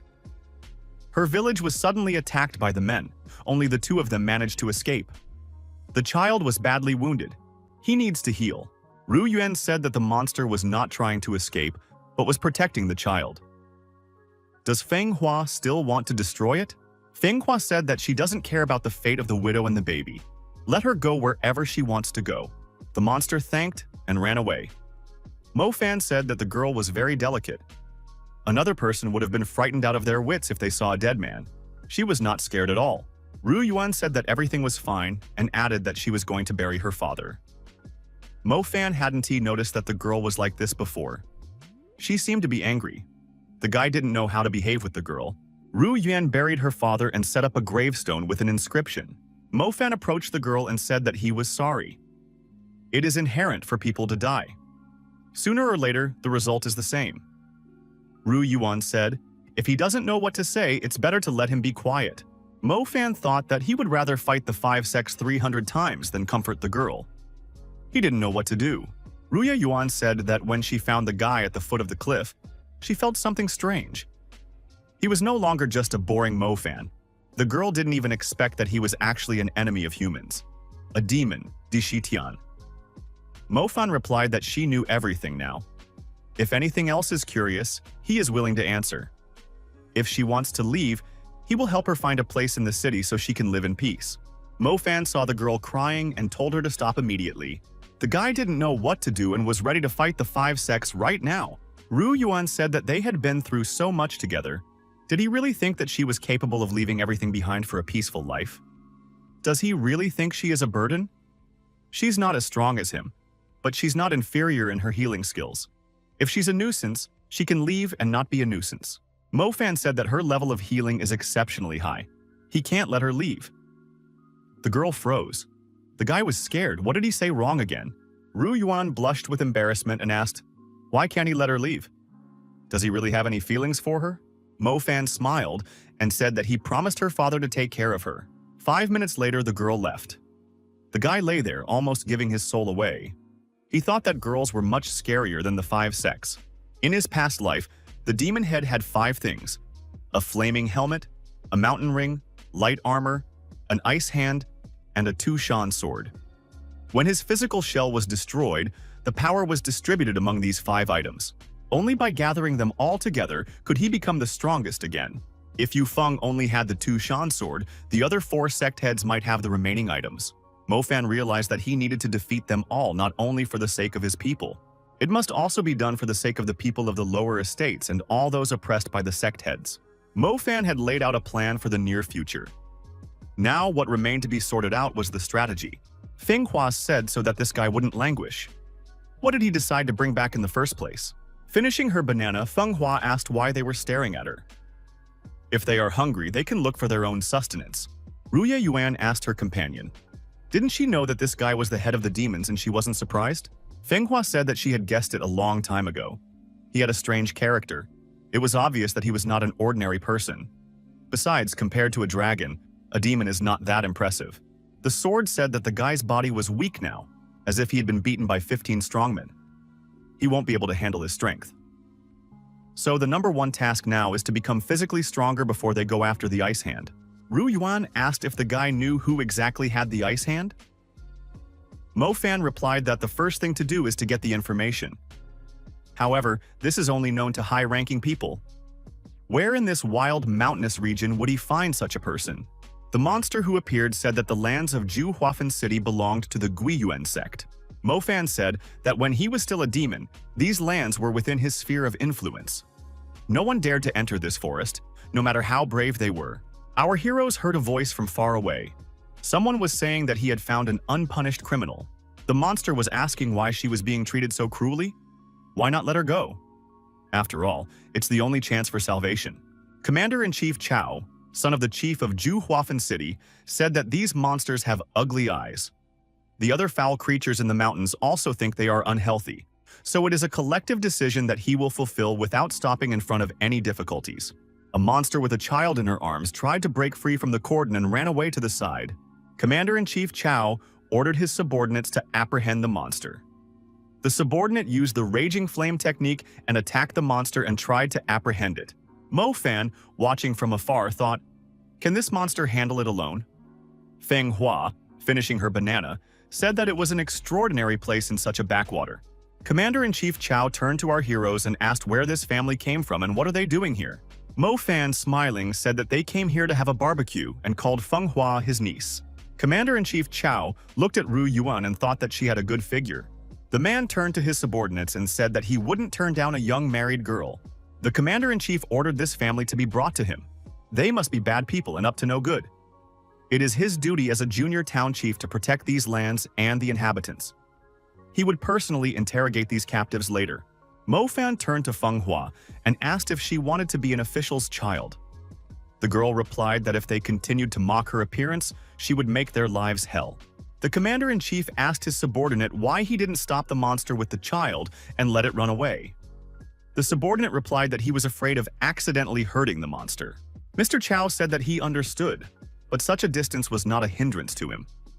He took out a bow and arrow and prepared to shoot. The monster shrieked. The arrow hit the woman in the leg. She fell down and couldn't run any further. Commander-in-Chief Chao laughed and said that was amazing. It hit right on target. The subordinate said their boss was a genius marksman. The woman was still trying to evade the chase. She could barely crawl. The commander-in-chief shouted that no one would help her now. Ru Yuan said, "These rascals are catching monsters for fun. She can't just stand by and watch." Mo Fan said for her to take her time. First, it's better for her to tell what she knows about the Gai Yuan sect. How is this commander-in-chief related to the sect? Ruya Yuan said that the territory of the Gui Yuan sect is not large, but the lands of the Dragon Vein mountain range fell within its sphere of influence. It is a sacred place that is full of supernatural powers. In addition to humans, various mystical creatures live there. There are 3 important cities within the sect's territory. Mo Fan assumed that Commander-in-Chief Chao didn't know much. In addition, the number of monsters in this region is not decreasing. They could be lured to their side. The female monster continued to scream in pain and crawl. The baby in her arms was crying. Commander-in-Chief Chao said that it was too noisy. How could one enjoy shooting under such conditions? The next arrow flew at the child. However, with a quick hand, Mo Fan intercepted this arrow. Mr. Chao was outraged. Mo Fan tossed the arrow aside and told the commander-in-chief that the 2 monsters were under his protection. The outraged archer asked what this man thought he was doing and shouted that he was about to finish him off. The warriors at the commander's command who attacked our hero were instantly beheaded by him. Mr. Chao shouted, "Who dare touch his men?" adding that he was about to give a lesson and those insolent people would know who they had messed with. Mo Fan didn't even want to use his sword. He said that he could handle these kind of warriors with 2 fingers. He didn't even need to exert himself. The warriors under Commander-in-Chief Chao's order attacking Mo Fan were deactivated and destroyed by him. They scattered in different directions. The Commander-in-Chief asked in fear, "What is this?" Sword Tishan told Commander-in-Chief Wu Chile that he had not seen anything in his life yet and was a pitiful sight. Mr. Chao was surprised to see a talking sword in front of him. The sword, accelerating, tried to attack Mr. Chow. He said that he was about to shred this man. However, Commander-in-Chief Chow managed to repel the sword's attack, and the opponent activated a protective barrier. The assistant commander-in-chief who had created the protective barrier said to his master not to worry. This sword wouldn't be able to break through the barrier. Sword Taishan thought with surprise, why couldn't he break this barrier? Maybe it was because he didn't attack at full strength. Mo Fan told the sword that it had used up all the energy that Master was going to use. What to do now? He asked. The sword replied that the young man's body wouldn't be able to withstand such a load anyway. Mo Fan told the sword that if he did that again, he would have to seal it. And then he wouldn't have to listen to his grumbling from morning to night. Mo Fan got closer to his opponent. Commander-in-Chief Chow said that his father is the city chief and the founder of the Gui Wen sect. Therefore, he shouldn't even be touched with a finger. Mo Fan disagreed with his opponent's arguments and slammed his fist into his jaw. The guy said he had touched him. Tied to a tree, Mr. Chow began to tell the truth. He said that the Gai Yuan sect has an ice hand. His father had talked about it. It is located in a deep gorge. Otherwise, his father would not pay so much attention to the safety of the Juhua Feng stone core. The three cities are connected by a mountain chain, and at the center of each is a stone core where spiritual energy is gathered. It travels along the mountain chain to the sect gate, the deep gorge. Other than father, no one is able to destroy all three stone cores. If they are destroyed, it will lose its spiritual power and open automatically. Mr. Chow said that the secret passage to the stone core is only known to his father. He won't tell without a fight. Besides the city chief, there is another person who knows about the secret passage. That person is the sect elder. He is currently in the city, on death row. He will be sentenced to death in 3 days. There has been an emergency in the sect of the Shendo. Someone is approaching the main hall. It is necessary to protect the chapter. The one who was approaching the main hall punched a hole in the roof and went straight into the main hall. There was no way to avoid the collision. In the inner hall, the sect head asked the deputy Bai how much his skills had improved, because this time he had practiced for more than half a year. Everyone realized that the deputy Bai was the one who was approaching the main hall. The deputy Bai said that his skills had improved greatly. The sect head released his spirit beast and said that he wanted proof from the deputy Bai. The spirit beast turned into a huge monkey that was at the peak of strength. The monkey stood over Mr. Bai and roared loudly. The warriors who saw this said that the sect leader had set the monkey on his deputy. The deputy would have a hard time. However, the boss had unleashed the monkey for training purposes. On the floor, he said he was tired and didn't want to fight. He's not happy with life. If he gets massacred, he's fine with it. The warriors noticed that the deputy was without any fighting spirit today. The boss said that if he defeats the monkey, he will give him a box of pearls from the North Sea. The monkey suddenly attacked. The monkey fell apart. The warriors did not have time to notice what happened. The deputy said that next time the reward should be talked about at once. Mr. Bai stood up and said that the floor here is too hard, uncomfortable for resting. The sect head said that this person has been practicing for half a year, and the character is still as stubborn. Mr. Bai said to the boss not to get angry. Why did he ask to come back? The sect head said that his colleague, sect head Yu Feng, had died. Because of this, his sect has suffered serious losses. Mr. Bai must go there to prevent the demons from invading. He will be given full authority to take over every city under their rule. Deputy Bai smiled. He thought that he would be tasked by the boss to catch the one who destroyed the Yu Feng sect. Mr. Bai turned around and walked towards the exit. He said he was going to go rest and reminded him to make sure the boss remembered to send his reward. Master Jiao Mu reported that the boss had noticed him a long time ago. He just didn't want to interfere. In 2 hours, Gu Weiming's treatment will be over. We need to head over to him to capture Mo Fan. Chen Yu was mysteriously rescued. Chen Yu wondered if Gu Weiming would really go after Mo Fan. After all, they were very close. Suddenly, his memory would return when they met. Jiao Mu was indignant. How dare he question the superior's decision? Chen Yu bowed and replied that he wouldn't dare. Jiao Mu said that his interlocutor didn't know what the chief was capable of. Once he erased his memory, it would never recover again. In the outer hall, Deputy Bai was told that his luggage had already been packed. He could leave for the Yu Feng sect at any time. Deputy Bai let the deputy go and said that he wanted to have fun elsewhere. Mr. Bai said that he was going to the city of Juhaufen. In this town, Mr. Bai went straight to the market square. He was offered fire spines, wild ginseng, and firewood made of good wood. He didn't expect to find so many unclean things here. Our heroes also found themselves in this town. They say there are about 100 different kinds of unclean things living here. The fact that they work here is a big plus for the cult. Since there are so many miracle medicines in this area, the disciples of the sect are more robust. Although there aren't many people, the youths here are many times stronger than their peers from the Yufeng sect. The Guiyuan sect disciples were on patrol in the city. Our hero pointed out that it was the disciples who were guarding the city. Their strength and attitude should not be underestimated. Mofan and his companions found a death chamber in the city. Mofan said that they should let the prince out to get some air. The commander-in-chief was bound hand and foot. He had a gag in his mouth. He looked like a bound boar. Mofan told the captured youth not to run away. Tonight they would go to rescue the dead man. If he wasn't there or his information was wrong, this Mr. Chow might be left with no offspring. Mofan explained the plan of action. They will wait here until it gets dark, then he and Feng Hua will go inside.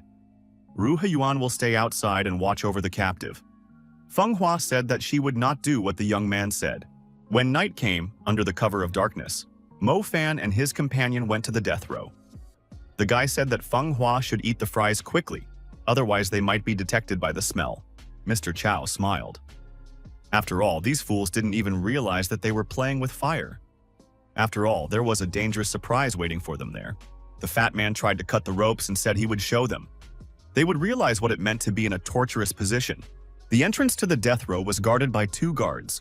This was no barrier for Mofan, and after a while, he found himself inside the prison with his companion. The prison was filled with arrested civilians. Mofan thought that Mr. Chow had lied to them. Where are the dead people located? Feng Hua suggested that they might be downstairs. As they descended, the woman said, "This place is disgusting. This is a disgusting place. Do they really keep dragons here?" Mofan told her to talk less. On the bottom floor, a surprise awaited our heroes. A fire mask was flying in the air. Mofan stopped and grabbed his companion's hand. Feng Hua was surprised. Was the guy really scared? Mofan said that it turns out that death row is guarded by devil masks. Feng Hua immediately asked if they were edible and how strong they were. Mofan was surprised. His companion has not known anything about devil masks for many years. They're not strong, but they're hard to deal with because of their speed. Besides, they don't feel pain. It's unclear how many of them there are. It's impossible to destroy them and remain undetected. Feng Hua tapped her companion on the head and told him to think of something. She already wants to sleep. Beauty requires a good night's sleep. Mofan said he was thinking, "Just don't knock on the head." Our hero said he had an idea, only the girl would have to be the bait. There were a lot of devil masks in the dungeon. They saw the embarrassed girl. She shyly said that she had heard about these masks chasing girls. Could it really be true? Feng Hua waved the mask's finger towards her.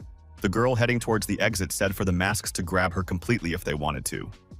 The masks all rushed after the girl as one. The guard outside wondered, "What are the masks doing there? Was something wrong?" Another guard replied that they must be messing around again. Feng Hua opened the trapdoor and sent all the masks into the dungeon. In the same instant, the trapdoor was closed and the masks were sealed. The danger had passed, the guard said, so the masks went quiet. Perhaps we shouldn't pay any attention to them. The masks tried to make sounds, but the barrier muffled them. Feng Hua said that these masks were inattentive. Did they still want to chase after her? Mofan noticed that these masks were not distinguished by intelligence. They thoughtlessly chased after a girl, and this was the result.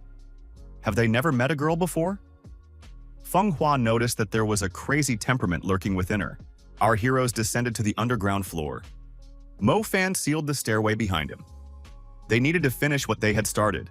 From the looks of it, the first floor was holding people of criminals. The underground part was where the undead were kept. There were a lot of unclean things, and they were of different kinds.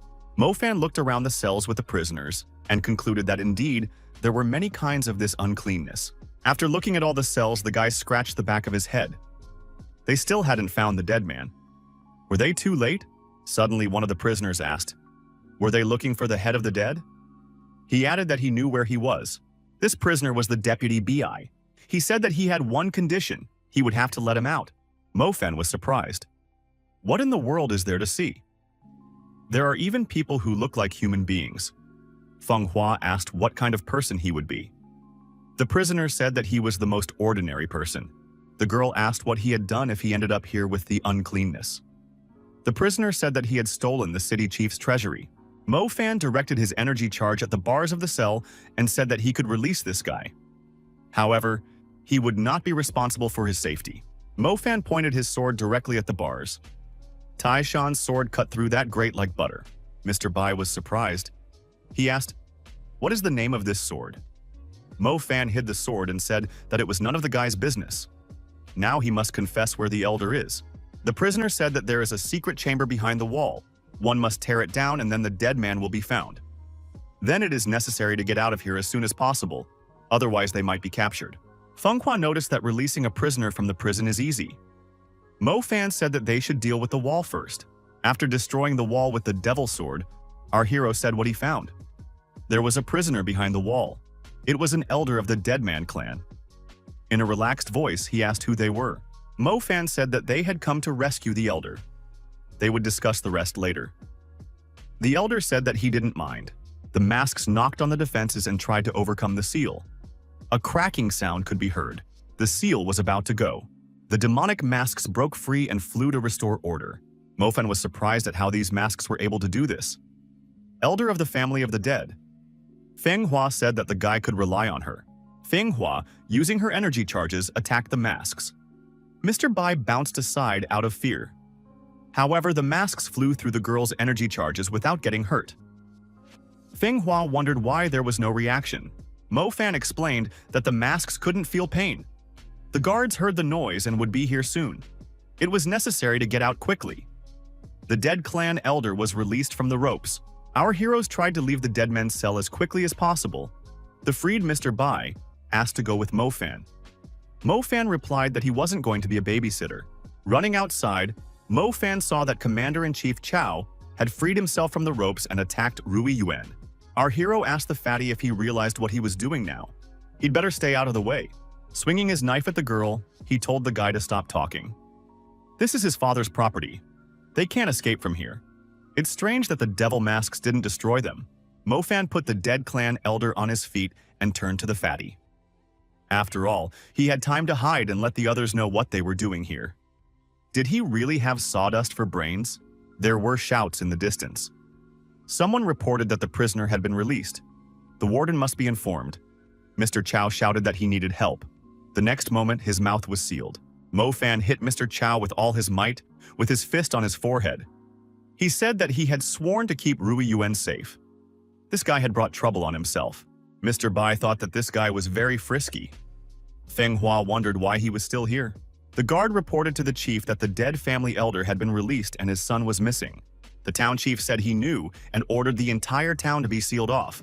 The town chief, Mr. Hu Tai, said he would find the scoundrel by scent. Our heroes tried to leave the city. Mo Fan took a hostage Mr. with him. From all sides, shouts of shutting down the city could be heard. Mr. Bai asked why they had to run on their own feet. Couldn't Mo Fan move them? Mo Fan replied that the whole city is in a panic. What would they do if they teleported directly to the enemy? Suddenly, a fireball appeared in the path of the fugitives.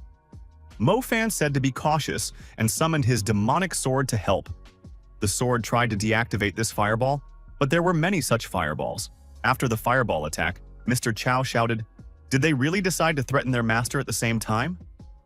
It was the fire hail of stones fire magic.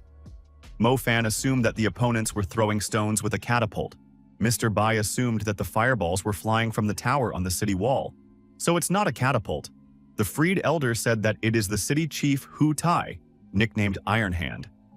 He is very strong. We must be careful. The observers reported to the chief that his son was also being held hostage by the enemy. The town chief stopped throwing firestones. One of the aides suggested to the chief to send people there to rescue his son. Otherwise, he might get hurt. The town chief told the aide to set another stone on fire. If his son is there, then he is willing to die to protect his city. In that case, a monument will be erected to the young man for his services afterward. Ru Yuan said that this man is different from their previous enemies. He is terrifyingly strong. Mr. Chao called his father a cursed old man, for he is not the only child in the family. Feng Hua said that one such stone weighs 250 kilograms. Mo Fan said that compared to the sect head Yu Feng, the chief of this city is impressive. We'll have to finish him off if they meet. The companions asked our hero to hide them in a safe place. Mo-fan, dodging another firestone, thought that it wouldn't be easy. The head of the city shouted, "Do the enemies really expect to escape?" Our hero's team scattered in different directions and dodged the attack of the firestones. Feng Hua suggested using the houses as cover to escape. Mo-fan saw the destroyed houses and the crying children who were homeless. They were begging for help. The assistant observer told his boss that he couldn't see anything because of the houses blocking the view. The city chief said that in that case we should raise those houses to the ground. Mo-fan got angry and shouted for the supervisor to calm down. He swung and launched the fire spear straight at the opponents. The spear flew into the enemy camp with great speed and stabbed into the chest of the city chief. The protective armor on his body shattered in all directions, but his body was not injured. Mo-fan thought that the strength of the opponent's body was extraordinary. This person can't even be injured. After those arrows, the subordinates tried to protect the city head. The man told them to scram. He didn't need their protection. Mo-fan sent the next arrow straight into the fortress wall. However, the subordinates of the city chief were able to escape through the western wall of the city. The subordinates were perplexed. Had the chief lost to this unknown boy? One of the warriors noticed his boss, the head of the city, emerge from the ruins. He was unharmed. The head of the city said angrily that it was necessary to gather the men. "We need to catch these scoundrels. He will go to the end of the world, but he will find them and tear them apart." The team of our heroes were retreating. Fatty Chow shouted for someone to help him. Feng Hua told him to shut up, or she would cut off his tongue. The dead clan elder said that he couldn't run anymore. Mo-fan suggested to take a break. The pursuers would not catch up with them soon. Chow said that he had already been tortured. Never in his life had he traveled so far away from home. Feng Hua said this man is only a nuisance. Mr. Chow said he was joking. An elder of the dead people told our hero that they hadn't met before and asked why the guy saved him despite all the risk.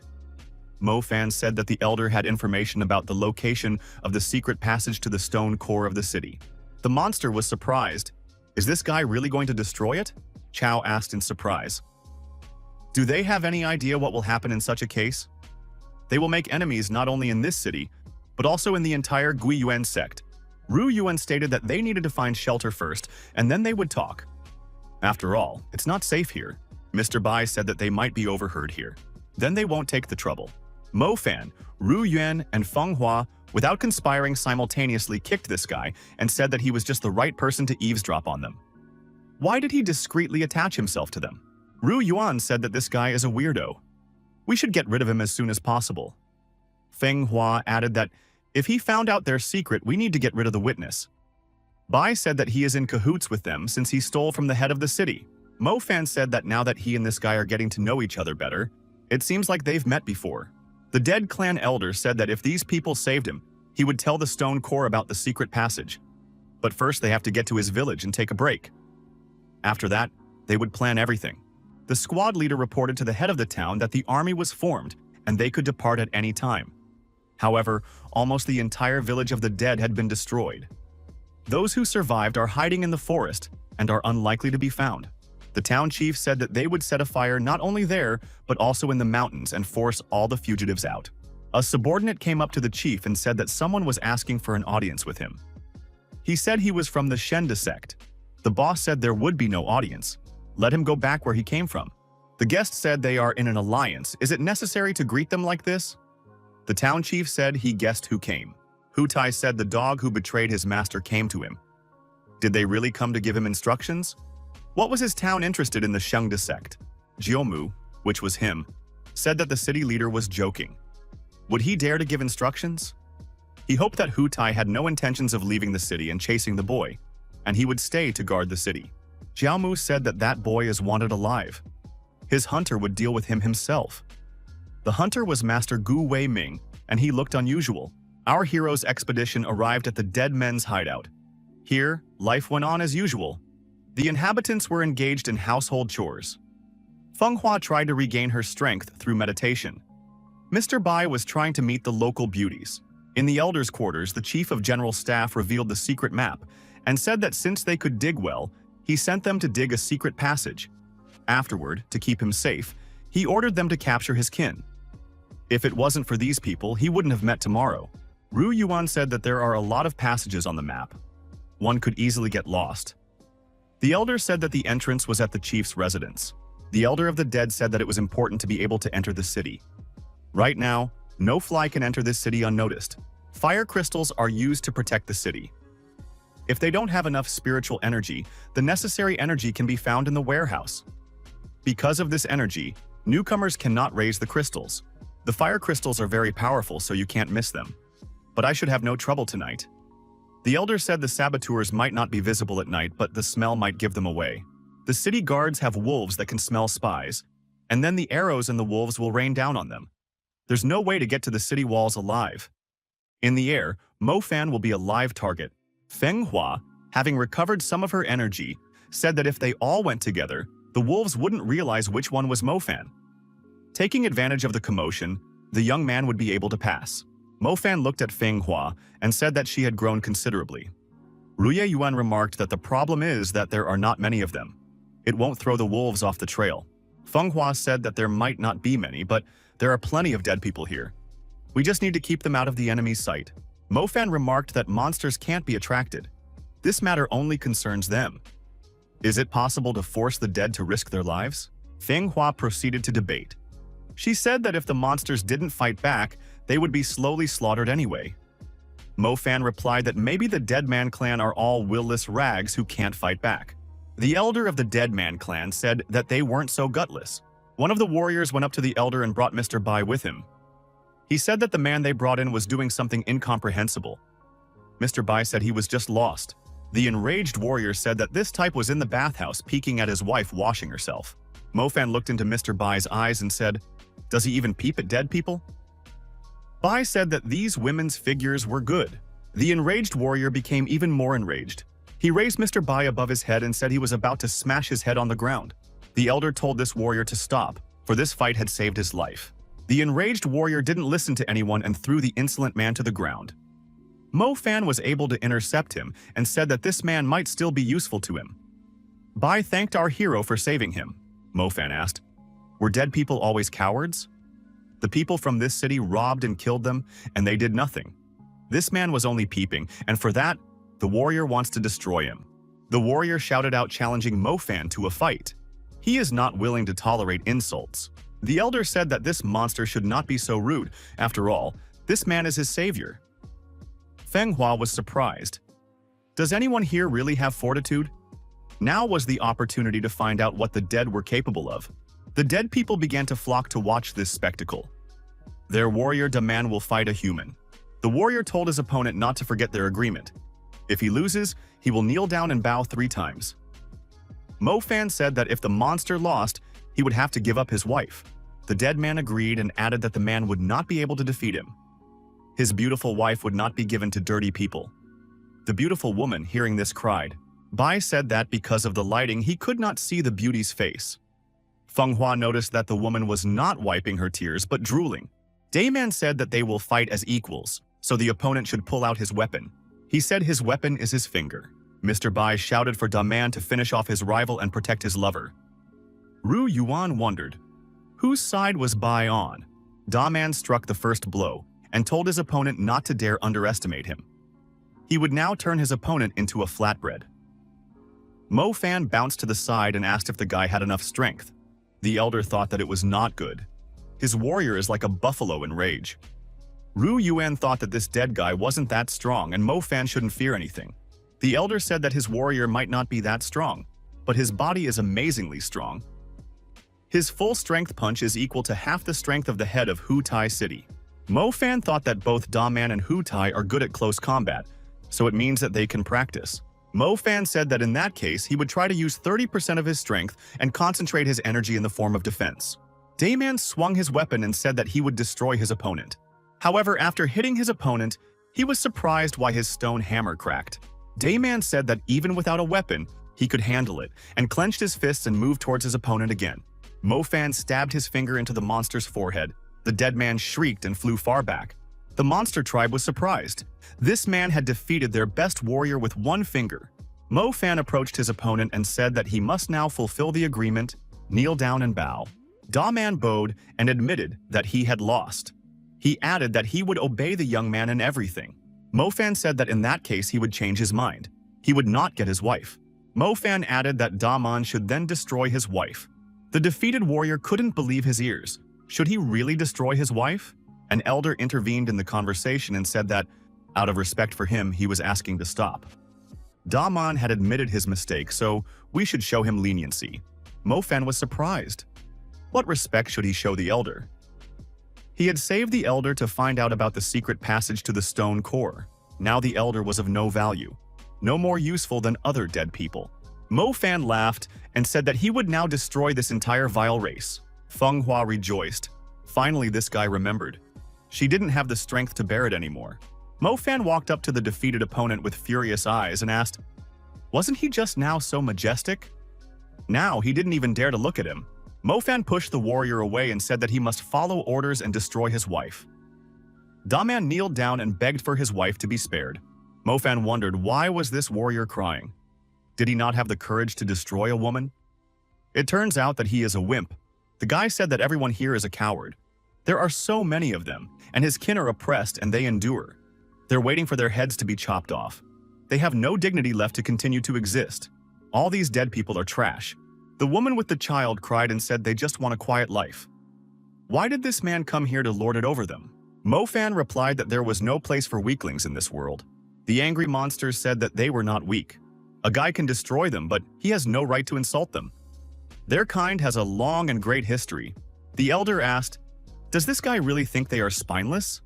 They are about to prove otherwise. The monsters shouted and said they would no longer be slaves. The fire of their souls will not be extinguished.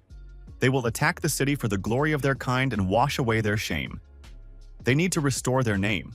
Mo Fan was frightened and said that the sense of importance of these monsters was much stronger than he had anticipated. The monsters kept shouting that they were about to attack the city. Bai also started shouting. He said that it was necessary to attack the city and wash away the shame of the city of the dead. Feng Hua couldn't understand how everything happened. Rui Yuan whispered that Mo Fan and the elder were playing along. Mo Fan shook hands with Elder and said that Elder had played along masterfully. The Elder thanked the guy for being able to pretend like that. Be that as it may, they had succeeded in inspiring these people. Bai walked over to Feng Hua and told her not to get angry. He didn't realize that they were being pranked either. Ru Yuan stated that it would now be very easy to attack the city with the help of the dead. The Elder said that it wasn't that easy. Do they know why their clan came to what they have now? Mo Fan inquired. Was it because of the devil masks? The Elder nodded affirmatively. Their clan and the Mask clan are the two oldest clans in the Katayama forest. They have been feuding for hundreds of years. Because of such a long continuous feud, they cannot coexist peacefully. The Gui Yuan sect drew the masks to their side and the extermination of the Deadman clan began. By nature, devil masks are ferocious. They also have astonishing speed. The dead can't do anything against these masks. If only the humans guard the city, they have a chance. But the humans and the masks are working together. Mo Fan said that he was interested in the settlement where the masks are. Our hero told the elder of the dead clan that he will destroy those masks. The lair of the demonic masks is Judan Gorge. The man sitting on the throne addresses the leader of the masks. He says that this mask is a worthless, useless creature. Couldn't even handle the prison guards. Embarrassed him in front of the town chief. Did he do it on purpose? The leader of the mask said that he would pay double as an apology and asked the man to continue helping them. The man who received the double payment asked, did they really think that was enough? He would still have to rebuild his reputation with the town chief. The man said that he didn't know that these masks were vile creatures. Without him, they would have died out long ago. The subordinates told the leader of the masks that the Gui Yuan sect was treating them worse and worse. What should they do? The mask leader said that they were powerless for now, and they would have to endure. The leader of the masks said that it was good that the elder of the dead escaped. As long as the dead clan lives, the city will not dare to turn its back on them. The masked leader said that it was necessary for the dead to riot. Then, the city would count on them. The mask leader yelled at his subordinates not to go far. He still needs help to clean himself up. The leader of the masks thought. He had once brought terror to the entire mountain range. Now he had fallen to the point of having some human coming at him. Suddenly, Mask saw someone hanging upside down in front of him. The Mask asked who it was. The Mask's assistant replied that it must be a bat. The main Mask got angry. Can't you see it's a person? The stranger hanging upside down said he was thinking of fishing everyone out, but now he changed his mind. The stranger somersaulted and landed on the ground. It was Mo-fan. His demonic sword was hovering nearby. The guy said that he would now guide the masks to the path of truth. The assistant to the main mask wondered, what kind of technique was this? In one move, he had interrupted all the guards. Had they been visited by a strong warrior? The chief mask assumed that this man was in league with the clan of the dead. What did he say about the path of truth? Mo-fan suggested that the masks make an alliance with the dead and attack the city under his command so that the devil masks could regain their authority and freedom. The masks resisted. They cannot cooperate with the dead. How does he want to attack the city? How many warriors does he have? Mo-fan said he has 4 warriors. The main mask increased in size from anger. The mask thought that the person in front of it was outstanding. And this is just a fool. She said that she had been holding back the anger within herself, but now she intended to take it out on this person. Mo-fan's strength and words are equally strong, and it can be tested. The mask activated the otherworldly flame. It was a pillar of flame of enormous magnitude. At the noise, other masks peeked into the cave. They were wondering what happened. Some person had infiltrated them and angered the chieftain. The chieftain had already assumed his battle form. Otherworldly flames could even burn stone to the ground. Did this man burn in the blink of an eye? He's crazy to attack a town with 4 men. He couldn't even take one hit, and yet he wanted to lead them. The main mask, observing the result of his activity, told her counselor to move farther away. In combat form, the senses are doubly heightened. The mask leader can smell a human. This warrior managed to escape the flames. His speed is astonishing. Suddenly, Tishan's sword that appeared out of nowhere struck the mask's body. At this moment, the mask restrained the newly appeared opponent. Heavy shackles appeared on the guy's arms and legs. The mask said, even if the opponent somehow managed to dodge, the bites of its spirit eaters would not allow the opponent to even take a step. Now that the opponent was fixed, he could be sent to hell by otherworldly flames. Mo-fan said that this mask's technique was simply amazing. The mask with the body pierced through said to make the guy shut up. It will summon otherworldly flames. Mo-fan assumed that the mask had some energy left. The mask faltered and said that this sword had actually absorbed all of its energy. The sword spoke up and said that it was about to feast on this deliciousness. The mask got scared. Is this sword really alive? It turns out it's a spiritual sword. The sword absorbed the mask's body. After that, it shrank in size. The sword said that although the energy of the devil masks tasted like pig innards, it would be fine to satisfy one's hunger. Mo-fan asked the exhausted mask lying on the ground, did she think that he would beat her when she was without a physical shell? No wonder she didn't resist the Hu-Tai city chief in any way. Mask said she'd rather have her opponents destroy her than insult her. She lost and has nothing to answer for. The guy has to do what he has to do. Just don't touch her, people. It's not their fault. Mo-fan said that he will ask again. Will the mask obey him? The mask replied that it would recognize his power. But does he know how the fight against the city will end? Even if they defeat the city, the Guiyuan sect is behind it. And behind it, there are 4 other sects. They have defeated even the head of the demons, Di Shitian. The mask regretfully asked, what can tiny devil masks do? Mo-fan grabbed the mask by the face and lifted it up. The counselor asked, how dare this person grab their leader? It's a disgrace. Mo-fan whispered in the mask's ear that he was Di Shitian. He had come back to take revenge. This should not be told to anyone. The counselor of the mask head said that we should save the leader and ordered his warriors to attack the man. The head of the masks shouted for his subordinates to stay back. The mask head said that this guy has a spirit sword and can teleport. The guy added that he and this mask chief had met before, if he didn't recognize him. The mask chief cried and called the interlocutor his master. Finally, he came back. Sword Tishan said he felt like spitting that mask's energy back out for some reason. The old feuds will be cast aside to stand together against the enemy. The 2 elders would act together. The once opposing clan elders sat opposite each other at the negotiation table. Ru Yuan suggested that they discuss things over a glass of wine. A truce had not yet been reached. The opponents began throwing whatever they could get their hands on at each other and insulting their enemies. The girl didn't understand why she had agreed to this. Where did this Mo-fan go? Our hero walked into the thicket of the forest and, choosing a wild clearing, began to meditate. Planks and demonic practices, although similar, it is very difficult to mix them together. It was as if something inside was preventing it. Apparently, it would not be possible to mix them completely. The guy realized that it would only be possible to use only half of the energy each, and that would cause a huge contradiction. A strong smell of blood appeared in the air. Our hero rose to his feet and asked if he was afraid of being overlooked. Deadly spikes flew at the guy. Mo Fan, cleaving the air with his sword, began to repel these attacks. The young man thought that this was definitely not a human. Could it be a guard of the drought demon race? Mo Fan, dodging the attack, bounced back. Rising to his feet, the lad thought, who would use ground spikes? A cross of light appeared in front of the young man. Mo Fan thought, why did these techniques seem so familiar to him? Although he had never seen them before, Mo Fan raised his head and saw a firebird. He thought that the flaming magpie strike was about to be performed. Our hero split the air with his sword and drove the firebird away. He shouted for this coward not to interfere with him. After all, this stranger was interfering with his training. There was an explosion. When the smoke cleared, Mo Fan saw a person with a familiar outline in front of him. The guy realized that it was Gu Wei Ming. Master Gu Wei was not alone. He was accompanied by Yun Qing. The young man said that the master was no longer the same as Mo Fan remembered him to be. Sect Master Shende had used his technique. Gu Wei is now his master's lethal weapon, a rabid beast. Mo Fan said that Yun Qing was a scoundrel, and in his eyes, he would always remain so. This was his way of thanking the person who took care of him. Yun Qing asked Mo Fan, who was he to say such a thing?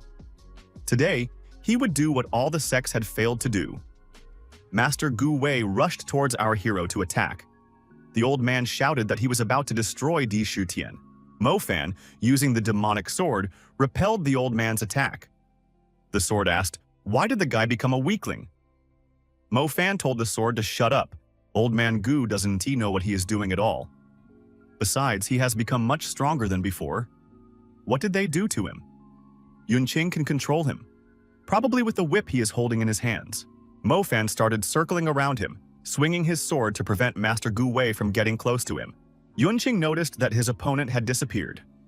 The next moment, our hero appeared behind him and said that today, he would rid the Zifeng Monastery of the chaff. Yun Qing jumped aside and swung his whip. At the same second, Gu Wei appeared and gave a staggering blow to Mo Fan. Blood came out of the guy's mouth.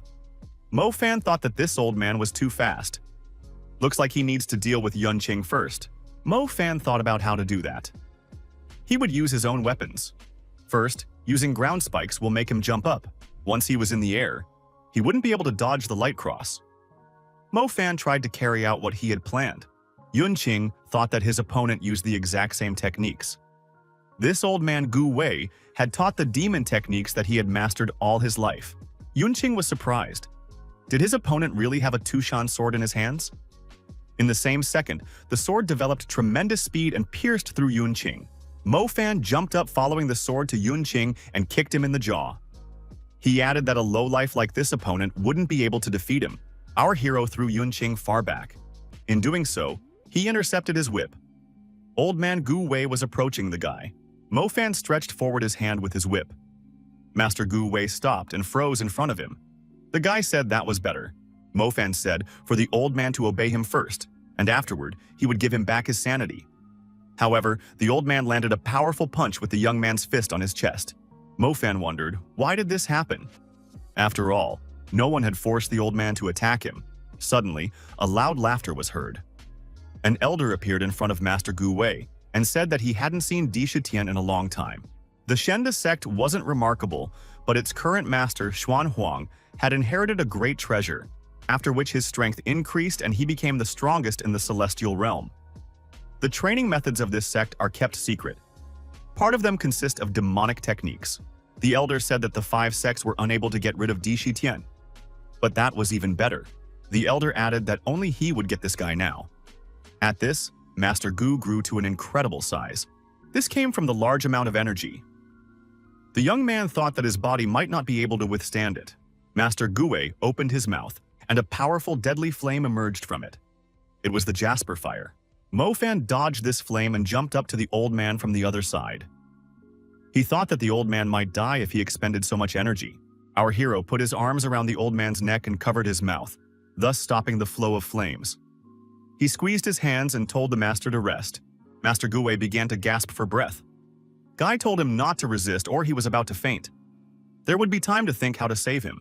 The old man twisted around and wrapped his opponent around his waist. The elder said, he didn't think that Di Shutian was so naive. Mo Fan grabbed the old man by the neck again and continued choking him. The guy realized that the master might explode. The elder told the opponent to give up his demonic core. Suddenly, a powerful energy wave appeared. After the energy passed, Master Gue lost consciousness and fell to the ground. Mo Fan looked at the old man. What happened? There was no way this energy wave could harm them. The elder was enraged. Who dared to dispel his connection with the puppet? The elder thought, is this really the work of Master Gui Yuan? How dare he rebel against him? Could it be that there is some master on Di Shutian's side? Mo Fan said as he found which side the wave was coming from. The guy got closer and realized that he was too late. The one who created it had already disappeared. So who could have helped him? Moreover, how was he able to deal with Master Xuan Huang's technique?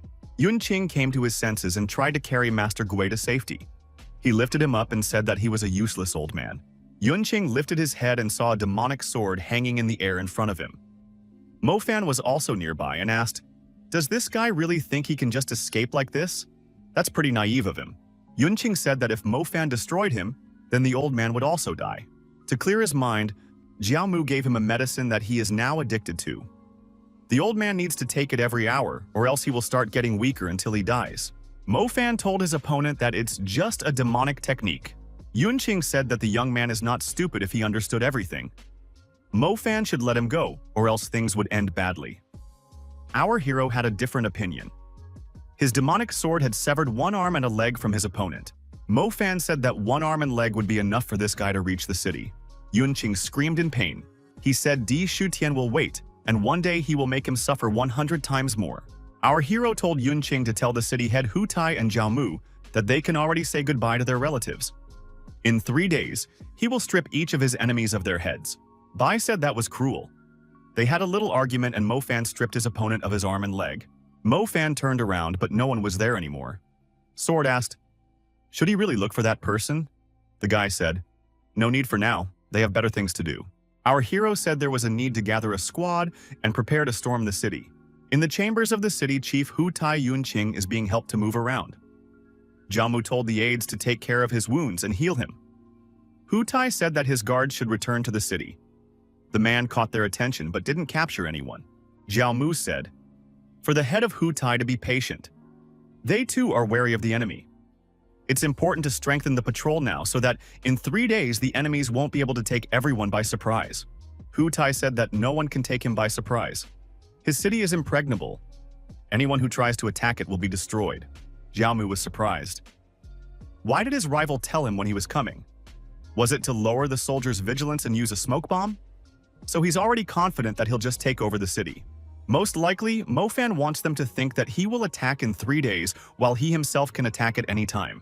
Jiao Mu said, for the city leader to order all the guards to take their places. The enemy might attack suddenly. Hu Tai found himself confused. The squad leader ordered all the soldiers to take their positions. Everyone must attack only on a signal. Whoever could catch the enemy would receive a reward of 10,000 coins. The head of the city said that the sentries were ambushed. Why is the interlocutor sure that the enemy will attack today? Jiao Mu replied that the battle could start at any moment. They need to be on their guard. Hu Tai stood all tense. He couldn't wait for the opportunity to finally avenge his son. The second day of waiting had arrived. The warriors were nervous. The town governor continued to worry. When would the battle begin? On the 3rd day, everyone's nerves were on edge. Everyone was exhausted from waiting. The town governor thought it was some kind of curse. When will Di Shutian attack? It's time to storm the city. After 3 days, our hero said that it was time to storm the city and shouted that they were about to take over the locality. Down with the city chief Hu Tai. The attack had indeed begun. Enemy arrows began to strike the defenders of the city. But how did the enemy sneak in unnoticed? Why did the wolves fall asleep and not notice them? Could it be that this rogue was also a dead man's kind? Hu Tai shouted. Finally, this scoundrel is here. He had been looking forward to this encounter. The commander shouted for the warriors to launch blazing crystals. The blazing crystals flew up into the sky. The attacking dead, seeing the crystals, scattered. The dead clan climbing up a tree told its warriors to get ready to blow smoke. The warriors in charge began blowing smoke into the atmosphere through the horn. The warriors from the fortress wall could see nothing in front of them. The smoke blocked all vision. Why are the enemies doing this? The Elder of the Dead asked the demonic masks if they could handle it. The head mask said that they would do everything as agreed. The head of the masks told his warriors not to lose to the opponent, and everyone rushed to attack. The warriors noticed that it was the masks who were the traitors. They had defected to the enemy's camp. The head of the city asked why the demon masks had teamed up with the dead, and where had Jiao Mu disappeared to. Tu Hai shouted that Jiao Mu was a damn deceiver. We have to gather, the people in front of them are just cowardly foul creatures. We must kill them all. The warriors noticed that some movement was detected near the eastern wall. Have the demon masks and the dead joined forces? After all, they were sworn enemies. Who could reconcile them? The warriors on the fortress wall decided that their situation was not optimistic. They should keep their eyes open so that the monsters wouldn't attack them. At this time, Mo Fan and his team stealthily made their way inside. Once inside the inner city, our hero said that they had a great trip. Mo Fan told Mr. Bai to hurry up and show them on the map where they should go next. They need to destroy the stone core before the opponent realizes. Mr. Boy pulls out a map and says he must be lost. His navigator isn't reading accurately. Apparently, he forgot to download the current version of the navigator. Bai said that according to the map there should be a road here, but for some reason it's a dead end. Did the old man trick them? Mo Fan said Bai is looking there. Why is he holding the map upside down? Mo Fan asked why Bai can't read maps. He doesn't even know how the city is organized. Is he really not from around here? Should we force him to tell the whole truth? Mo Fan told his interlocutor that if he wanted to cheat again, he would be in trouble. They replied that they needed the entrance to the tunnel, which was in the city chief's house. Ru Yuan said that the city chief wouldn't be able to approach right now because he was busy fighting the dead and demonic masks. The guy thought it was strange that there was no one around. If the passage to the stone core is located here, then Hu Tai should have left some kind of guards behind. This whole thing was strange. Bei, looking at the map, said if he wasn't mistaken, the entrance should be in front of them. Bai walked up to the room and said the tunnel is behind this door. He pushed the door and made sure it wasn't locked. Feng Hua said that everything looked suspicious. Mo Fan was also surprised. Why did they forget to lock the door? Mr. Bai said with a smile. Now his companions didn't doubt his ability. Feng Hua said that this guy was useless anyway. Our hero wondered how he would handle this situation. Mr. Bai from above dripped something on his shoulder. The guy thought it had started to rain. Raising his head, Bai saw the huge head of a ferocious beast above him. Out of fear, he screamed.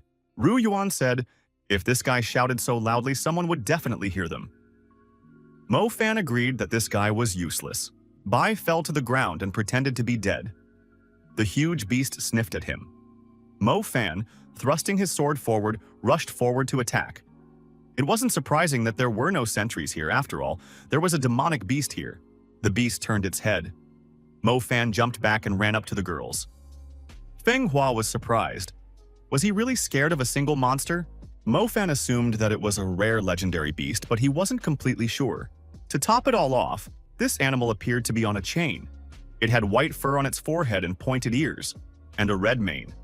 Feng Hua said that there was a familiar energy emanating from it, just like the one on the mountain near Ju Huafen. It hasn't been seen for several thousand years. It's here as a watchdog. Mo Fan said that this animal is very strong but fights weakly. People use its blood as a toxin. One drop can corrode 100 meters of city wall. It's good that it didn't get hit, otherwise the sword would have become a piece of trash by now. The mythical beast was playing with the pretend Mr. Bai.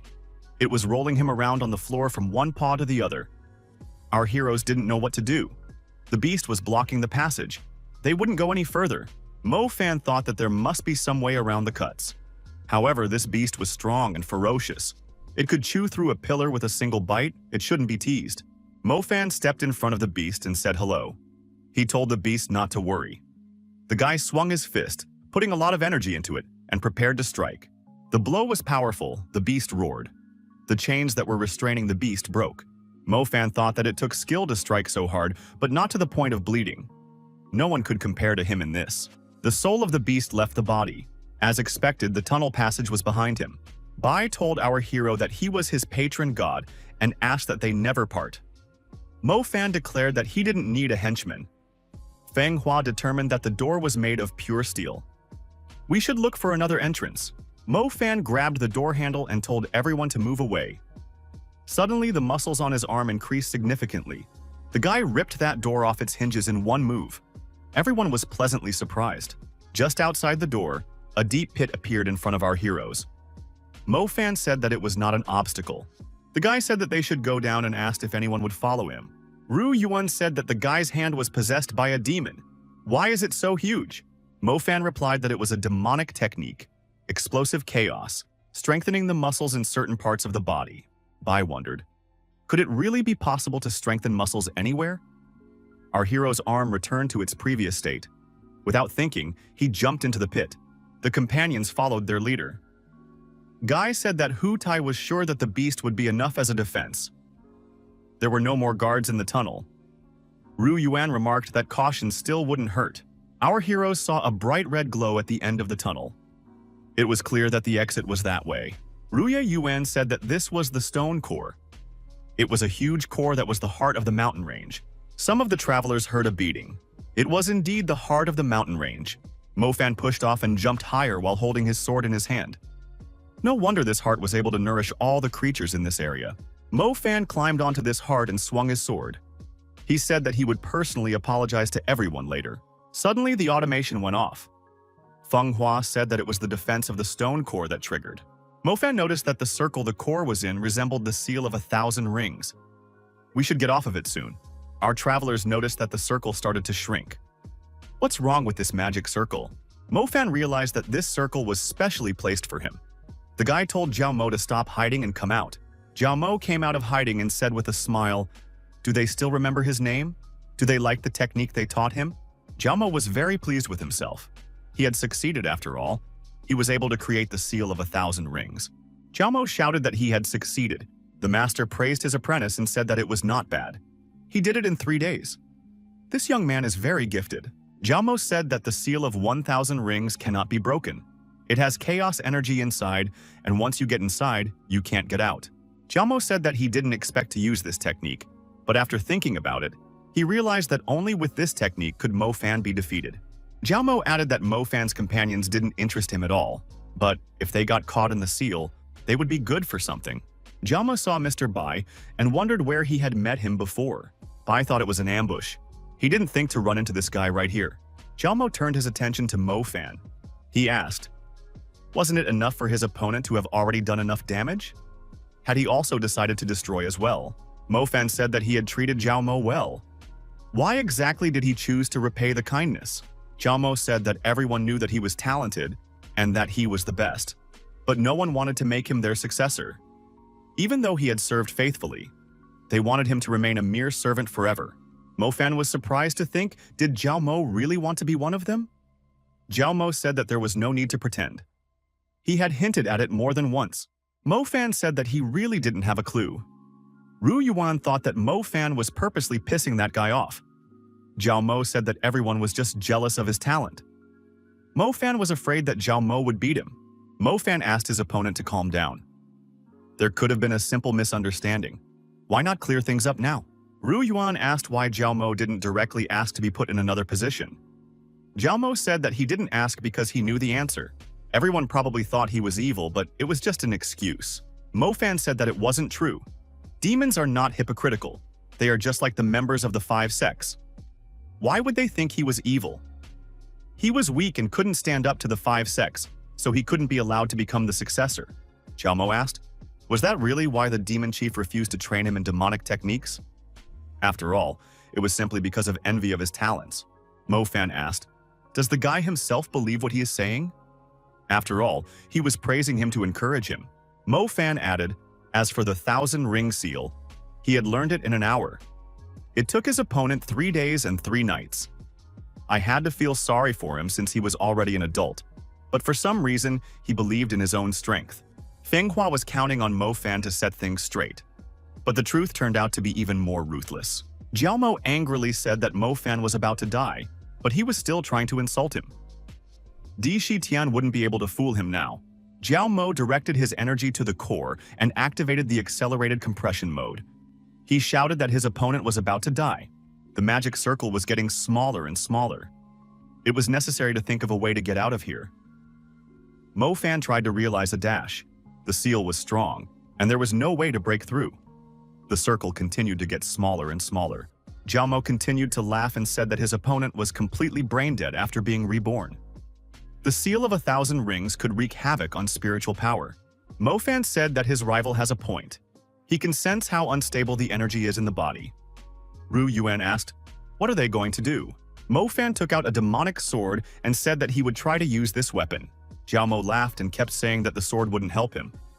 The seal of 1,000 rings can only be broken if one surpasses the strength of its creator several thousand times. A sword can't break this barrier. Mo Fan asked in surprise. Who said he would attack the barrier? His target is the stone core. The core contains a huge amount of spiritual energy. If you destroy it, all the energy will be released and break through the barrier. Mo Fan said that this was their only chance. Ruye Yuan wondered if they would harm themselves too. Mo Fan replied that the explosion would break the seal, and at the same moment he would use a dash, otherwise they would be in trouble. However, due to the instability of the energy, he would only be able to carry one person with him. In other words, 2 of his companions could most likely die. Ru Yuan said that she was the weakest, she should be left behind. Feng Hua said that her companion is the only doctor, so Ru Yuan will go with the boss. She, on the other hand, will create a shield for a while, and afterward, together with this fight, they will get out of here. Mo Fan said that sounds like a plan. Then they might survive.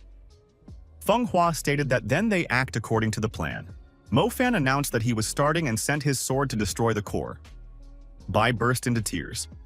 Feng Hua stroked his head and said that she would protect him. Jiao Mo but didn't count on that and asked, is his opponent going to seriously do this? Mo Fan suggested that Jiao Mo should run away immediately if he wanted to save his life. Jiao Mu, realizing that he had to retreat, said that he would definitely still meet Di Shitian. The core had been damaged. A huge amount of internal energy was released. Our hero dragged Rui Yuan with him. They were saved. The guy said that the tunnel was blocked. Mo Fan said that they had tricked the girl. Feng Hua knew that she wouldn't survive the explosion. They said so that Rui Yuan would agree to leave. The girl became very upset and even cried. However, 2 silhouettes appeared from the pillar of dust, and someone said that there was no need to mourn the living. Feng Hua told her interlocutor that he didn't just turn out like that. She didn't think Bai would be able to make a leap. Mo Fan wondered, could this guy really do it too? Bai scratched the back of his head in surprise and said that he himself didn't expect he could do it. He added that he was smart. He can add and subtract in his mind. Mo Fan pulled out his demonic sword and swung it in front of Bai. He cried out in fear and jumped aside. Mo Fan called him a liar, because the jerk was his secret demonic technique that only demons could master. Where did he learn it? Bai admitted that it is a demonic ability, but why can't he borrow this trump card? Feng Hua said to Mo Fan to calm down. After all, this guy had saved her life. They would get out of the city, then they would discuss everything. Suddenly, someone appeared in the tunnel and shouted in a menacing voice, "Did they destroy the stone core and escape?" Our heroes looked back. The head of the city appeared and said that while these scoundrels were distracting his attention, these scoundrels had infiltrated the city and destroyed the core. This was something he would not forgive them for. Mo Fan told the city head to get out of here and pointed his demonic sword at him. The opponent activated his defense and repelled this attack. Mo Fan said that it was an amazing blocking. He was even able to stop Tushan. However, the cave was about to collapse. We should all get out of here immediately. The city head said that he could handle this guy without much ability as well. He came across and moved to attack Mo Fan. A melee ensued. Mo Fan shouted for everyone to move aside. The city head wondered, did this guy really think he was as strong as he was? He would smash him like a flatbread right now. Mo Fan said that his rival's words meant nothing, because he was a worthless person. The town leader didn't understand. How could this guy be so strong? Bai said that this technique was a hard qigong technique. He would like to learn it. Feng Hua told this guy to shut his mouth or he would have to cut off his tongue. The town leader began to retreat under the onslaught of his opponent. Feng Hua laughed and said that this boar was scared. Oh, the villain was still fighting back and shouted that he should not be underestimated. Ru Yan said that this man's appearance is very frightening. Obviously, he consumes a lot of supplements. His body composition had changed, making him look like an animal because of it. The fist fight of these rivals was very aggressive. None of them wanted to back down. However, no one had a clear advantage either. Tushan's sword imperceptibly became one with his master's hand. Mo Fan delivered a powerful striking blow to the body of the town leader with that hand. The guy said that he had found a weak point. The man cried out in pain. How could he have a weak spot? After all, he had trained so hard to keep his body strong. Our hero's support group cheered. Mo Fan decided to use his muscle strengthening and sword sharpness together to pierce through his opponent. They have a good chance of winning.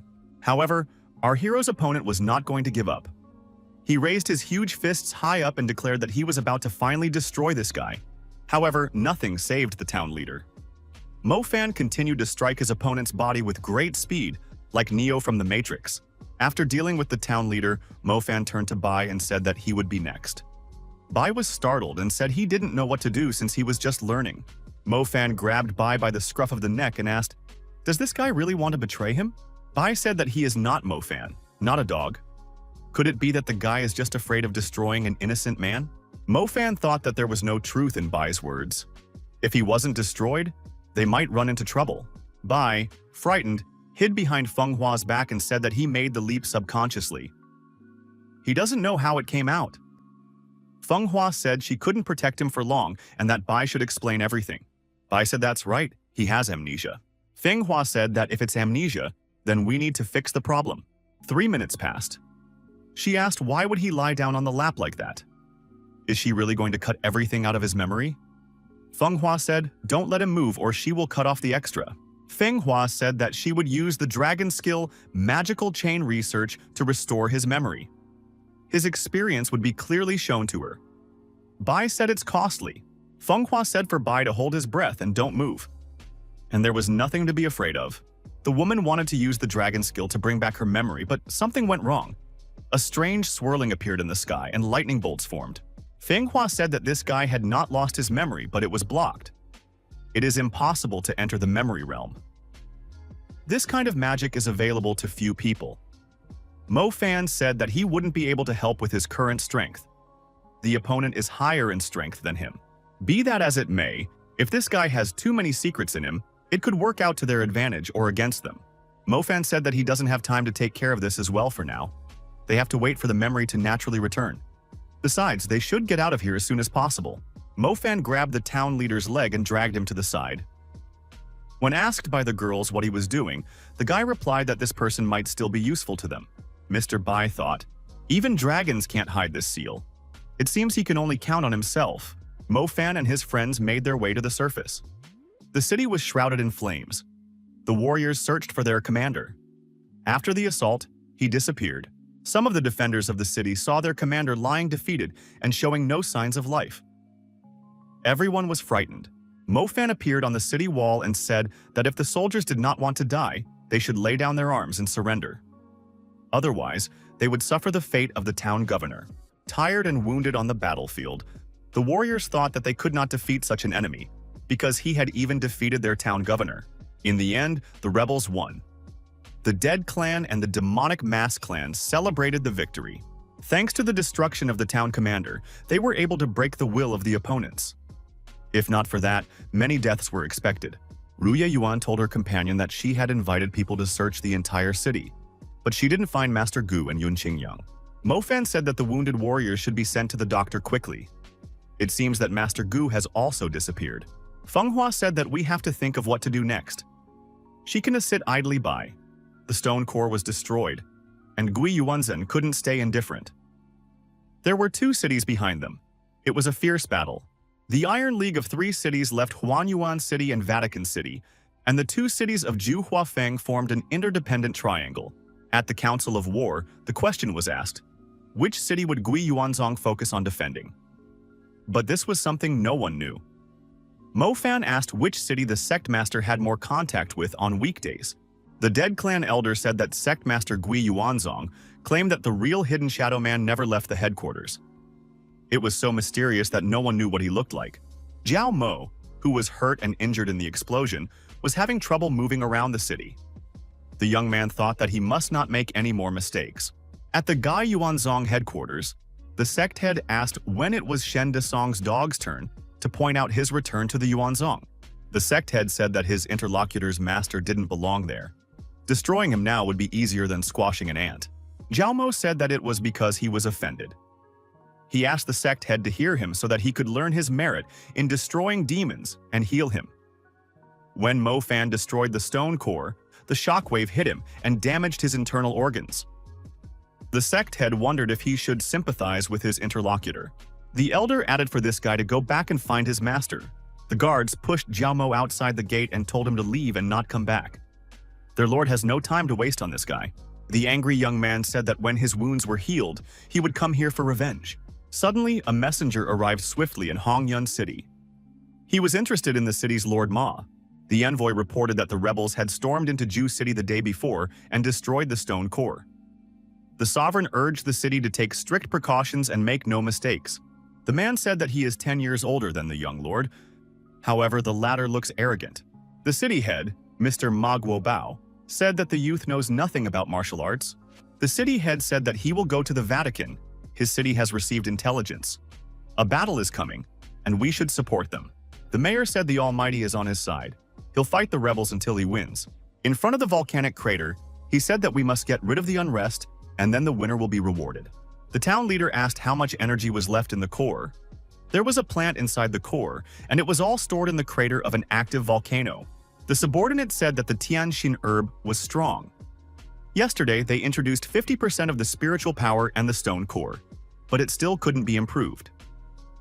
Today, they have already injected 80%. The head said that in that case, they should use everything. They should do that. The subordinate said that in that case, the core might explode, and the consequences would be comparable to the Gui Yuanzong explosion. The subordinate said that by then, the elixir would be out, and the refinement core would break through the realm of heaven and men. The city chief asked why the assistant was afraid that he would return to Gui Yuanzong. Wasn't there a stone core there? The city head said. Even if the elixir doesn't work, they will say that the core exploded due to negligence. This trick is perfect. The town leader looked up and saw bright dots approaching.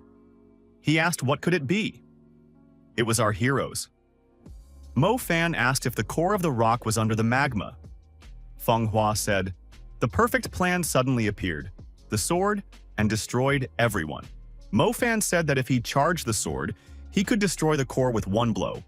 The town leader guessed that danger was approaching from above. Did those people really want to destroy the core? The attack on the core was discovered. The town chief said that a defense should be organized. Ru Yuan stated that they had been discovered. Feng Hua said with a smile that the enemies wouldn't be able to stop them. The town chief began to push his subordinates to defend the core. He said that these people should act lightning fast. The town leader poured energy into his subordinate and increased his size several times. The warrior shouted that he was in pain. Mo Fan said that he had to be extremely careful not to be burned in the magma. Seeing the huge man approaching, Mo Fan said to spread out so that there would be no crowds. Mo Fan activated the defense against such large people flying past. Guy said that the enemy was using the body as an energy storage device to destroy them. Suddenly, Bai shouted that the girls had lost consciousness and rapidly began to sink straight into the crater of the volcano. Something urgent had to be done. Mo Fan, forgetting about the task and his enemies, swiftly moved to rescue the girls. The temperature of the environment was rapidly rising. Just a little longer, the girls would sink into the magma. There was only one way out. Our hero activated instantaneous movement, and once he was nearby, grabbed the girls by their waists. Before reaching the magma, Mo Fan abruptly changed the trajectory of his movement and brought his companions to the solid ground. All three of them found themselves in close proximity to the city leader. The town leader said that most of the forces had been sent to Brahma City, but the enemies had decided to attack it here. These young men were completely unfamiliar with the rules of martial arts. Suddenly, Mr. Bai appeared between the city head and our hero who were holding the girls. He applied instantaneous movement. The man laughed and said that another willing to die had appeared. Bai said that if the head of the city wanted to get them, we should deal with him first. Mo Fan placed the girls at a safe distance and looked at Mr. Bai. He determined that his technique was based on Yin Jing. He is quite like a light hammer. Apparently there is no injury either, but his muscles and bones are damaged. The mayor said this guy's good with techniques. As long as he doesn't interfere in his affairs, he can be free. Mo Fan said that in that case, he apologizes. After all, he had appeared here to ruin the town chief's plans. The town chief laughed and wanted to energetically attack our hero. However, the boy disappeared. The young man appeared in another place and said that he would see how the town governor would perceive his further actions. After all, he has a stone core to break. The man told the guy not to even think about it. Mofan thought that this town leader is quite strong. How can we defeat him now? The town leader attacked our hero again. The young man managed to put his sword in front of him at the last moment and blocked his opponent's strike. It was hard for Mofan. The opponent's energy poured directly into his body. The city head smiled. How did this boy with such abilities dare to sneak attack his city? He should stop looking for a problem on his head. Mofan was able to bounce back. The opponent asked, "Is this kid still capable of jumping?" Mofan said that he wanted to destroy the stone core first, and only then deal with the town leader. Apparently, it was worth changing plans.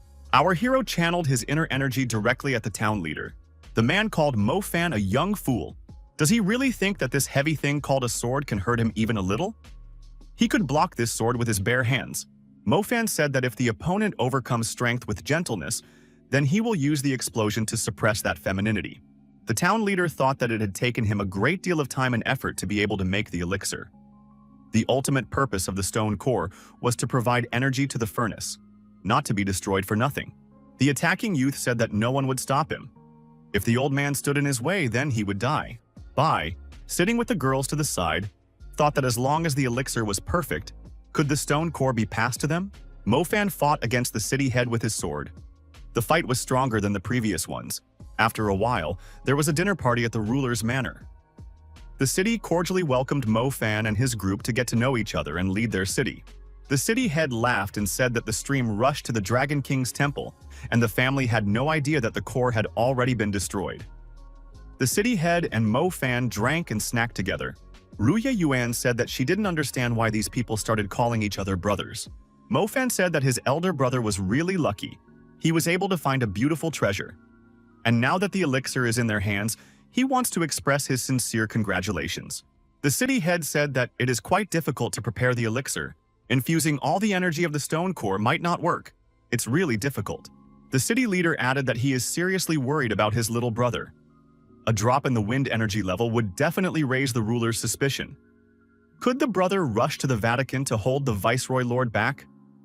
Once they join forces, they would become invincible. Mofan said, his elder brother is not worried. They will do everything for the sake of their people. As long as he is able to help his elder brother achieve success, he will gain tremendous advantages. The men looked into each other's eyes and each let a tear fall. This conversation turned out to be very sensual. Saying goodbye, the head of the city wished our hero a happy journey. Friends who understand each other will only become closer through distance. After seeing Mofan off, the mayor told his subordinate that there would be no more worries. One must utilize the core energy to its full potential and surpass the alchemy master. The servant said that exceeding the energy balance could destroy the core and attract the attention of the government. The head of the city, smiling, said that there was nothing to worry about now. A fool had appeared who would attract the attention of their monarch. As long as the elixir was available, he would send each of them on their final journey. Ru Yuan asked Mofan why he had gone to bed. The guy crouched under a tree said that he was in no hurry to go anywhere. Our hero said he would sleep for 1 hour, then look into the Hongyang and get ready for an unforgettable show. It was festive and cheerful in Vatican City. There was a tall fountain in the middle of the city. A servant reported to the city lord that the bulk of the dead and spirits had suddenly disappeared 30 miles away from the city. Maybe it made sense to take a look around? The city lord decided that something needed to be done and soared upwards right through the roof. The core stone of Hongyuan City was still resting in the crater of the volcano. The town chief laughed and drew this core stone to his hand. The subordinates congratulated the town governor for obtaining the elixir. Soon, he would ascend to heaven. Through the invisible barrier, our hero and his companions made observations. They saw that the elixir of immortality had already formed. When will the show they talked about begin? The core of the stone is completely depleted. It won't recover anytime soon. Feng Hua asked Mofan, is he really waiting for the head to come and defeat him? After taking the elixir, Mo Gabao might not be able to defeat Gu Yuan's head. Would it make sense to take the elixir right now? Mofan said that they wouldn't have time and suggested that everyone look up. It could be seen that there was another person on the approach. His star rapidly increased in size. A subordinate reported to the city head that the sect leader had arrived. Mogabao swallowed the elixir and said that a pathetic trash had arrived. If he came, then good for him, but it was too late. The head said that the traitor who decided to appropriate the stone core was Mogabao. After saying that, an epic battle took place. Ru Yuan said that it was a brilliant move.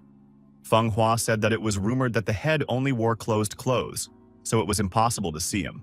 Mo Jiaobao said he wanted the head to live a little longer. He didn't expect that the head would want to die. For that matter, the god would send him to the next world. The head wondered which god he was talking about. Had his opponent gone crazy? Mo Jiaobao called the head an upstart and added that he didn't dare talk to God like that. After that, he attacked the head with energy balls. The head actively repelled this attack. The balls fell down and exploded at the foot of the mountain. Feng Hua stated as she said, "We should wait for this guy to absorb the elixir. It would be much harder to fight the opponent this time." Mo Fan noticed that his current level had actually increased. Sunlight appeared in the sky. Mo Jiaobao said that the gods were blessing him.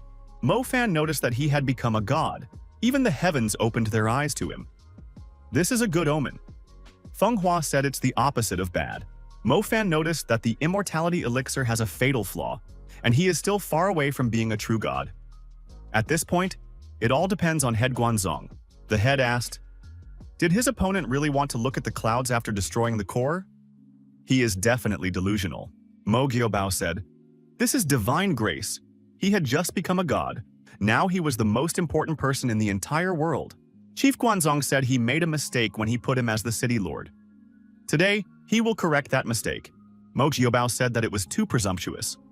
Before ascending, he will first get rid of the head and cleanse his heart of years of hatred. Mo Jiaobao added that the pathetic little bug dared to fight back against him. He applied the divine palm of a celestial. Mo Jiaobao turned his attention to the fact that his opponent had disappeared. The man shouted that the majestic monarch was only capable of hiding. Was he really afraid to fight one-on-one? Head Guanzong appeared from behind and poured his attack energy into his opponent. He applied a warp effect. However, after that, Mo Jiaobao abruptly turned around and activated a rotation against his opponent. Ru Yuan asked, "What did Mo Jiaobao do to the head?" His body abruptly started to rotate. Mo Fan said that Mo Jiaobao deliberately set up a kick to trap the head and twist him. If it wasn't for the head's savvy and his superior body control, the outcome of the battle would have already been a foregone conclusion. The head shook and fell to the ground. Mo Jiaobao said that his opponent turned out to be a pathetic braggart and he had lost. The old man intended to strike one last decisive blow. However, something went wrong. Mo Jiaobao sobbed and blood came out of his mouth. Our heroes wondered what the head had done to him. Mo Fan said that it wasn't the head. It was the elixir he had ingested that was poisonous. Tianxing herb is a treasure of the highest level. Legend has it that if you mix 80 different plants and take it, you can become immortal, but it is unknown if this is true.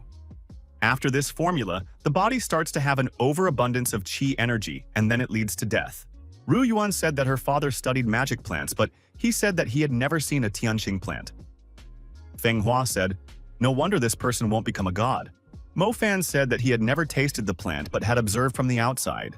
The head said that Mo Jiaobao turned out to be a fool. Did he become stronger after taking the fairy elixir? And he's suicidal. Bleeding, Mo Jiaobao said it was impossible. After all, the gods had blessed him. Suddenly, someone in the sky spoke Mo Jiaobao's name. Mo Fan said that the gods had indeed come for him. 3 silhouettes appeared in the sky. One of them said that Mo Jiaobao was against the peaceful study of martial arts. He hoped to use the elixir to gain the power and strength of the gods. This is all unfortunate and disgusting. He begged for help. He was told from above that the heavens would not allow him to become immortal. Mo Jiaobao carried Kara and was torn to shreds. Our heroes even squinted at the appearance of a bright flash. Mo Fan thought that such a horror could happen at any moment. Is this really the power of the gods? The giant crater was just around the corner. It still continued to emit an elevated temperature. Ru Yuan wondered if it was okay if they were so close. What if the head spotted them? Bai said he couldn't see him. Maybe the head jumped into the pit. Mo Fan said that in case of danger, they would run away. Mo Fan pushed off and ran into the crater. The companions wondered where he was going. The most amazing property of the Tianxing grass is that it has the ability to clump together.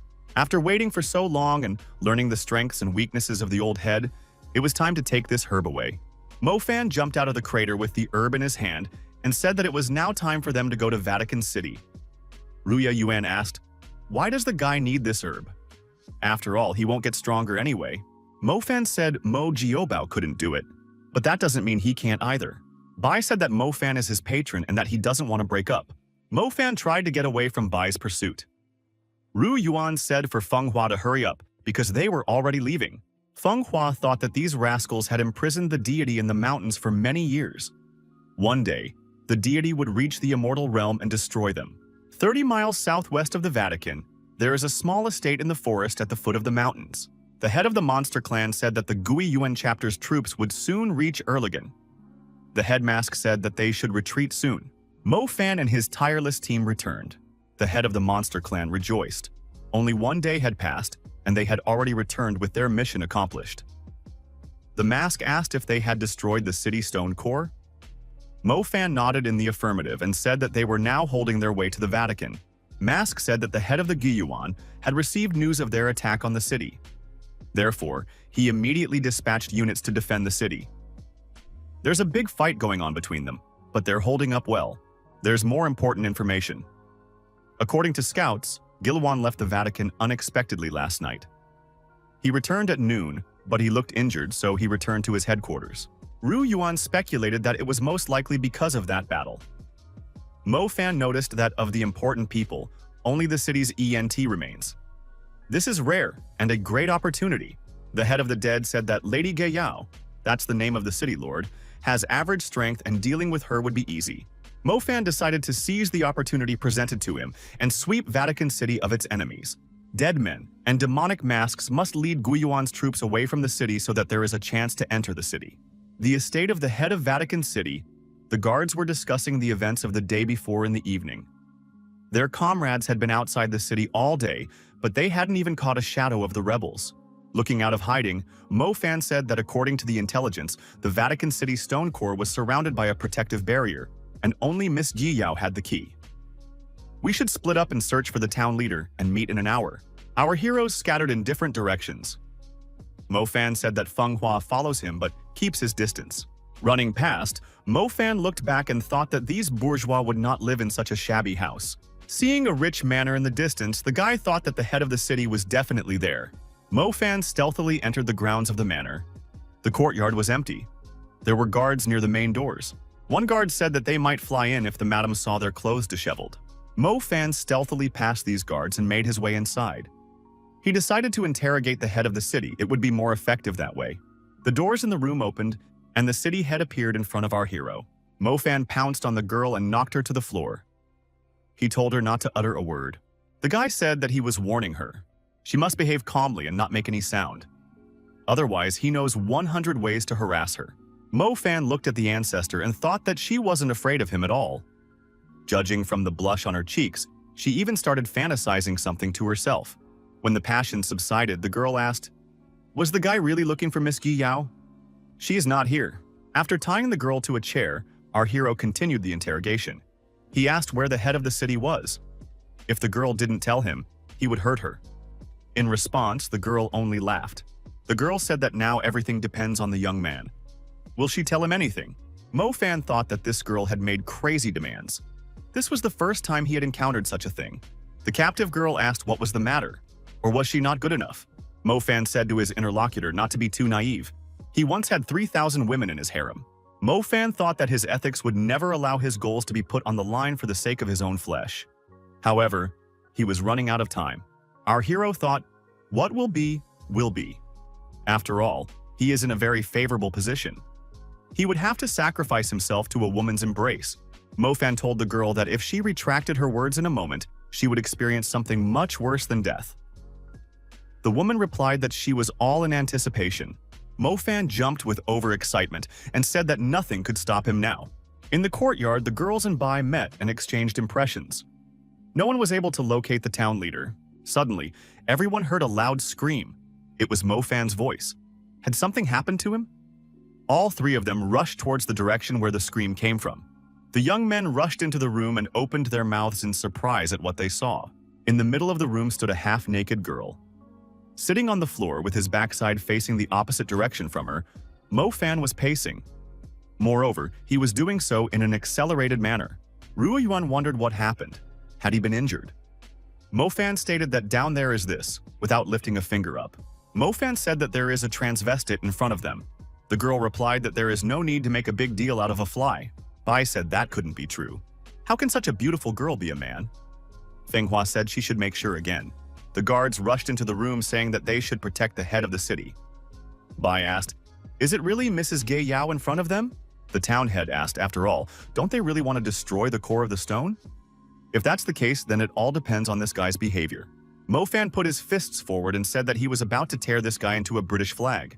Ruo Yuan slapped the transvestite and said, "How dare he dare to seduce Mo Fan? He should look at himself first." Ruo Yuan couldn't calm down and continued beating him. Mo Fan grabbed the girl's hand and said that they should continue searching for the stone core. Bai thought that women can be horrible. Feng Hua said that a jealous woman is scarier than a wild beast. The guards near the door were just stunned. The town leader said if they don't want to do it the hard way, they'll do it the hard way. She added that she wanted them all dead. The town leader ordered the guards to have the warriors break these uninvited guests for her. Mo Fan was forced to use his sword to defend his honor and dignity. Jia Yao was outraged. How dare they treat her subordinates like this? Mo Fan looked at the skirt-clad opponent and asked, "Doesn't he take no for an answer?" Jia Yao swung her foot and gave a powerful kick to our hero. The guy flew upwards and fell to the floor with a clatter. The town leader said that he was a real trash.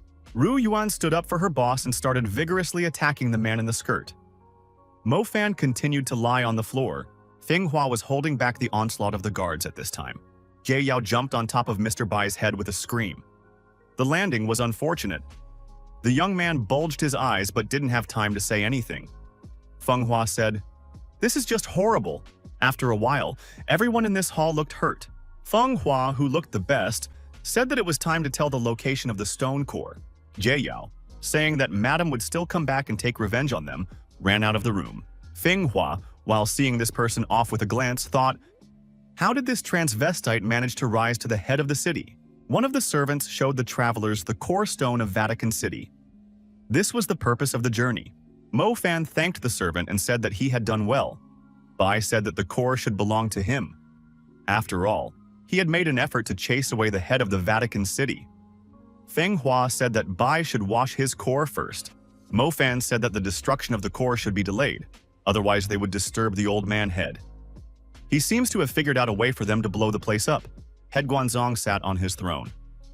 Pleasant music was playing in the hall, and the girls in front of him were breakdancing. The head asked, "Isn't there anything going on in the Vatican?" A servant reported that the core of the stone was safe. The rebels had fled, tails tucked, and Mrs. Gi Yao was already collecting tribute. Suddenly, something very fast pierced through the roof and started flying around the hall. Head Guanzong jumped up from his seat. He realized what it could be. It was Tu Shan's sword. It struck the head in the heart. The head fell on his throne, defeated. The dancers scattered in all directions with a scream. The servants left their master as well. The team of our heroes appeared in the room, and Feng Hua told no one to make any noise. Bai said that it came out quite easily.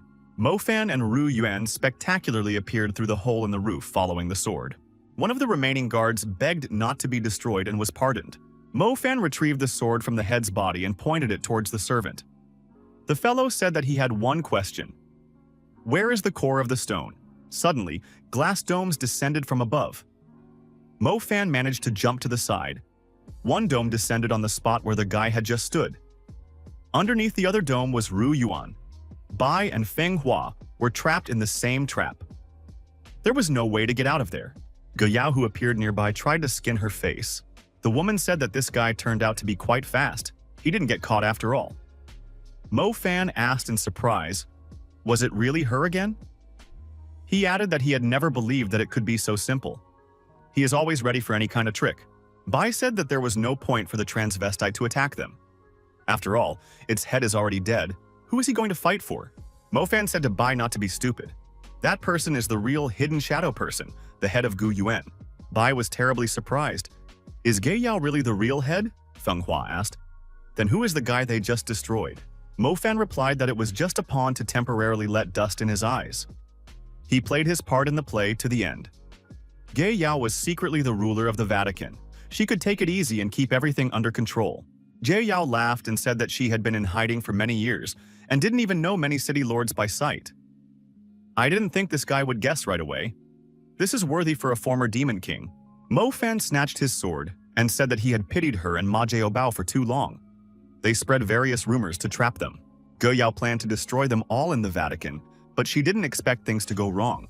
Bai advised our hero not to make the transvestite nervous. Not much could happen. Ge Yao shouted towards Bai and said that she remembered that rascal. Right now, his blood would gush out along with his insides. Bai tried to hide from the looming threat and looked very frightened. Mo Fan was not confused and unleashed his sword towards his main opponent. However, his blade was unable to penetrate the barrier that had formed. Bai made a dash out of fear and broke out of the glass dome. Mo Fan turned to Bai and said that he should have used the dash earlier instead of taking a risk at the last minute. Bai replied that it was very dangerous. Jaeyo said that she wasn't sure if those maidens would have time to do the tug as well. She pointed at our hero's companions. Mo Fan decided to play a talented actor and asked Bai, "Is he really saying that Miss Jie Yao is weak?" The young men started to discuss about Mrs. Jie Yao. Jie Yao angrily shouted that she was not weak at all. Jie Yao shouted in anger that this rascal was about to make a deal. Bai was very much frightened.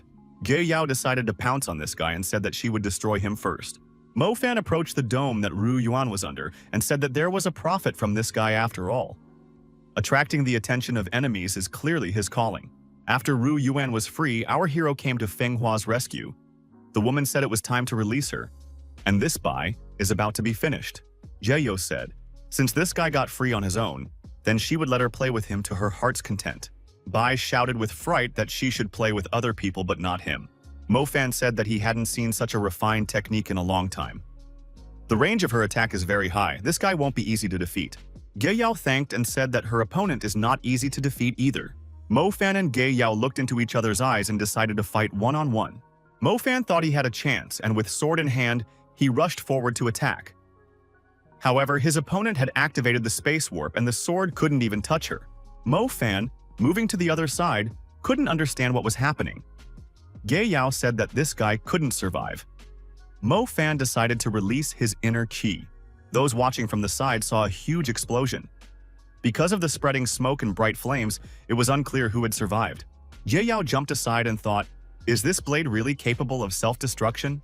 Her body is unable to defend against the explosion, and while there's still time, it's time to use that technique. Jie Yao opened her eyes and saw a sword approaching in front of her. After that, a powerful explosion rang out. After the explosion, when the smoke cleared, Ge Yao was still unharmed. The girls and Bai inside the protective dome watched the events carefully. They were interested in who would win. Zhou Yao was very angry. This guy had undermined everything again. She was shouting that she was going to finish him off now. Mo Fan thought that it wouldn't be easy to do that. Mo Fan thought that he had already used up half of the qi he had stored in that shan. He can't attack indefinitely. He only has 30% of his strength left. Our hero thought that he needed to dispatch his opponent with a single strike. Giyo noticed that the opponent was attacking again. She said that she would not let him do it again. Mo Fan said that he was sick of it. Does she really want to stop that shan? Our hero thrust his sword into the defense structure with all his might. Stabbing his sword into the defense, Mo Fan completely destroyed it. Shards flew in different directions. The guy looked inside and saw that Ge Yao was no longer there. Mo Fan looked up and saw that Ge Yao and her clones were everywhere. The town leader said that the young man was not the only one with such skills. Although she wasn't very fast, it was enough to finish him off, Bai thought. Did this transvestite really study such techniques? Feng Hua said that this person uses the power of the mind to move around like this. Jie Yao, crouching in one place, asked her opponent if he was trying to catch her. If he succeeds, she will do whatever he wants. Mo Fan waved his sword and said that he wasn't interested in people like her. Ge Yao frowned. At the same moment, our hero was immobilized. The support group was surprised. Why did Mo Fan stop? Mo Fan really didn't move. The guy said that he understood everything. Ge Yao distracted him to discreetly set a trap. From all sides, the young man was entangled with thin, long threads. Jie Yao laughed and said that this guy was too late to realize everything. These threads are everywhere now. I wonder how he will get out of it. Ru Yuan shouted loudly for the guy to not move in any way.